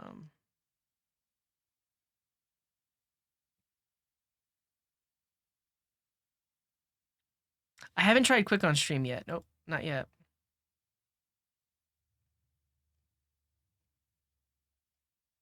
We want some. I want to show you.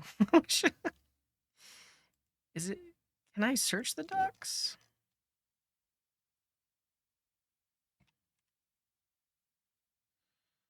Yeah, here we go.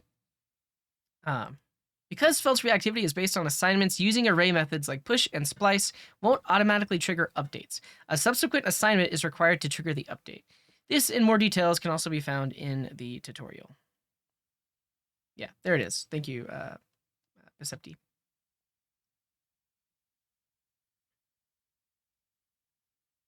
Yeah. I said it already. It looks dirty. It's not. It literally is just a sign to Svelte that says, hey, we reassign the variable, so you need to update the view. You reassign it to yourself, so JavaScript doesn't have to work harder. Like it's almost like a no-op. But for Svelte, they see the assignment and they add like a little annotation that says update the view. And I would argue do this every day versus creating a copy. Yeah, well, even concat technically has to do work because concat returns a new array, so it has to copy the old one and then put the new one into it. So concat, spread, both of those don't do it. Don't do it. You're making the browser work harder when it doesn't have to. Okay, great.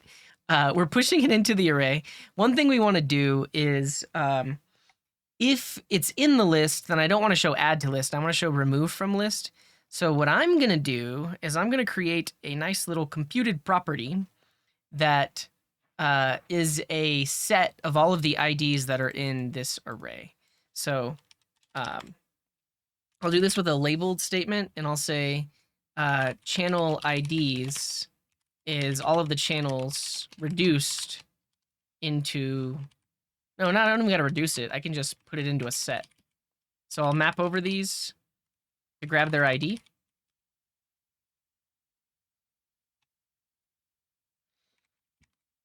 And then put that all into a set. Like that. So now, anytime something gets pushed into the channels array, this will recalculate to recreate that set. But the reason I put it into a set is so I don't have to do an array search. Now down here, I can do something like if channel IDs has result.id, show the remove from list, else show the add to list.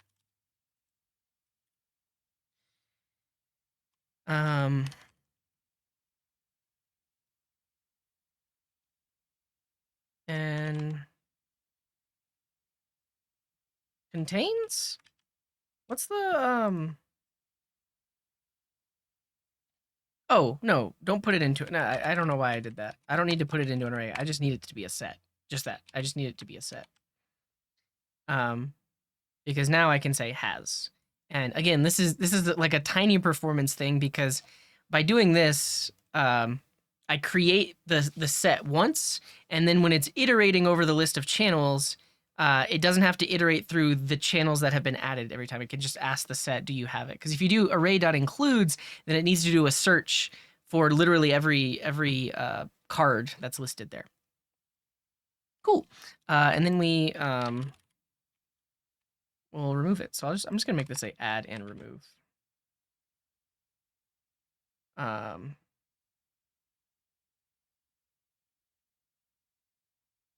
Variant filled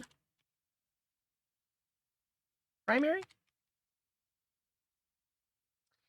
And then we remove it. So you could, Honestly, it might actually be simpler to just say to remove it, you say the channel, just you do a filter. This creates a new array. But like I said earlier, we can just modify the array and then reassign it. What's on line 83? If add 2. Thank you. But let's just remove it. Let's just remove it from the array.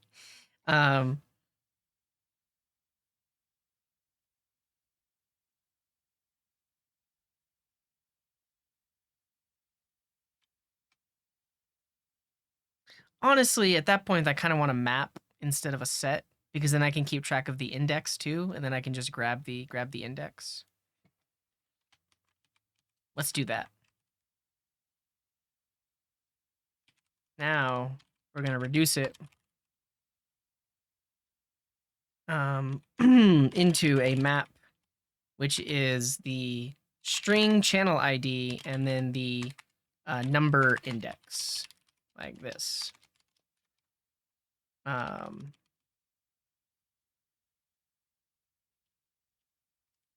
But here I can say by ID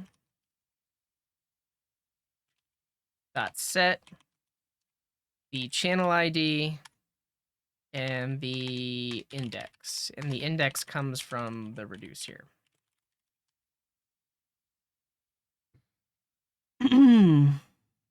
ID is string, null, or undefined. What if I did that?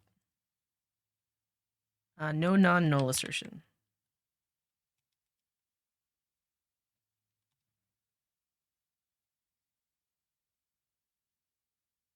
Why not use a set the whole time? Honestly, okay, so that could work, but the issue is we're dealing with objects. Like the channel has a bunch of properties on it, and that'll work for now because technically this object would be the same reference up here. But if you then made a different search, and then like add that, and then search, if you go back to an original search, now this object and this object are technically two different objects. So a set the whole time wouldn't work because we need to be able to compare by ID because the object itself isn't always going to be the same. I would really appreciate it if I could get some autocomplete in here.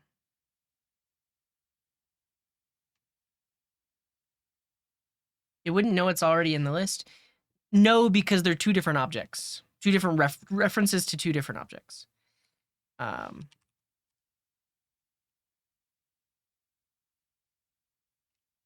ESLint disable that. I forget how this works. Disable next line.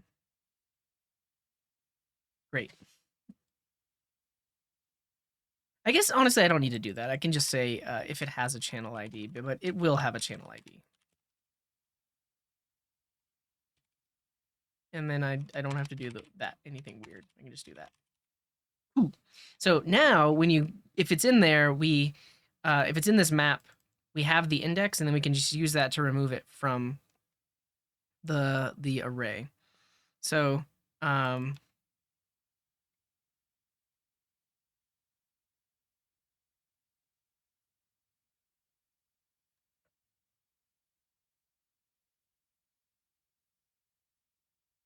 yeah, again, I really just want to do that because it's not going to be null. All of this because it's not ordered by subs count. No, we're on a different problem right now. we're just we're being able to add these to the list itself. Type undefined. I don't know. We'll do that.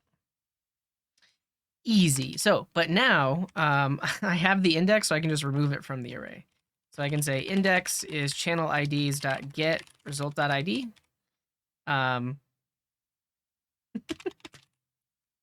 That gives us back the index, and then we can splice it out of there. So I can say channels dot splice, yeah, that and one of them.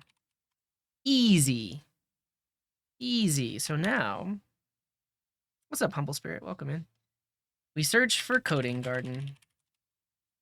Pops up here. We click add. It shows up right here. Like, let's add several of them. So now they're all there. But now if I click remove, it disappears. Look at me. I'm a front-end developer. Like that. I guess the other thing we could do is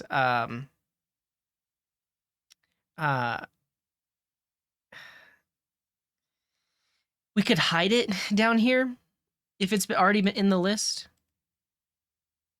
But I kind of like showing, like, it needs to be in both places, right? Because imagine this.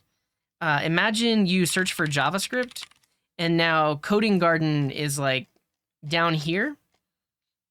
You want to see it in the list because you may have forgotten that you already added it. So it needs to be on both, but it shouldn't be hidden. That's basically what I'm getting at.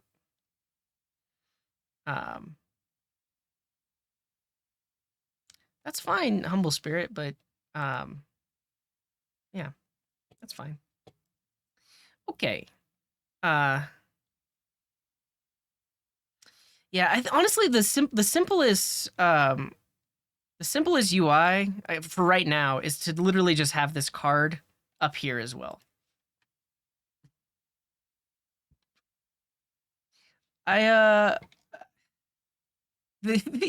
UI is going to be really clunky because there's going to be a bunch of in both places, but we'll work on the UI later. In the meantime, we kind of want to extract this into a component called channel card, right? Like this whole thing here becomes a component called channel card, like this. And we can define that. Honestly, it probably is going to be used in multiple places. We'll put it here for now. But that. And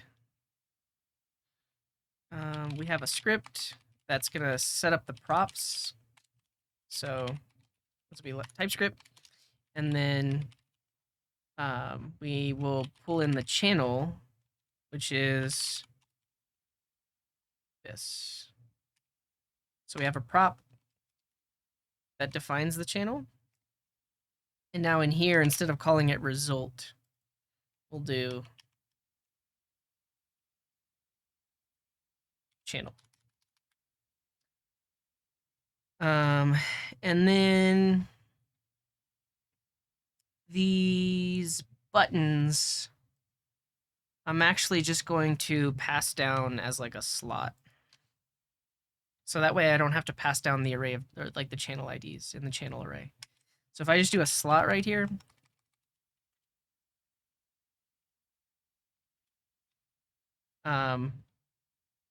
now over here on the channel selector, I can do this and specify that here.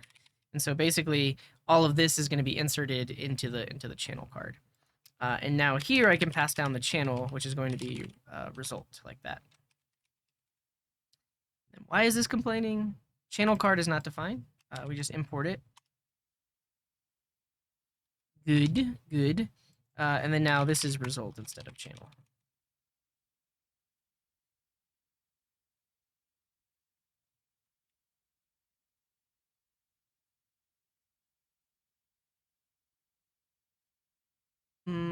Number or undefined. If index does not equal undefined, do that. Cool, cool.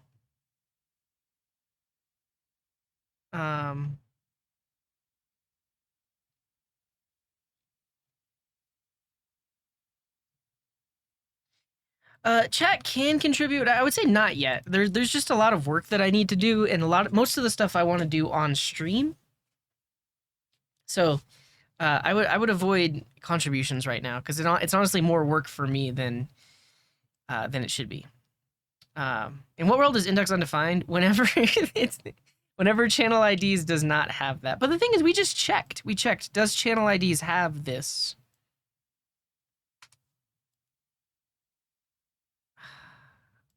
It's not null. I really want to change the type because this can never be null.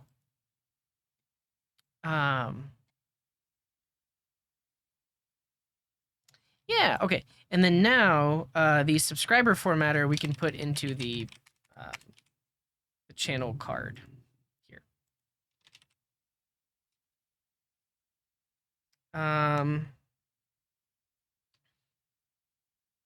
Then we need the locale. We're gonna pass it down. I guess we pass the locale down?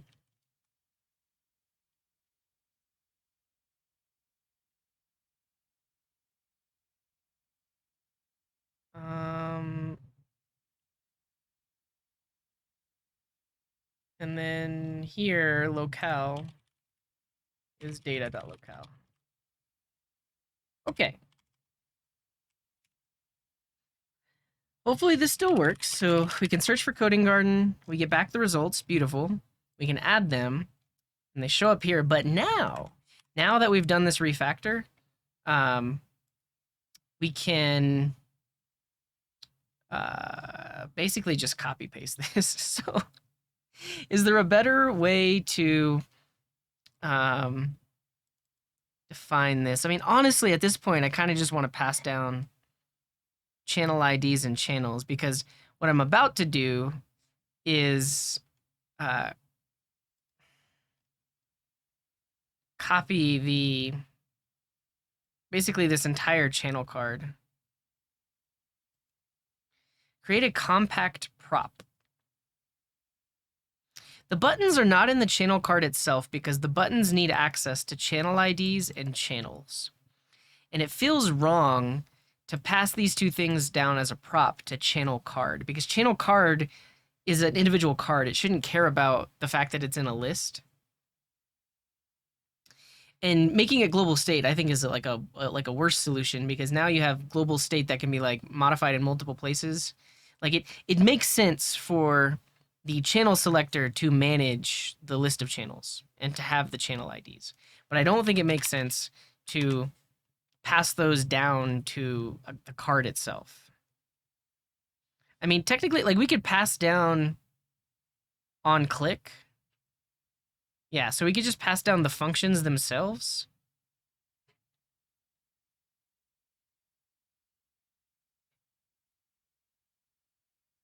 Yeah.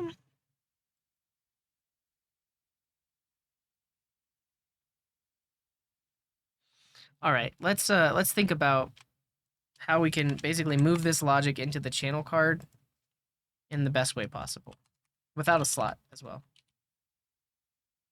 Have a function to remove the channel from channels and pass it to the function. I don't know what you mean, but let me show you what I'm gonna do. So this goes back over here, but now this doesn't exist. So we want a new prop that we pass that down as. So this prop, we can give it the name of like in list. So if the channel is in the list, then we're going to render this out.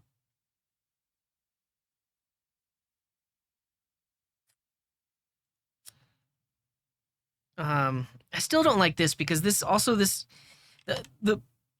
the whole reason I'm going down this path of thinking is like this is extremely reusable. We're gonna have multiple places on our site where we have this card, and by adding all of these extra props right now, it's gonna make it way weirder to reuse in other places.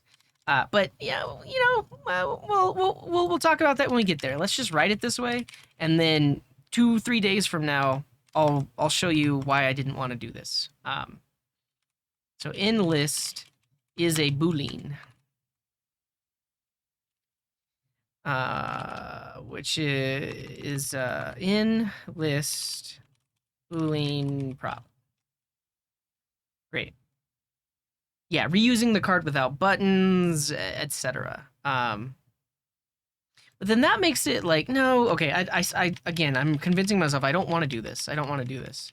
This comes from years of experience of creating React components and like optimizing too early and making it like too reusable too early. Like, I think this really does need to be a slot. I think this is just the nature of what we're doing here. What we could do though is we actually could extract those two buttons into a separate component that is reusable. I think that's probably the way to go. That's probably the way to go. Because now back over here, we just put that right back. But now this piece, I think, can be a component that does have access to channel IDs and channels. So I think that's the way to go, because now this is the channel card add remove buttons. Like this. And that way, when I need to reuse this elsewhere, it's going to be this reusable. There's less to copy paste. Yeah, I was thinking though, like on remove, on add are also like very specific to being in the list editor as well. So we're gonna do this. Channel card buttons is what we'll call it.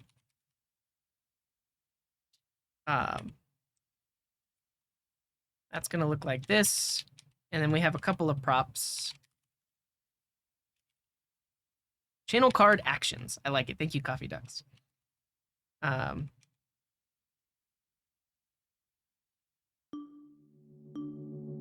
And Austin, welcome in. Thank you for the raid. Welcome, Raiders. We are coding some Svelte. If this card will be reusable, move it to lib. Yes. Yes, yes, yes. We're gonna have multiple props though. So we're gonna have the channel. We can pull this in. And then everywhere I have result needs to be channel. That. And channel IDs is a map of string to number. That.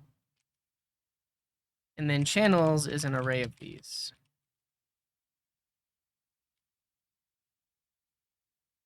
Like this. Great.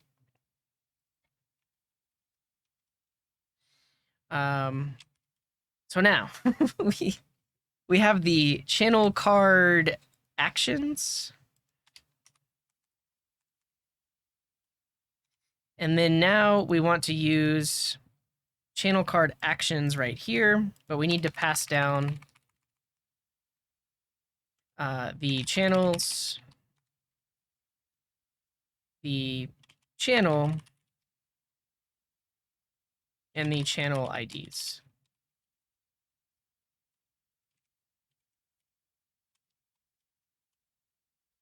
Okay. And now, now that we've done that refactor, I can take this, and this we can reuse on the other section. So over here, where right now we're just showing the title, now I can reuse that component. That was the whole point of doing this whole refactor, is so that I can use this in both places.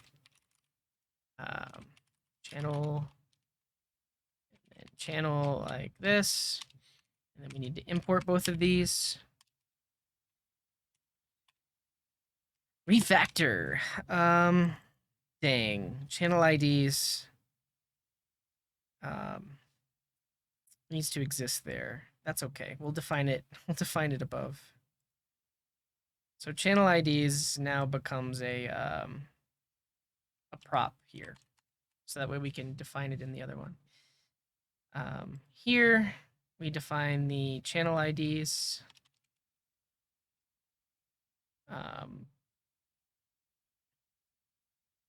And then here we tell it it's a prop, and then we need to pass it down.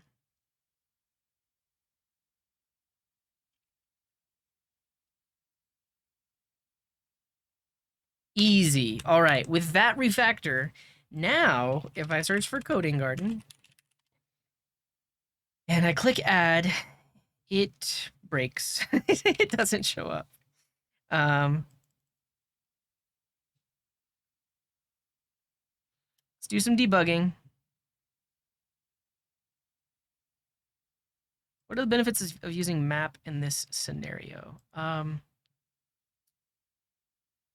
It's basically an instant lookup. So, oh, you're right. We got to bind everything, don't we? Bind channels and then bind channel IDs.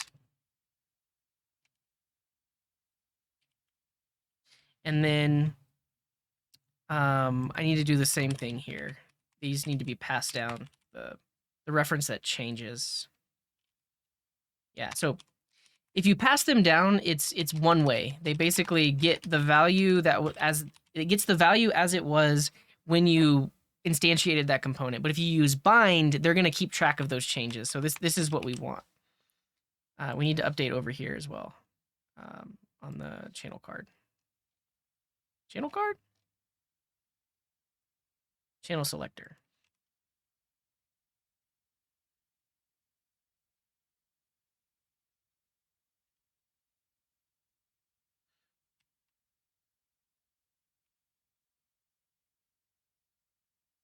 Boom. Cool.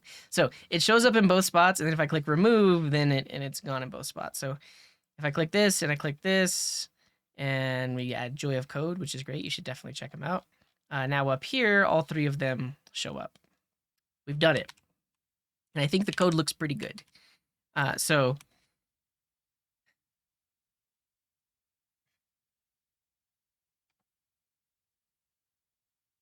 yeah, channel card has channel card actions. Yeah, make it 2-column. A compact prop to make it sprawl. Oh yeah, I like that idea. Okay, yeah, let's explore that. So, basically, here is where we're listing out the ones up here, and I think these should be compacted. Like it doesn't need all this extra stuff. Maybe it only needs the channel name, nothing else. So let's say channel card has a compact property, meaning like make it smaller. Drag and drop? No, thank you. No, thank you. And then now channel card can have compact, which is a Boolean. And if it's true, then we can hide some stuff.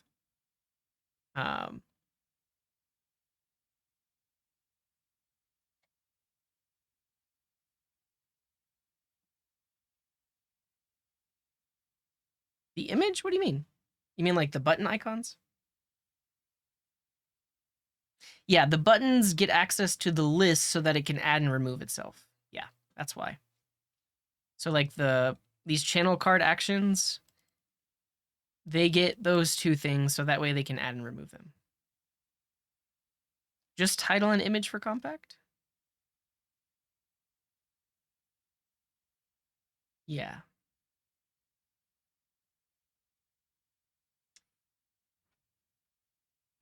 The issue is though, I mean, I kind of want to do this. So like if compact is true, we have like a completely different rendering.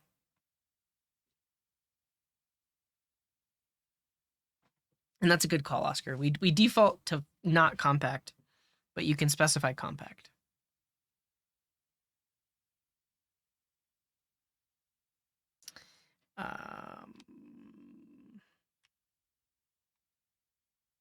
Else if. Okay, so this is the non-compacted version. I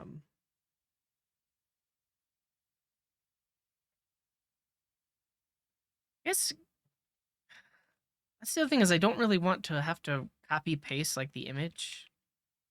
I love spell more than view. Oh, that's fine. that's totally up to you. It's your opinion. And then we can put the title like right below it. See what this looks like. All right, how do I do How conditional? you like svelte? Thank you, Taco Bandit. Appreciate you. I like svelte. The one thing that I still haven't gotten used to is if statements and each statements, and the fact that when you modify arrays, you have to reassign them to themselves like this. I feel like Svelte could have done better, but other than that, I like it. Svelte Kit, on the other hand, like the full meta framework, um,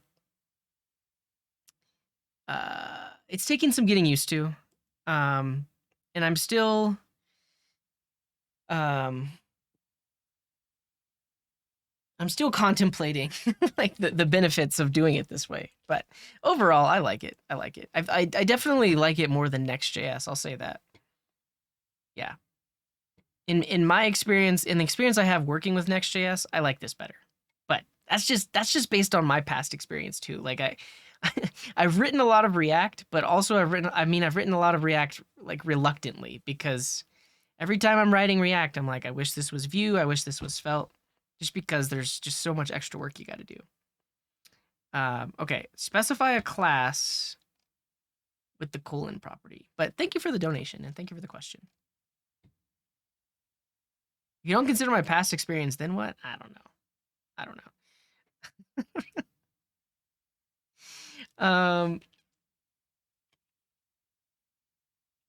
Wait, what did you do? Yeah, so I want to add the flex column class.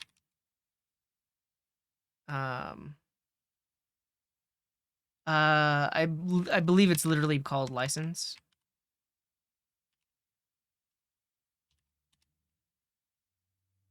Yeah, it's called license. NPX license. We'll get it. We'll get it for you. Speedrun the rewrite in React. I mean, like this. That's what I want to see, right? So if it's compacted, I wanted the flexbox to be column, and then I also want see, then I have to specify each one, right? Because if I do another one, like I wanted, let's say I want to do justify center. Now I've got, I guess how else would you do it? Align center?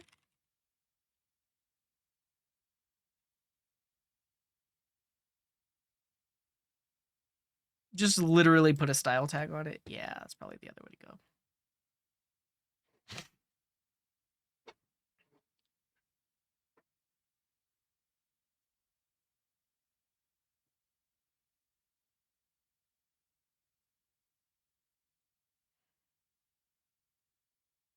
Yeah, I mean, I could bind the class and then do it the template string way.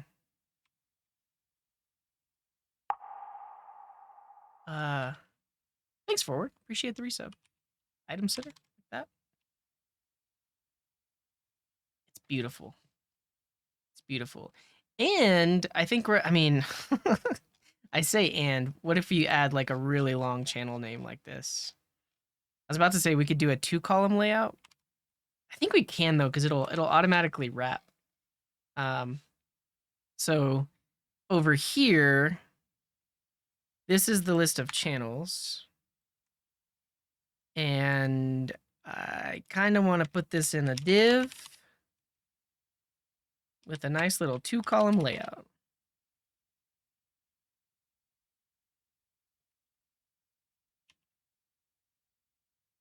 Let's see. Yeah, like that. And then like a really long channel name like that and that. Basically, we're testing with all the long channel names to see how this will show up.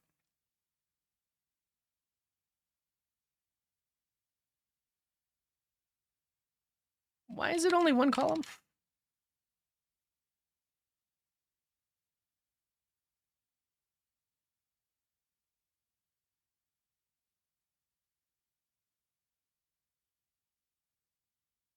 Oh, this.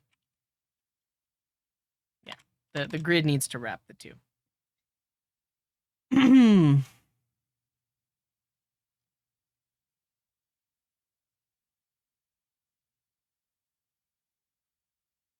thing is, at this point, I think it yeah, see it wraps like that. Then we can just center the we'll center the title.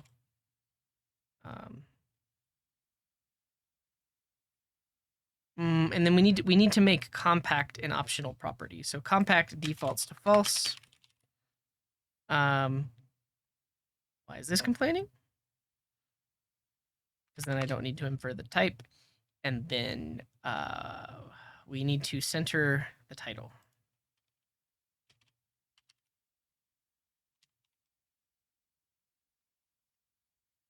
Like that. It's beautiful.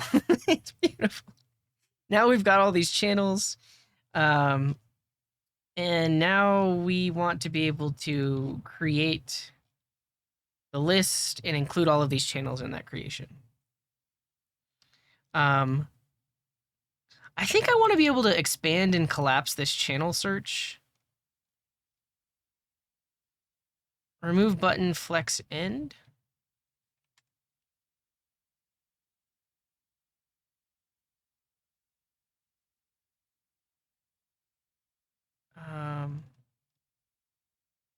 Is that on the channel card?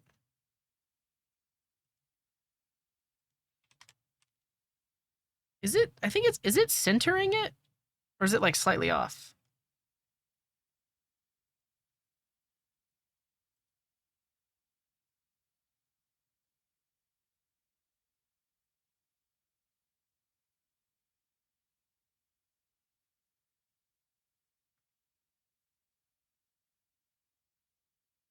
Hmm.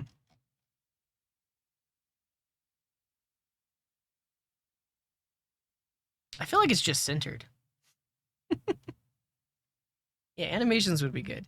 Okay, I think we're at the point where we can just send this to the backend and put it in the database, because that's actually going to be a little bit of work too, because we're just going to send the list of channel IDs, and then on the back end, before creating, we're going to have to put them into our database.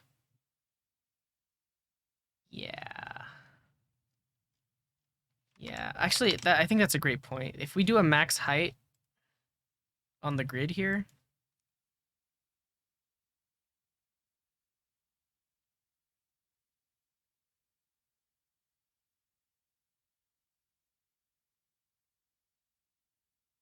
welcome in, Elmo. Glad to see you.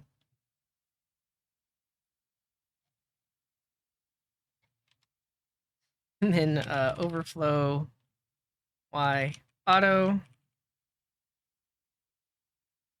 And we'll do the same thing on the channel selector.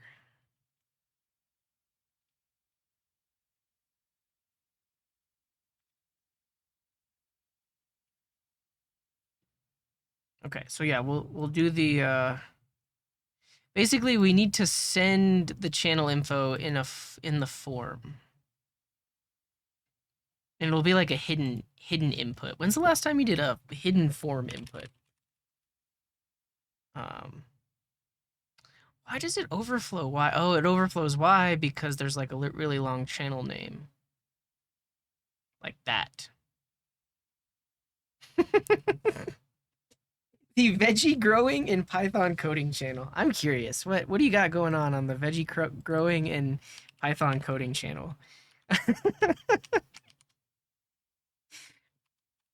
Entertain me. Fascinating. Well, there's no coding though.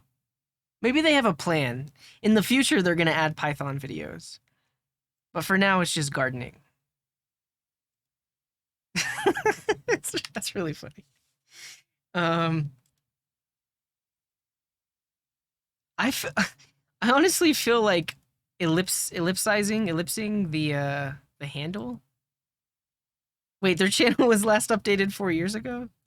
Yeah, so they had big plans, and then the pandemic happened. So okay. Here's also what we'll do. The channel card overflow hidden. Yeah, I'll just do that. There we go. So your name's too long to fit in my UI.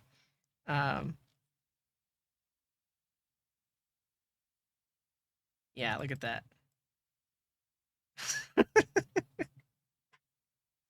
I guess the thing is, it's perfect. If we put all of this to the left and like the instead of right to the right of the icon, it might fit. Oh, is there? Yeah, that could work. Yeah, let's do this. And on the title,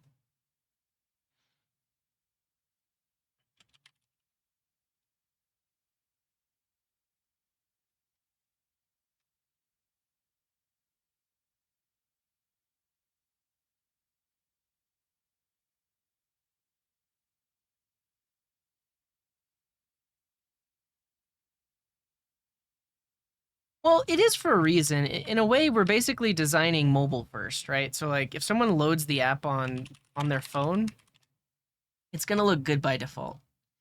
Overflow ellipses did not fix this. Like, how does it know it's overflowing is the thing.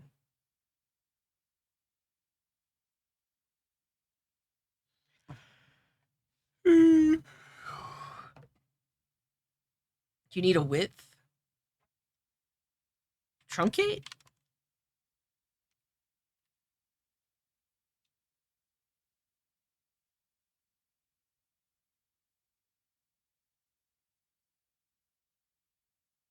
That's the issue though, is like, I don't want to define a width on these. I want it to be, but here, this is a separate plugin I have to install, isn't it? Look, look, everybody. Listen, look. We're just gonna, again, we're just gonna hide. if your channel name goes outside this, that's your fault. You need a smaller channel name.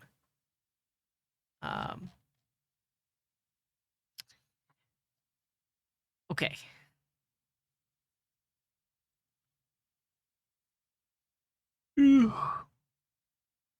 Slice with the maximum length. I don't wanna. I don't feel like implementing it.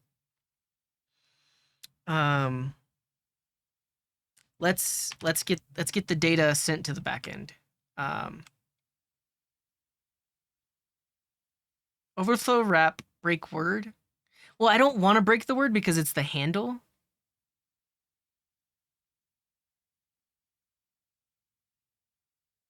Yeah. Truncate and text ellipses?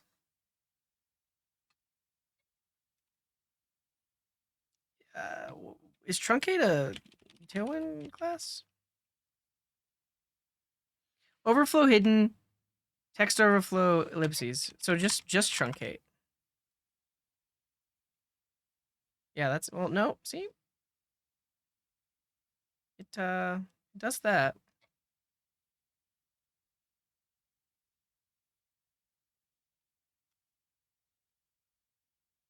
Yeah.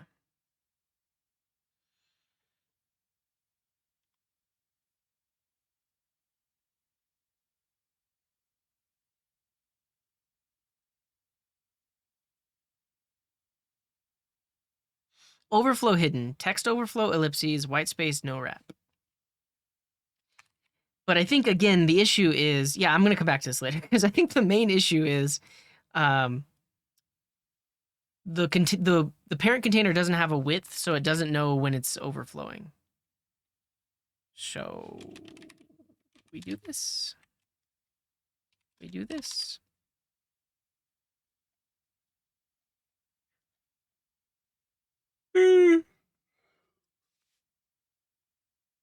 Um. Oh wait. Oh, you're. I think maybe that will work. So if overflow hidden is on the parent, then can we use truncate?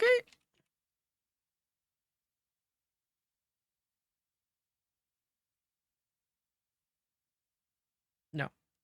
No. No. No. No.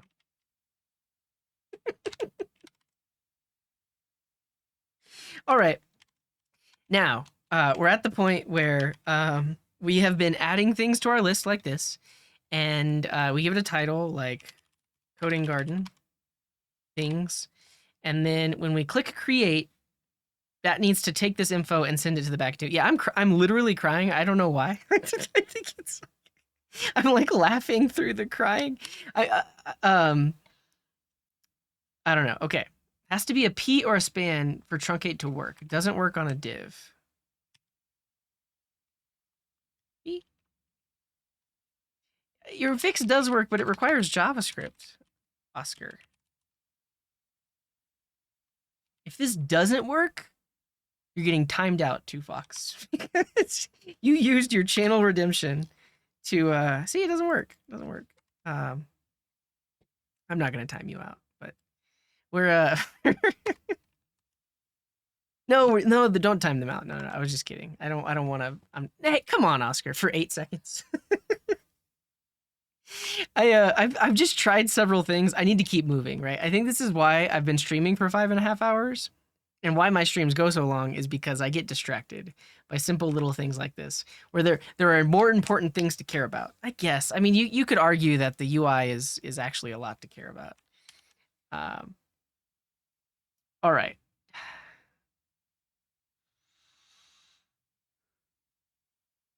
Okay, so I want a checkbox bind group, I think.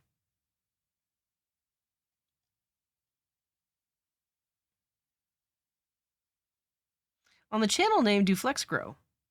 And on the remove button, do flex shrink. So when the name is wrapping, the buttons will be aligned.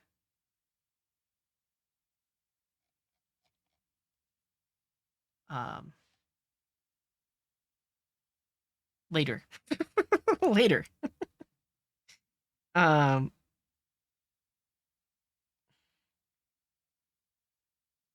so we have an array of flavors. In this case, it's going to be channels, the array of channel IDs. Well, channel IDs, which is our set, which we can, I guess, iterate over. And then can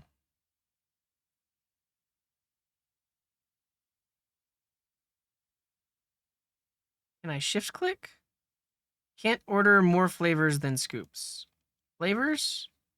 2 scoops, 2 flavors.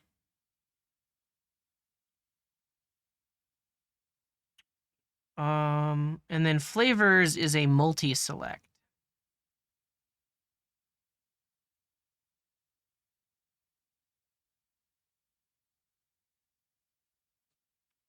Is this what I want? We're just gonna test this because on the page, we basically need a hidden form input right here where channels are. Where we display nothing.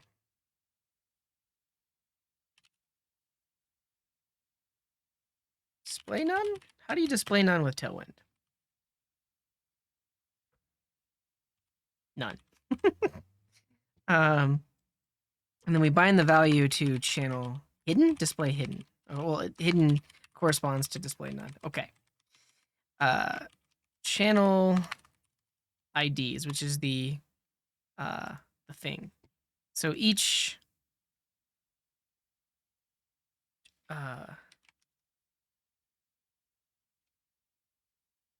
do we bind the what's the value?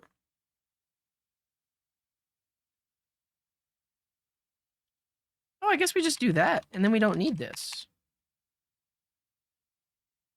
See you later, Origin. Yeah, thank you for being kind. Have a good one.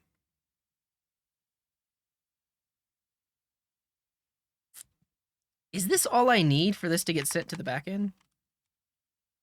I have a hidden multi-select with all of the channel IDs as its value.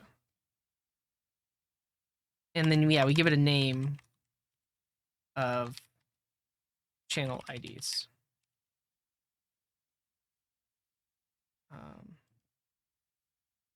Let's see.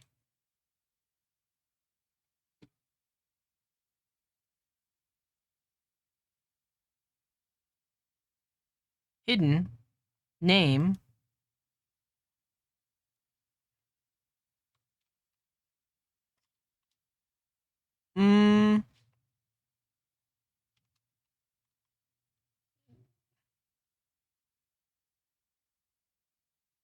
Do I need to turn it into an array?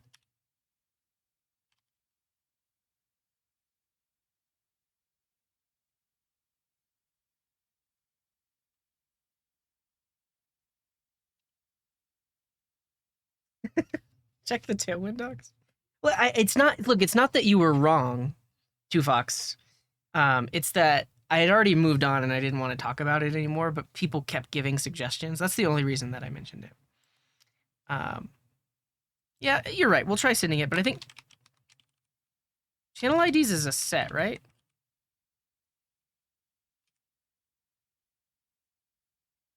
No, it's a map.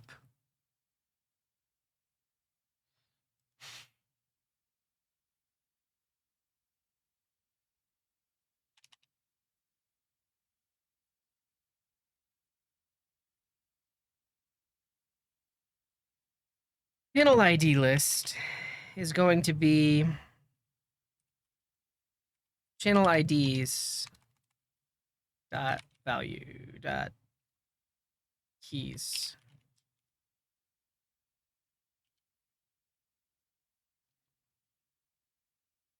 I was thinking, yeah, so if we need the options, then we basically would iterate over the list and then just have like a selected option for each. Let's just see what this does. Let's see what this does. And on the back end, we can log the data that gets sent. Because basically what we're expecting now is here, form data object will include a list of channel IDs. Let's see.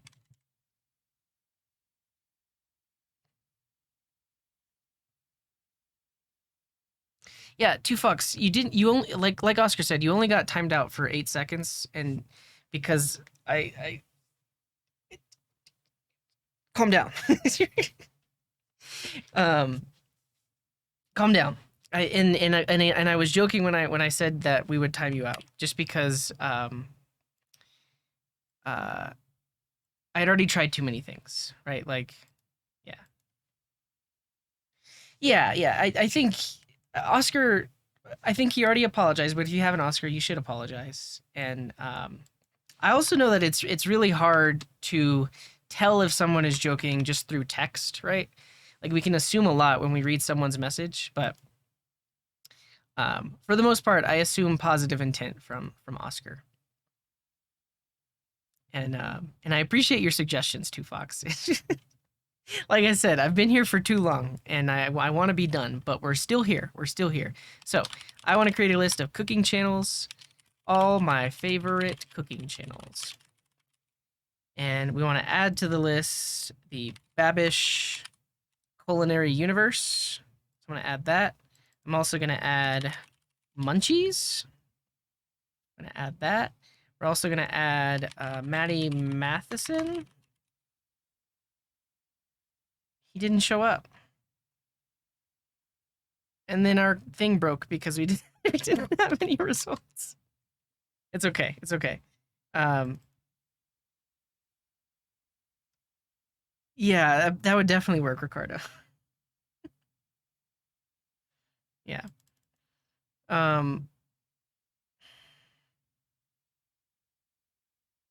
You suck at cooking is another good one. So no, we've broken the UI. We broke the UI because the backend responded with nothing. We need to fix that. I think it basically happens here. Like results. It's potentially an empty array.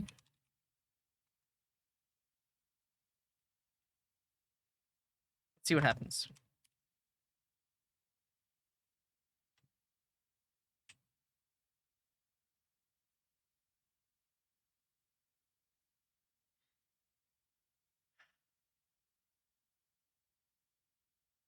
Maddie Matheson returned bad results. So,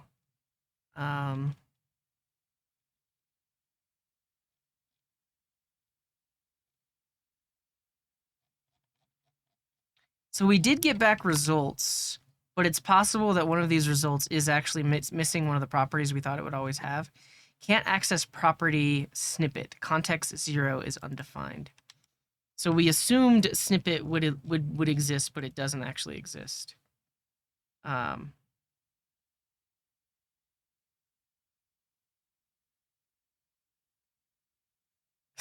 Two Fox, I'm gonna time you out. I swear.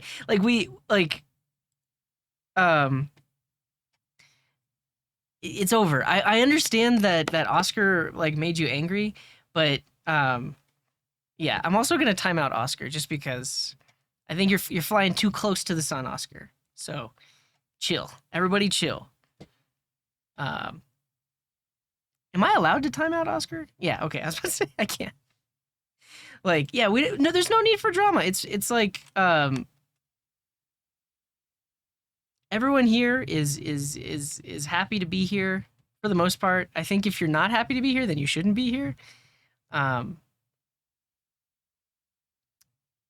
It's okay. It's okay. I lost a mod for 600 seconds. I think Oscar can think to himself for 600 seconds as well. Okay.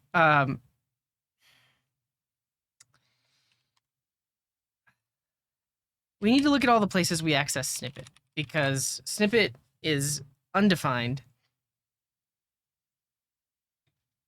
But I think it's also saying that channel is undefined.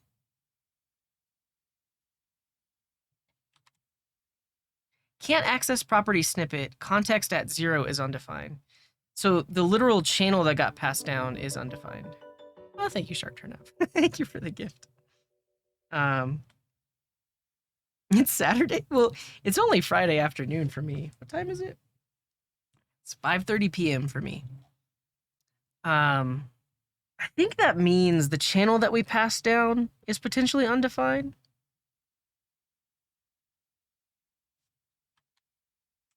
That's really unfortunate.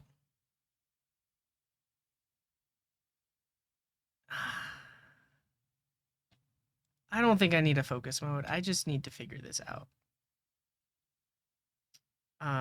Let's go into the channel card component. And let's actually just log the channel here.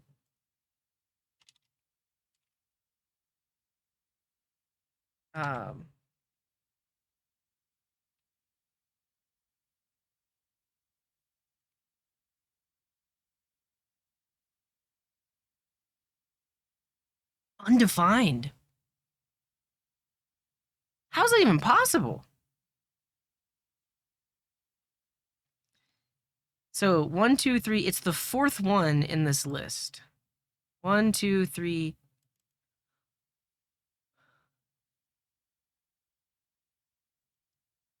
This is the YouTube API. The YouTube API literally put undefined in our array. Come on. Come on. Do better. Do better. Well, we can account for that. I mean, jeez. Is it a banned channel?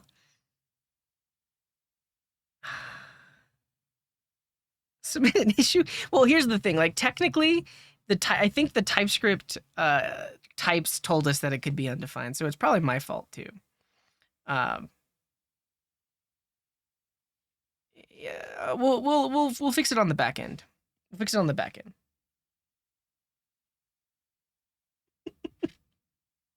Glad you're on the same level as a Google engineer.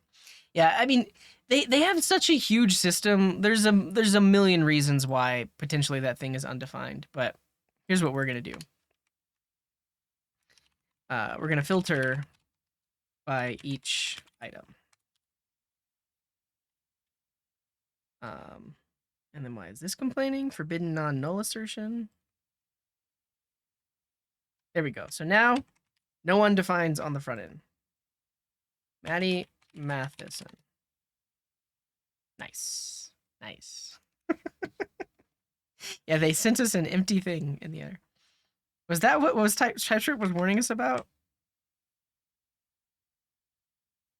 No, because item. No, it doesn't. No, never mind. That wasn't even right because, no. Yeah, I don't know. We lost one. But Matty Matheson, really funny. Definitely check him out. We've got the Babish Culinary Universe. And we've also got You Suck at Cooking. Boom. Okay. So these three things are there. We're going to call this cooking test. All I want to see on the back end is, do these three things get sent across?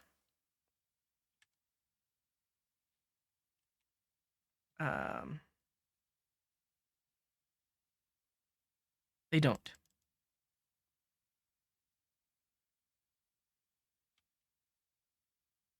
Create button fixed up top? What do you mean?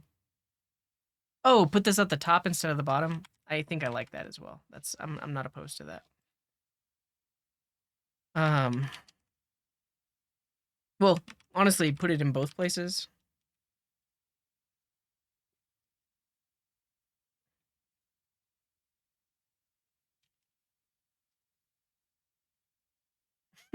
That just looks weird. But the thing is, the moment you search for something, then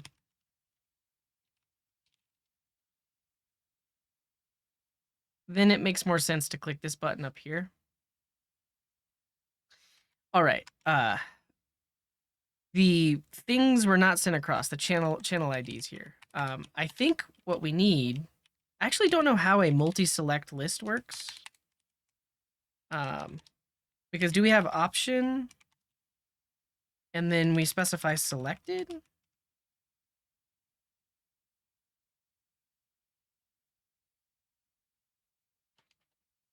Like each channel ID.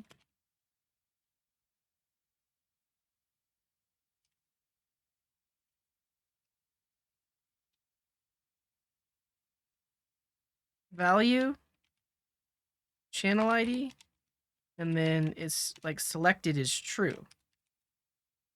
So each one of these is selected because we basically what we're trying to do is this is a hidden form field with the list of all the channel IDs. And we're trying to get that sent to the back end as channel IDs. Because on the back end right here, we should have that list of channel IDs. For now, I'm going to just throw an error so that it doesn't put it into the database.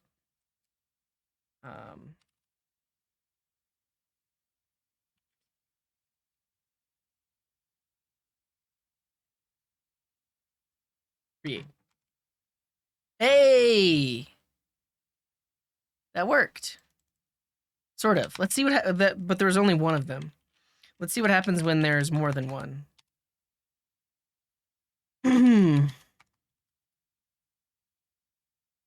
Babish.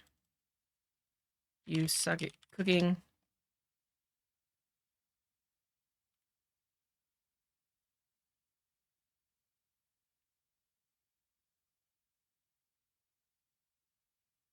It's just one of them. It's not all of them.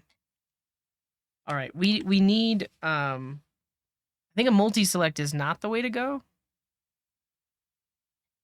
Did it say what? Oh no, it just says internal error. We probably just want checkboxes. If you have multiple checkboxes with the same name, will it show up as a list?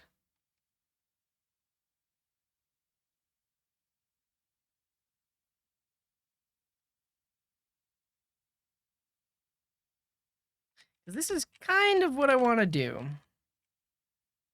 I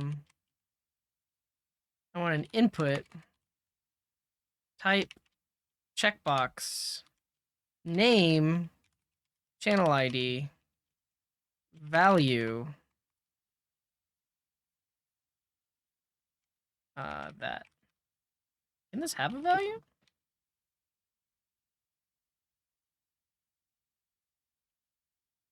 Checked.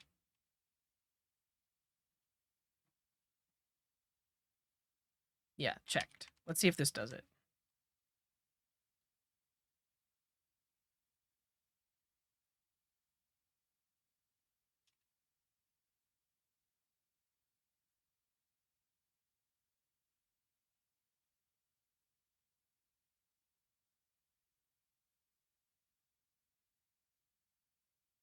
just one. I feel like we have to give it a group, like a checkbox group or something like that. Because, yeah, name needs to...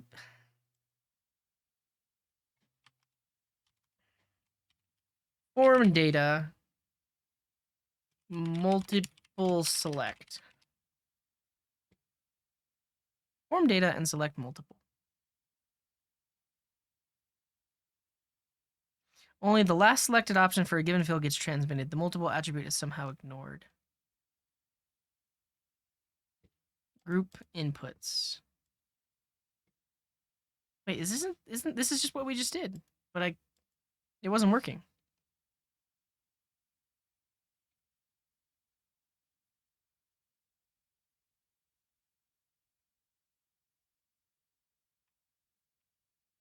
Oh, I see. Maybe we actually need the options listed there. All right, I see what you're saying. Let's go back to the select we had.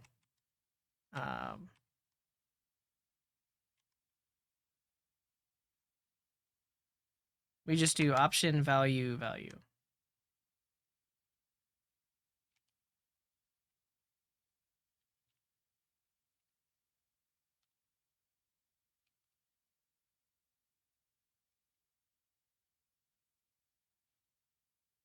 Then flavors is an array of string. Yeah, my channel IDs is an array of string as well.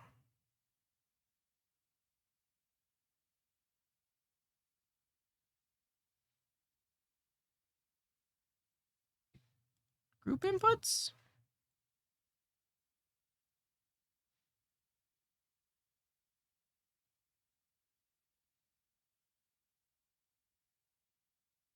Bind group. Input checkbox, bind group flavors.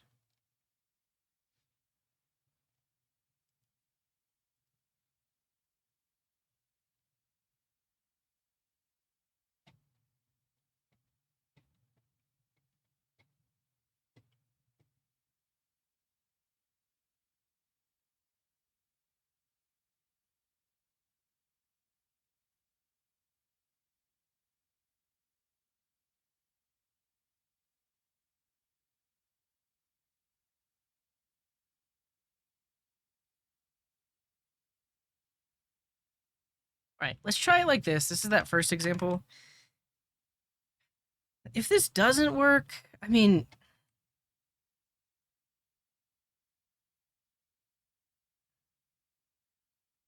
there's a function to join them. Maybe I missed that. Join. Where is join used? Oh, this is just in the UI. Yeah, it's just for the display, I think. Yeah. Okay.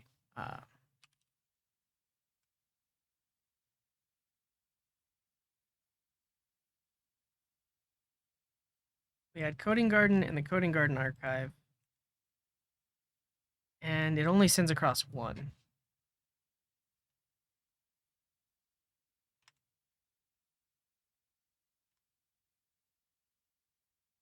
We should look at the post request because maybe the way that we deserialize on the back end is wrong.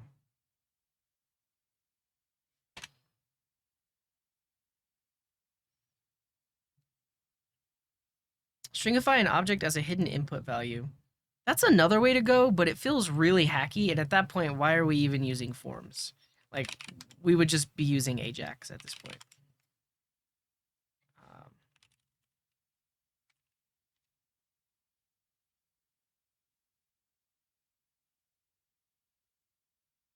All right.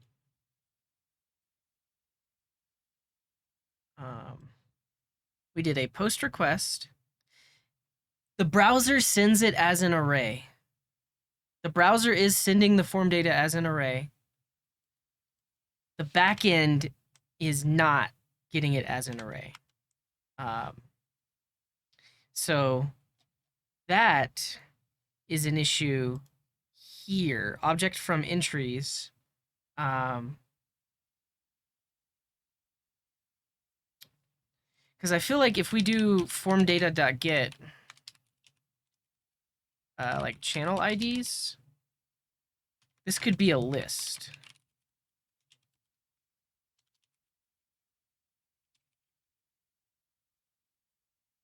It's possible that it's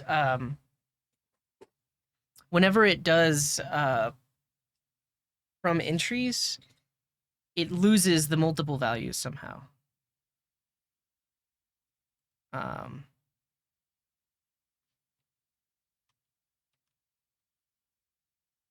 We might have to manually pull the values out of form data.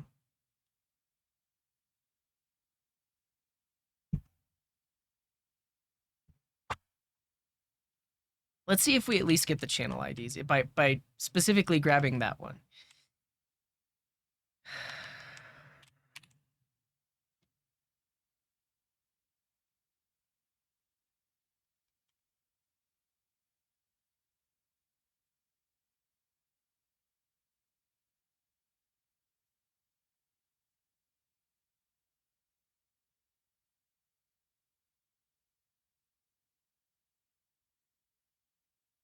It's just one. Maybe the form data doesn't know how to do a list. Is it get all? Yeah, you're probably right.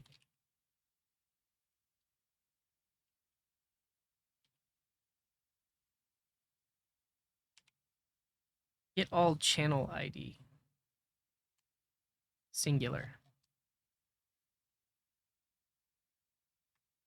And also, I probably don't have to do that. Let's see.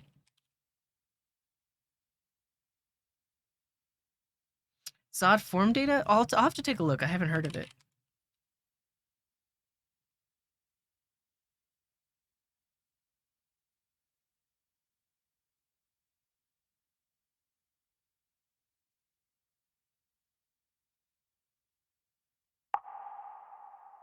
Hello, Bogdanovich. Thank you for the resub. We needed to do this. The moment I commented that out, it didn't send it.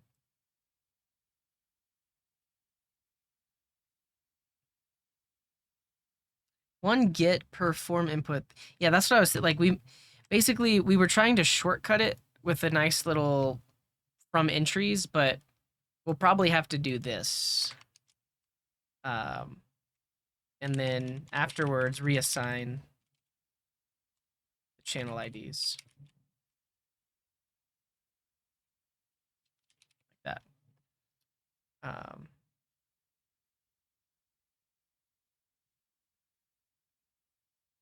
Form data entry value array is not. I know. I know. But then we will call this channel ID, so that way it's not overridden. Okay.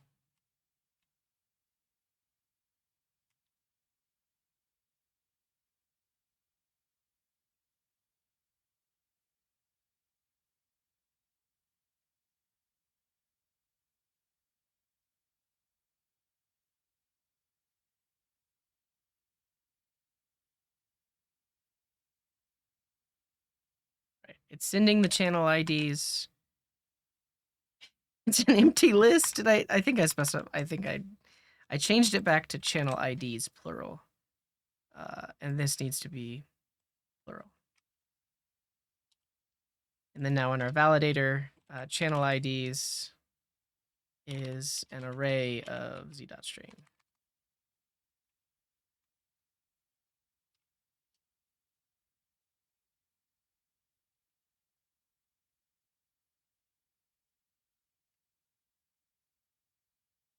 Cool.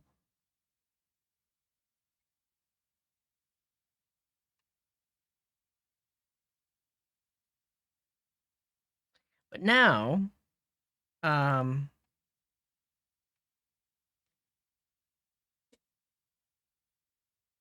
before putting it in the database, this is the point where we need to take these channel IDs, put them into our meta table, and then create associations after that. Yeah, I changed it back to channel IDs. Yeah. Yeah, welcome in, Nomad. At this point, we can't just put it into the database because it's It's going to complain about that channel IDs property.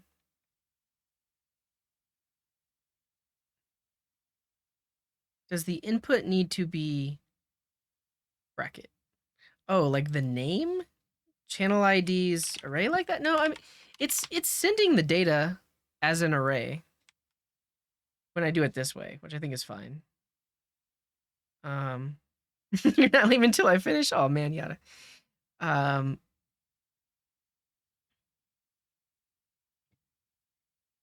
Because what I kind of want to do is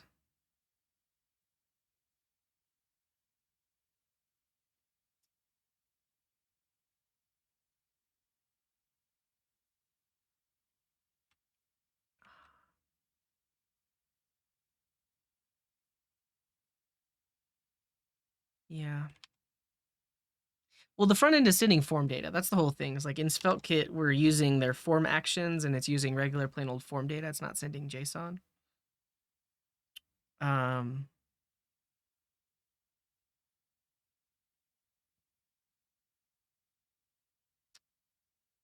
reason I am pausing is because our validator is going to validate channel IDs. That's great. But then before we put it into the database, we actually don't want to include the channel IDs. So I kind of want to just, I guess I just got to do this manually then. Like I'll split this out and say validated.title.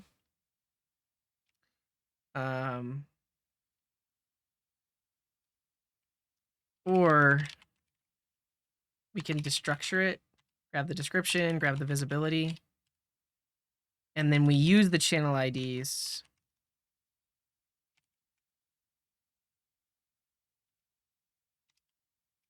to do some work beforehand. So this is our inserted list. And then after we have the list, we need to create meta items for every channel if they don't exist.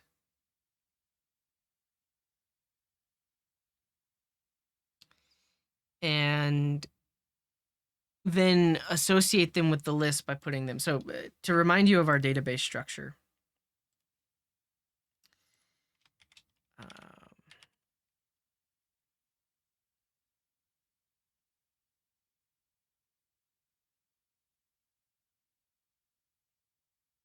The backend is accepting form data. Yeah, it's all form data. That is too small for me to show you. Let me show you on GitHub.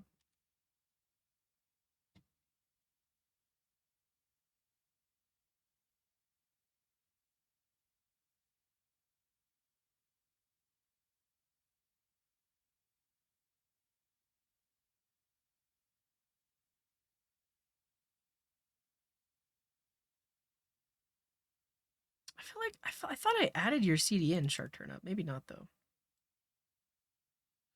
Okay. A list is the thing that we're creating right now. We have just that one line of code that inserts a list with the title, description, and visibility. But then a list has many list items. But the list items are actually linked to list item meta.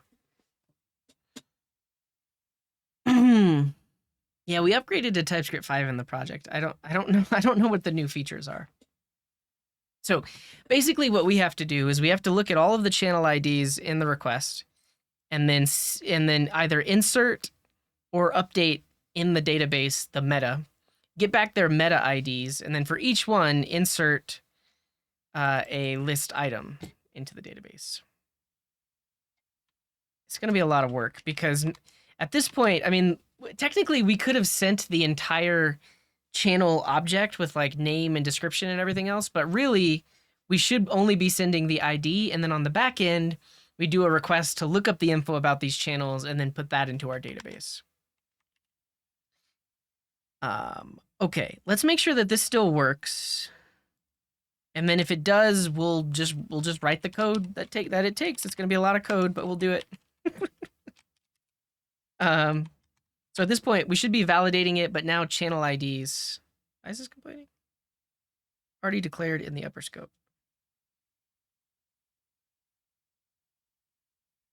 Yeah, you're right.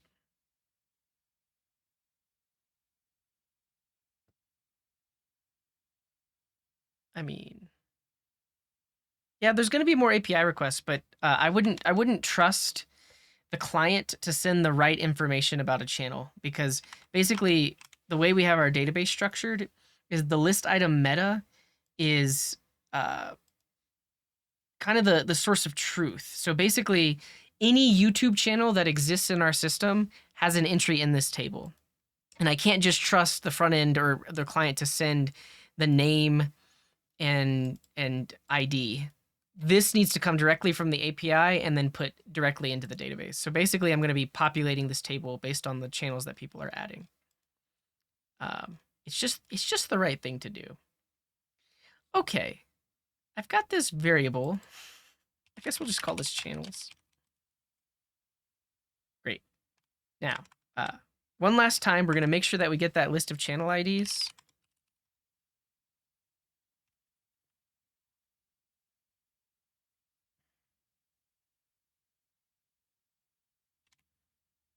We got it. Now we got a lot of logic to write, and it's going to be really messy. We're going to define it all in line, because I don't feel like refactoring right now. We just need to get it done. So we created the list. After creating the list, we need to go create the list item meta. So we're just going to do this. We're going to promise.all, the channel IDs. We're going to map over them to give us each ID.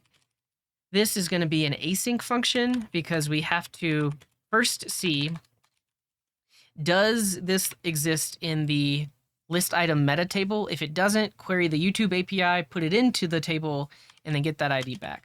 But this should give us back the list item metas. Form data.entries? No, I'm not going to do that, though. We're writing code. So list item meta. So each one of these needs to look up in the database first to see if there is a list item meta. So existing is going to be our Prisma client dot list item meta, and we need to find the first one where the origin ID is this. So origin ID is how we're going to specify the YouTube channel ID. And here we'll say if the existing thing is not a thing, then we need to look it up. And at the end of it all, we return the existing one. So look it up in our database to see if we have it. If we've already seen this channel before, good, just return it. Otherwise, we need to now grab it from the API. So we got to do this number here.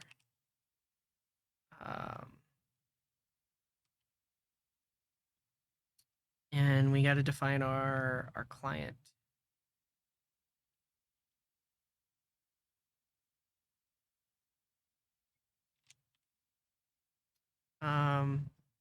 And then ID, we just pass in that one individual ID, and there should only be one result that we get back.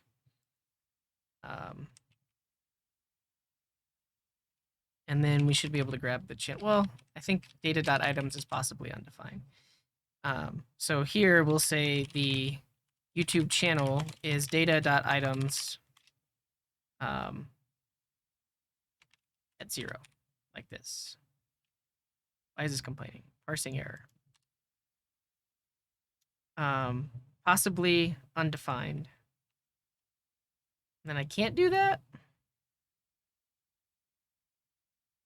What if I did this? Yeah. Great. Now, if the YouTube channel, it should be a thing. I just hate that the YouTube API is just so finicky that it's possible that it returns you a response that doesn't have anything. I guess it's possible to not have anything if we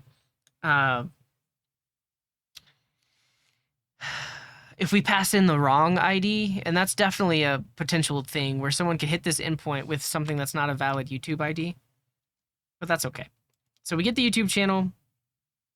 Now existing is going to be Prisma client dot list item meta dot create. wonder if they have an upsert though.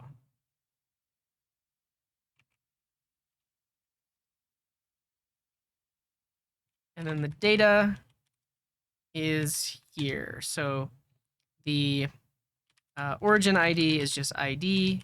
The name is YouTube channel dot snippet dot title.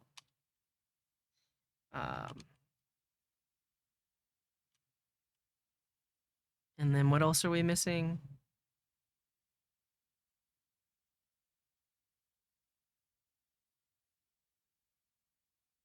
Type.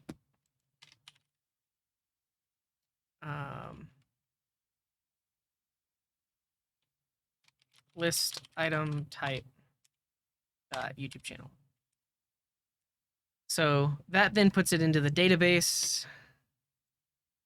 If YouTube channel and YouTube channel.snippet.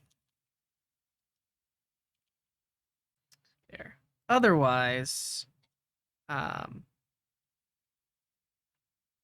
you have called the external API on the front end or on the back end. I would want to do it always on, for this use case, on the back end, because I don't want to trust that the client is sending the correct channel information. Basically, I'm about to put it into my database, and this is now like the source of truth after that. And I want to make sure that the data I'm putting into my database comes from the YouTube API. And at this point, we just need to get back snippet and ID, like that. And then honestly, like if there was none,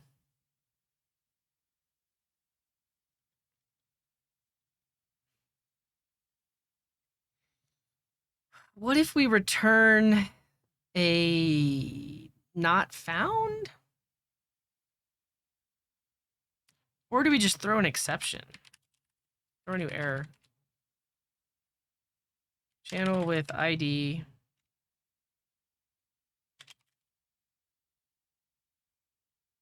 Not found.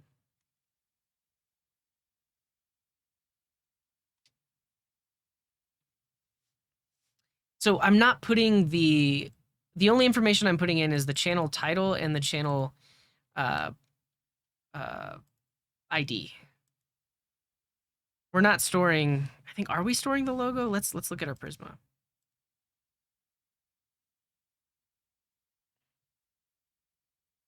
Prisma stuff. Yeah, we just have, we probably want the logo at this point though. But I'm not gonna change the database right now. Yeah, just name and origin ID. And then this is what associates it with the list. Oh, this is my linter. My linter file just converted this to a template string. I think throwing an error is fine, because if I throw an error, this promise.all catches and then does the fail here. So it should be fine.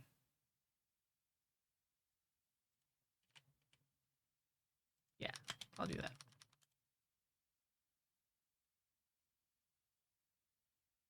Okay. Yeah, so that way we have the existing, it's now in our database, and then now at the end of it all, list item metas is an array of list item meta. And then for each list item meta, technically we need to now put it in, I guess we can, to do, fail gracefully, use transactions, refactor this. This needs to be changed extensively, but the thing is, once we have the existing list item meta, now we want to insert into the list item table. So the inserted list item is going to be Prisma client dot list item dot create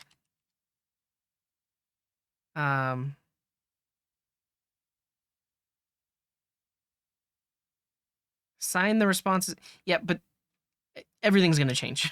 Everything.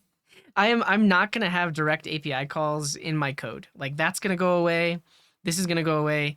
It needs to be proxied behind like a cache and stuff like that. There's a lot more that we need to do here. But we will create a new list item. And we need to specify the properties, specifically like the list ID, list item meta ID, and name and description. So here we go. The list ID is inserted list.id. Easy. The list item meta ID is the existing.id. The name is existing.name, and then the description is existing.description. That doesn't exist, so to do, add description to list item meta. List ID, list item meta ID, name. Is that it? No. Yeah. Yeah, that's it. That's everything. So that now, this essentially associates this channel with the list that we just created.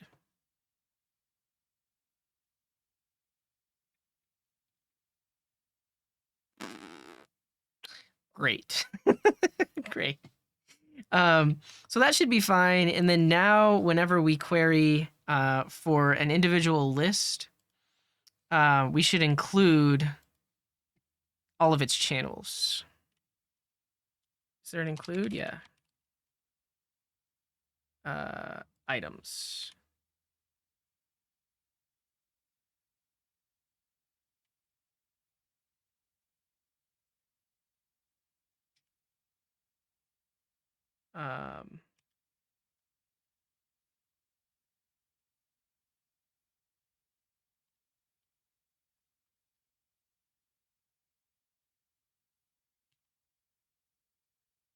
Okay. I should test this, but it's just gonna work, right? Why wouldn't it work? But at this point, now that we include the meta on the list page itself, we could potentially iterate over the items. So here we can say each data.list.items as item, and we show paragraph tag. Is there a way to make sure the channel ID is an actual channel ID that exists? That's basically what I'm checking in my code. If the YouTube API can't find it based on that ID, then it just throws an error.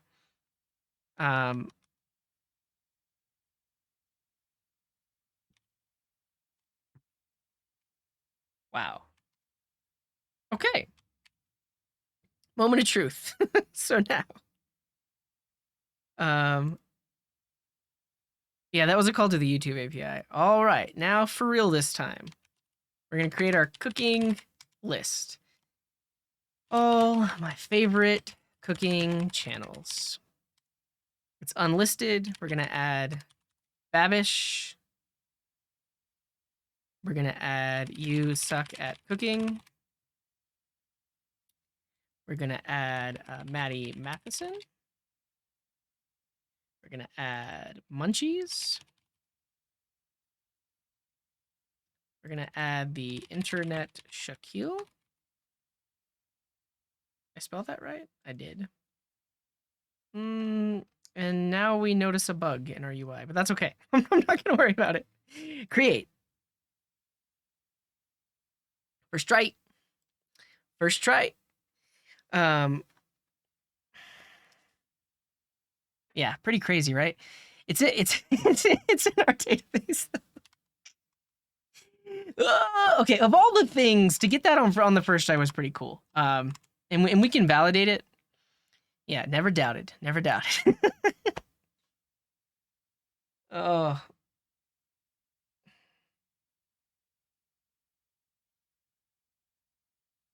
Yeah. There's a lot of hacky code in here that I want to fix. I think this is going to be the one scenario where I don't actually do a summary of what we worked on, because there's more work to do, and I want to potentially combine it with with next time. Yeah, I'm gonna go eat a corn dog right now, right here, right now. We're so close though. I mean, here's the thing. At this point, all we have to do is get the latest videos from each one of these channels and then list them on this page, right? Let's just keep hacking. Let's keep hacking. And I'm actually, here's what I'll do. I'll also put this on a branch, so that way we know we're going to continue on this branch next time. Create list with channels. But check this out. Right here, after we get the list back, we can use that information to query the YouTube API to get the latest YouTube videos for all of those channels. Exactly, Kodak. Yeah, my wife told me I needed to wear green today, but I was like, my chair is green. So, but yeah, let's do some more. So here's the thing. This is what I I really like, just hacking at things, right? You saw how quickly I coded this up. I was like, yeah, this should work. This should work. But I'm gonna do some more copy pasting, because now over here, after we got that list back from the database, it has all of the channel IDs inside of it because we have the meta. Then we can use those channel IDs to get the lists of videos for each of the channels. Yeah, it's St. Patrick's Day today. Yep. I guess in Europe it's technically the day after, but for me it's St. Patrick's Day. All right. Import that from there. Import that from there. We'll figure out what the API request is, but first we need a list of channel IDs. So on the list, it's going to have items, and we're going to map over that to get each item. And for each item, we want to grab the meta origin ID. So that's the channel IDs. And then we can take each of those channel IDs and call the YouTube API to get the latest videos that are published by that channel. Right?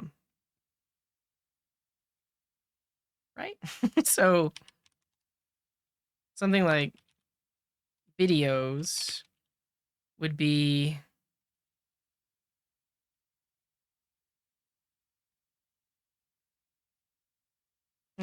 channel IDs reduce. Why is that possibly?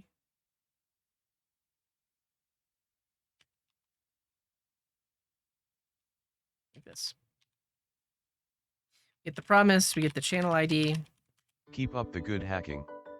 Thank you, Nomad. Thank you for the donation. I do appreciate it. I get more motivated when things get done. Like I get very demotivated if we spin our wheels on like the silliest things, right?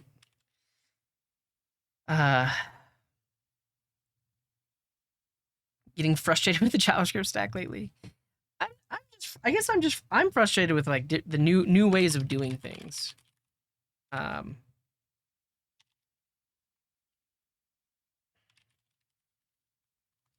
what I'm doing now, if I can explain it, is I am querying. So to get the list of YouTube videos from, actually, if we look at the YouTube API docs, is it possible to do a search with multiple channel IDs? Because if we do list search, channel ID. No, it's a single channel ID. So this is basically what I was thinking of. We need to search every channel individually to get back their videos. Laravel? Yeah, I probably need to check out Laravel. All right, see you later, Yada. Have a good one. Thank you for hanging out. I think this is the only way to get videos for a channel, is to do a search with the channel ID. So basically, I have to call that endpoint for every channel. I don't want to do it all at once because I could get rate limited, so I'm basically doing it one by one and waiting 500 milliseconds between each. That's what I'm doing here. Separate multiple channel IDs with a comma? I don't think so. If your request specifies a value for the channel ID parameter and sets the type, the thing is, some of their properties can be comma separated, but I don't think this one can.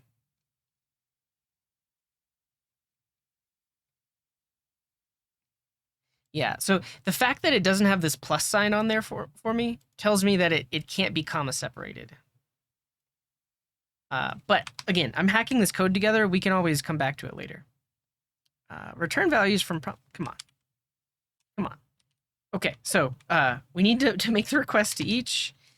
And at this point, instead of doing the channels list, we're actually going to do the search like we did earlier.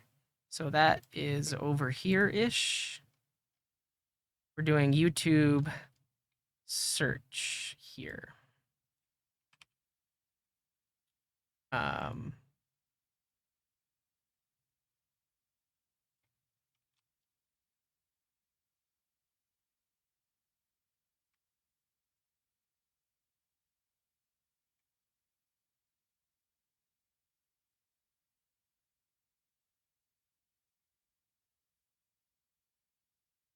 Type video. So this is going to be a list of the 50 most recent videos for this channel. Like that.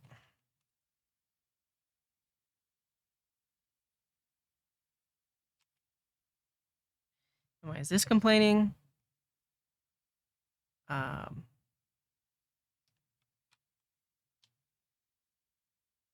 Promise.resolve, await promise, do the thing, wait for the next one. Oh. That. But still, this shouldn't complain.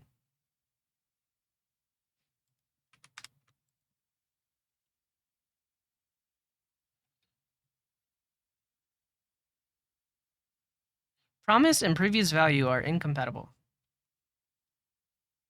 Oh. That makes sense. So videos is going to be an empty array. And then inside of here, we'll just concat it. So videos equals videos.concat data.items.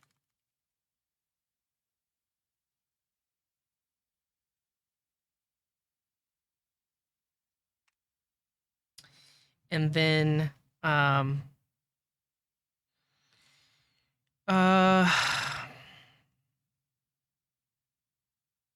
we need the type. So data.items is schema search result. I think we could probably do schema video.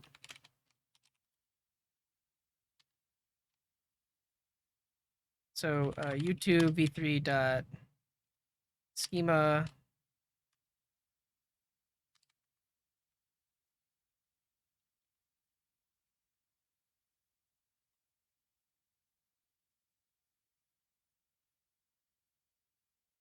schema search result. Yeah. Array. Or undefined.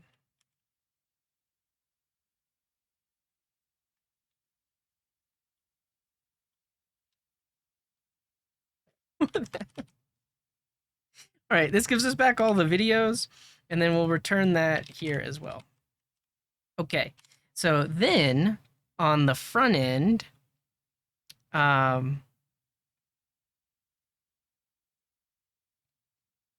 we show all of them. So right here, now that we have the videos,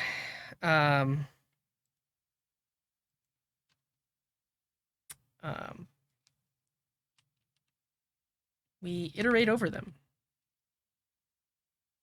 So each data.videos as video.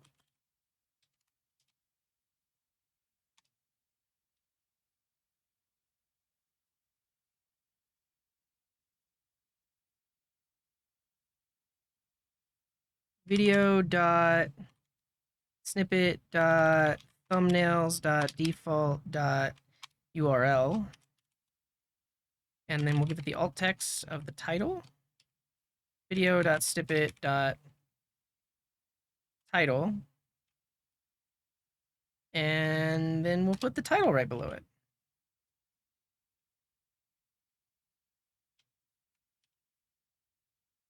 Like this. So we've got the image, we've got the title, and then we'll put that whole thing in a 3-column grid.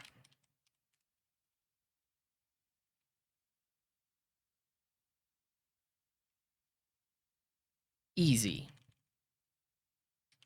Put this in the center. Make this a card.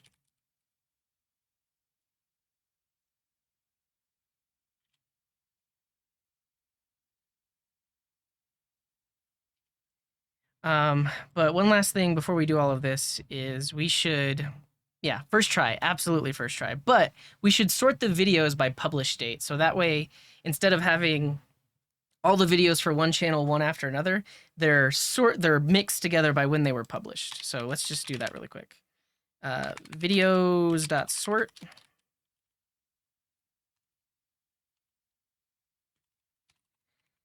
And here, a.snippet.published at, which is a string. We pass it into a date.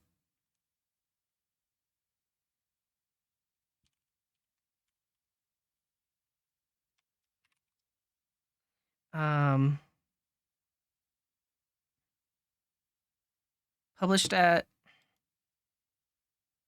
That's fine. That's fine. It's fine. Totally fine. It's gonna work. All right. Are you I think it might just auto refresh. Are you ready? 500 internal server error.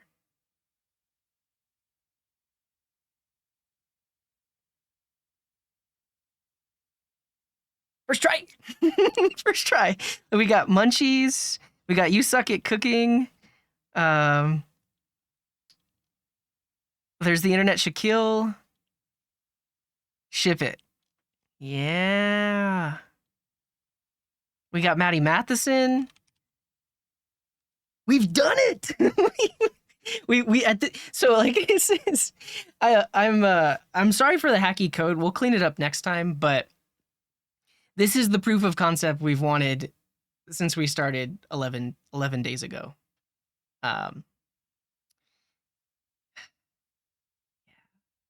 They're not in the database, so if you want to know what we actually did here. So the channel IDs are in the database.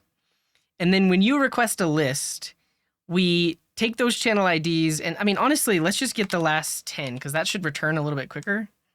And then at this point, it's like we probably don't want a 3-column grid. We'll just have them one after another. And then we can also put the channel info if we have it.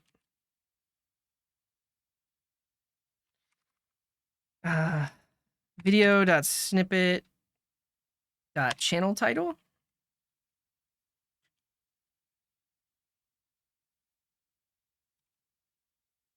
Yeah.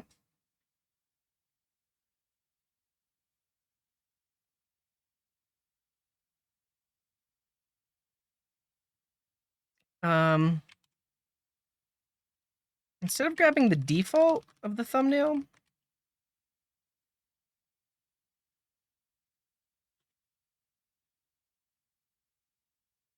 be nice if we get the max res.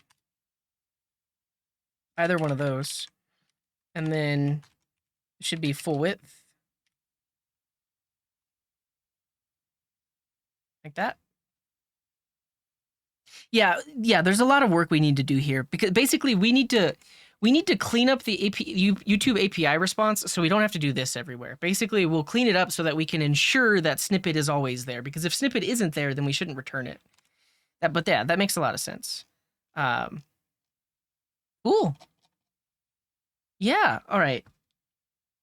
Last really cool thing, let's actually embed the YouTube video, right? Because if you look at how a YouTube embed works, let's just see for an example. Like if you look at my most recent video, which only has 400 views. Go watch this video right now. If you do one thing today, just go watch the video that I published today. But whenever you do an embed, we can copy how they do this, and then yeah, we can just redo it. So instead of showing the image, we can show the video embed right above it.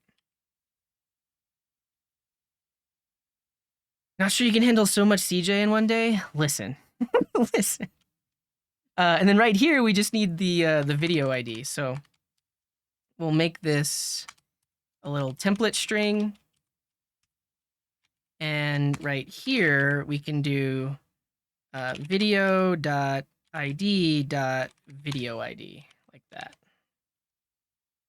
And now we should get YouTube player embeds. I mean, it's ugly. we have to fix the styling. But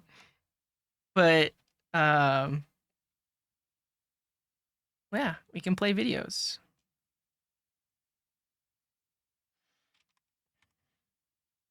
I mean, ideally, we could just do width full.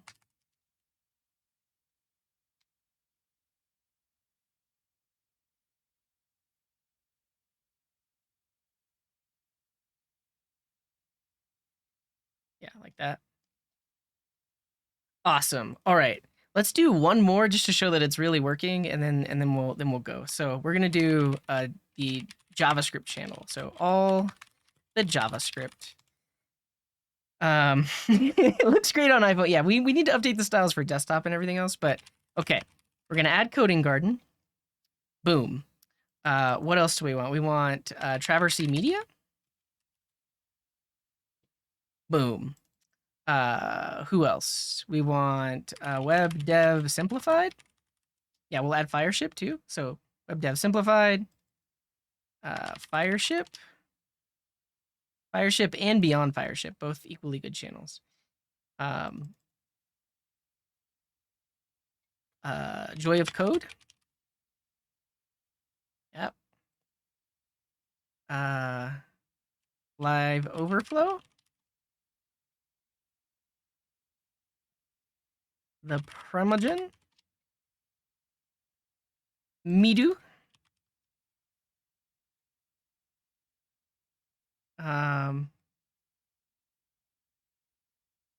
T-Soding, another Twitch streamer.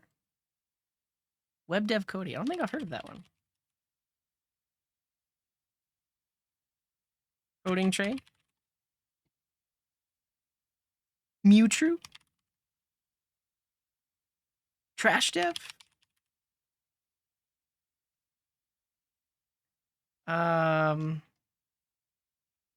Okay, that's it. Dev channels. All the dev. Yeah, we'll do TJ Devries. Is that the name of his channel? Tish. Nice. The only result for that too. All right, create. What just happened? why did it redirect there? I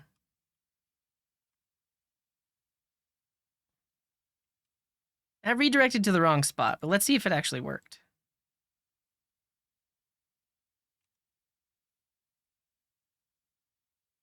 Maybe it's too many channels?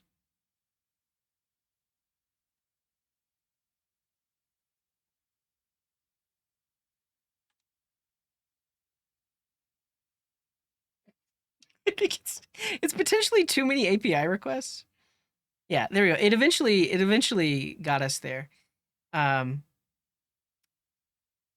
but that's the issue, is like SvelteKit is trying to do like some really nice it doesn't scale. Yeah, we'll have to work on all of that. And that's why we would need caching and stuff like that, but it's so slow because and Noel Cano, it's been a long time. Welcome. Good to see you. Thank you for being in the chat. But yeah, the reason it's so slow is because we have to query the YouTube API for all those channels, and we're waiting half a millisecond between each call. Like okay, so we're at the end of the stream. We can deal with being rate limited. Let's actually remove that. here. Let's remove this. So it's as fast as possible at the risk of potentially being rate limited.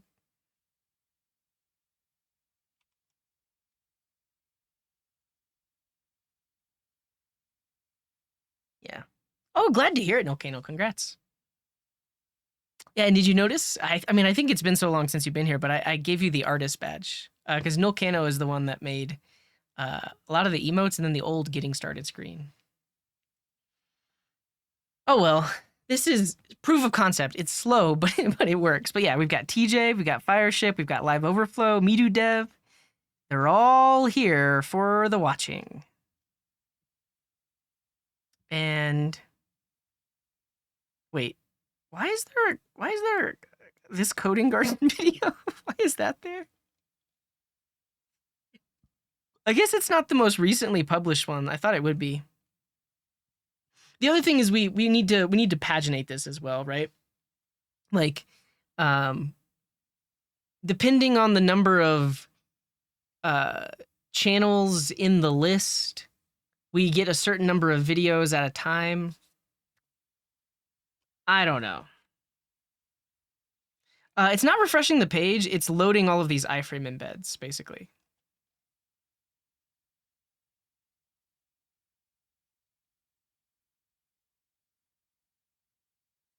Wait, are these older videos at the top or newer videos?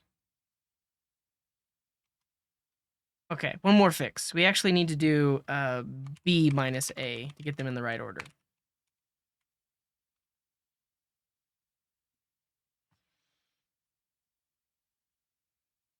Yeah. Well, so yeah, you can basically look at the. We'll do that right now. We'll look at the dev console and then I'm gonna get out of here. But if you look at the Google API console, it tells you what your quota is and how many requests you have left. Yeah, so like there's so many ways we can spin this. Like once we, but I think the piece we're definitely realizing today is we need to wrap the YouTube API. We can't just call it directly. The responses are too inconsistent and they take a long time. So we need to cache them. We need to make them more consistent. But yeah, I'll show you in the API console. You can see your quota. You can see how many requests you've made. And so in the past day, I don't know if that's right. It says I've made 1,600 requests. The other thing is this API key is used in a couple of other places. Like it's used in my Coding Garden API. It's used on the videos page. But you can see in your dashboard the APIs you have enabled and then how many requests have been made.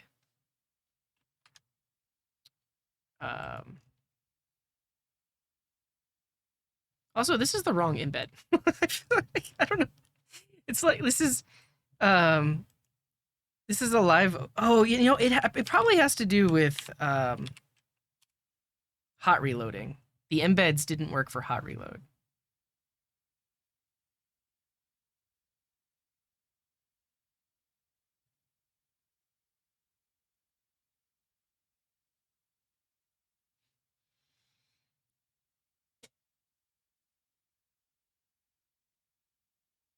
Yeah, and then it's super slow having this many YouTube embeds on the page all at once. So I'll have to work on that too. Okay, I'm gonna push this code up, but I'm not gonna merge it in yet. It's just gonna be on a separate working branch.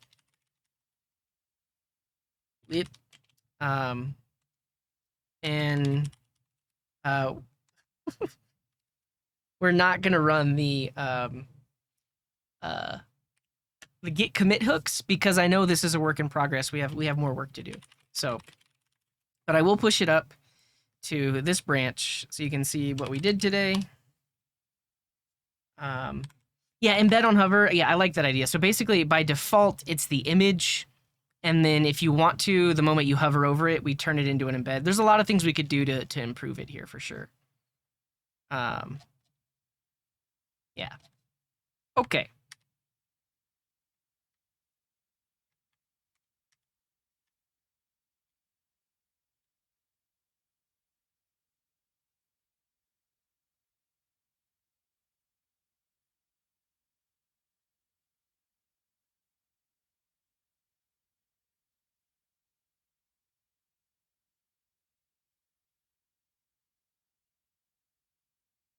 WIP stands for work in progress, if you were wondering. So this is a work in progress, but we have quite a few files changed in the meantime. All right, let's get out of here. Please go follow me over on YouTube. Watch the videos, put them on in the background if you've already watched them or you have other things to do. It helps. It helps. Follow me over on Twitter. We have a Discord if you want to join, and I also have a mailing list. I've got news, big news. If you join the mailing list, you'll hear about that announcement on Monday. I'm pretty excited about it. But join the mailing list. I also send go live notifications there. Let's get out of here. If you are a subscriber, you can use this raid message. If you're not a subscriber, you can use this raid message, or you could come up with your own raid message. No, it's not about content on the channel. It's about a course. A course that's going to be happening. It's a React course. It's about a React course. That's all the spoilers. But just look out for that email on Monday, and I might go live on Monday too to talk about it. Okay, that's it. We got a lot of work done today, but also it took us a while to. I don't know.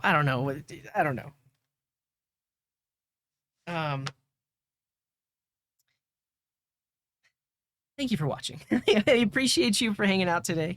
And I hope to see you next week. Also, take a look at the schedule. I'll post that this weekend as to what live streams are going to happen next week. Well, thank you, David. I appreciate that. Alrighty, everyone. Wherever you are in the world, have a wonderful morning, afternoon, evening, or night. And until next time, here's this.